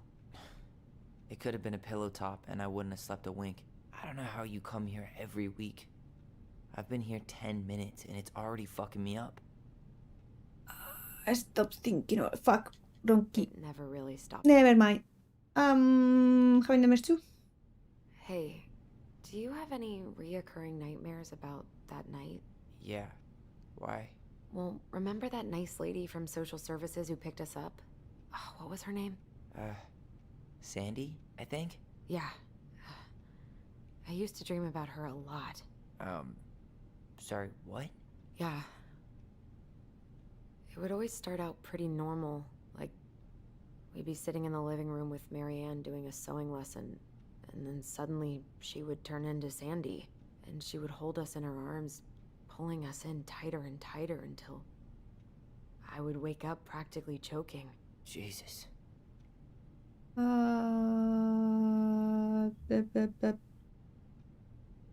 Key. So, Trying to figure are out things which gonna key be is weird which. at all between you and Eddie? Only if he makes it weird. Good. Because he's more likely to tell us about Marianne if you don't antagonize him. I'm No. sorry. I threw the ring. I get all the answers. Okay, ready to go. Let's go? Yep. I don't know where the key is. I don't know where to find it. I don't think it's around. I take puppies stuff. And yeah, I need an actual key, not a code. So I can't really if I don't find out. I'll try to logic my way out of this. Okay, Eddie, Opa. Sorry that took so long. Hello. Sometimes Are there these no old folks lights? want us to come out just because they're lonely. No worries, Uncle. Hey, you remember this guy? But I'm a guy now. Of course. Tyler Ronan. The prodigal son returns. Yep. Shake it. Shake it. Look at Shake you. it. Fuck. I didn't even recognize you at first. Heard that a I lot couldn't today, choose. Chief Brown. Chief Brown. No need for that kind of formality, not with family. Huh. Family. How you finding Delos Crossing? Change much? Same dump, different year. Well, we're no Juno, but lots of folks feel at home here. It's gotta be good to be back with your sister, huh? Yeah. It's been a long time coming. Look, Eddie, we aren't here just to say hi.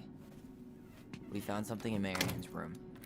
Things aren't really adding up anymore, and we've got questions. Oh, yeah? I don't like the changing music. Marianne worried about something? Did she mention anything about us that might have been worrying her? About Tyler in particular? No. She dealt with those kind of worries all on her own. Kept the rest of us at arm's length. I see. I will tell you one thing, though.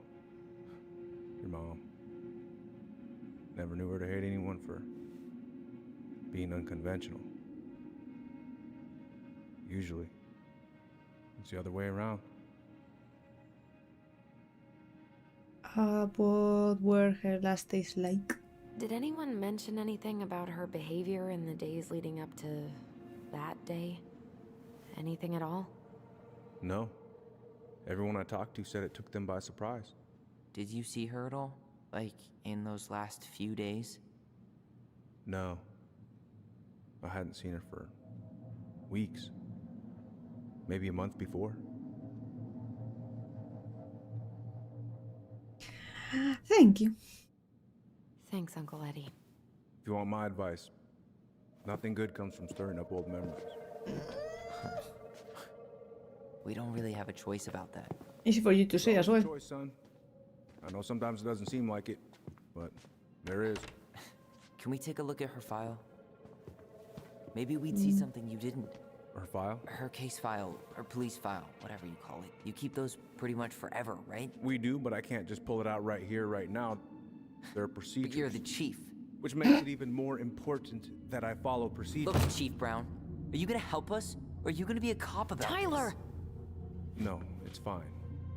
Tyler, I know you resent me, but fireweed was the best deal I could get you. I'm not mad about fireweed, but I may be a little salty you kept my sister away for 7 fucking years. That's what this is about? Look, that was the court's recommendation. They're the experts. I just went along. What the fuck? Sure you did. Trust me, son.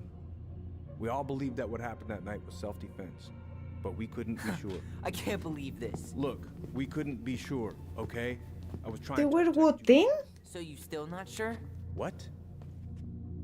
You still think keeping us apart was the right call? She was traumatized. We needed each other to heal, and you took that away from us. So why didn't you let your sister visit when you turned 18 Uncle, then, huh?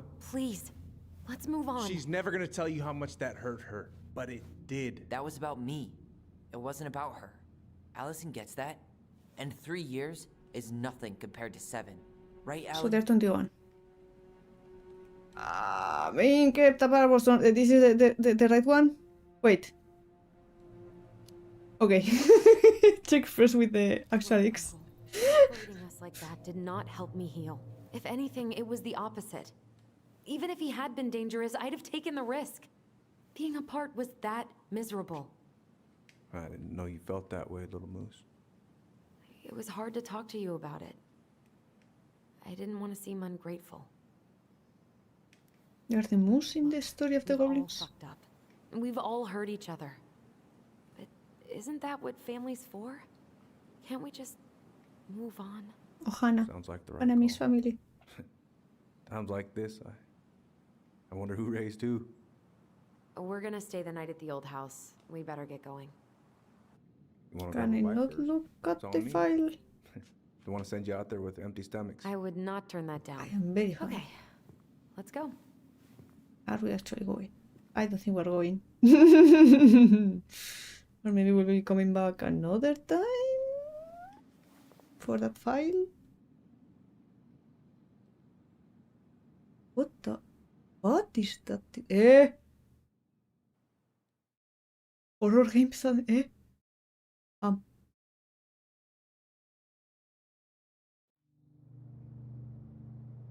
Okay. Monster. Yeah, pretty much.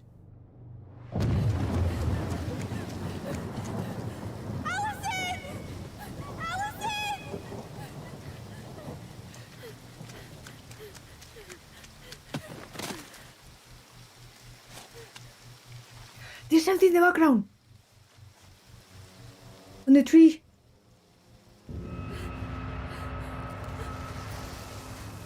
What the fuck, bro? No.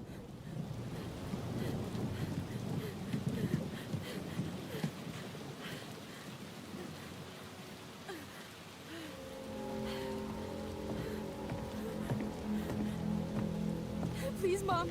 I'm sorry I cut my hair. I won't do it again. I'm going to kill you! No. Please.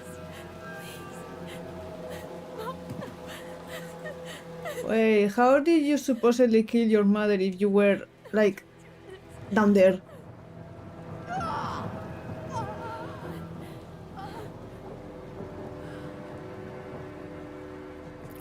He didn't.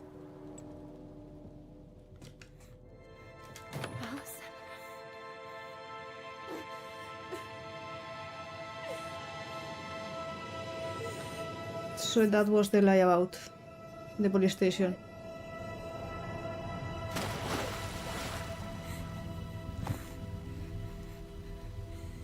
How didn't they put 2 and 2 together? Again, like, if he was right there, Killed her. how? I killed her. At the back, as well. We need to call for help. I killed her. No, you didn't. I killed her. And when they come, that's what we're gonna tell them. No, no. Yes. We look out for each other. That's what goblins do. And brothers and sisters. It's gonna be okay. We're gonna be okay.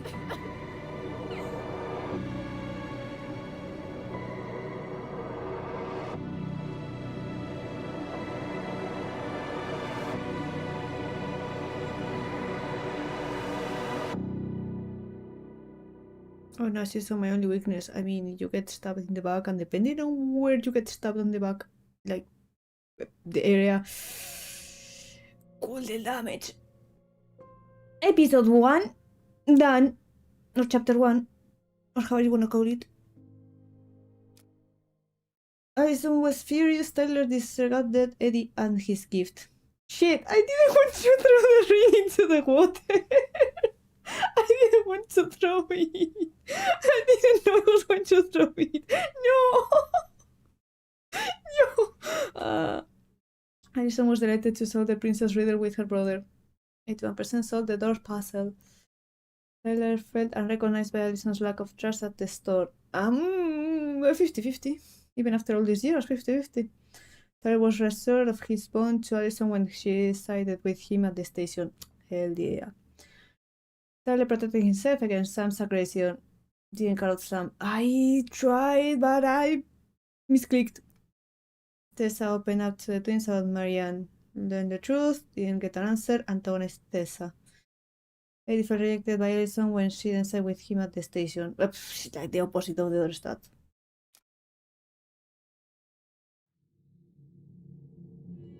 No! Enough. I think it should have saved? Question mark? I don't know what this saves. Well, let me resume. Maybe pass this cutscene. Well, And stop. He's obviously not going to give us the truth. So I Maybe this say is we go like get it ourselves. mini trailer, Wait, maybe? you're not seriously thinking of breaking and entering a police archive? If I don't find out. Big or go home. Maybe? It's like a mini trailer, so to speak, even though all 3 episodes are out. Okay. I guess. Okay, yeah. Okay, yeah. Okay. I was like, where is the exit game? Yes. Exit game. We go to over here. We go to over here because I forgot to move. There we go. Because it's almost 12 a.m. You know, the go to bed early redeem got redeemed. I should be going to sleep in 20 minutes and I still have to have dinner. So I will end stream.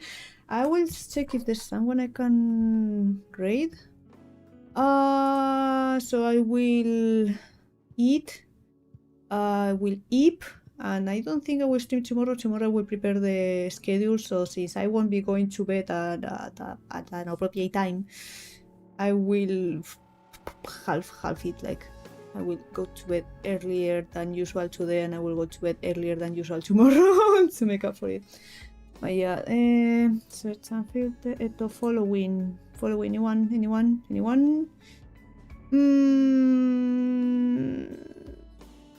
There's Pina reading, there's Dania, though I think usually they stop streaming like the 2 hours, and they are close to 2 hours. And there's also, I think they were called, like yeah, they are Phantasmagoria, but I think they go by Tassie, maybe. I think Donut introduced me to them, I think a while ago, maybe, I think it was from there, maybe.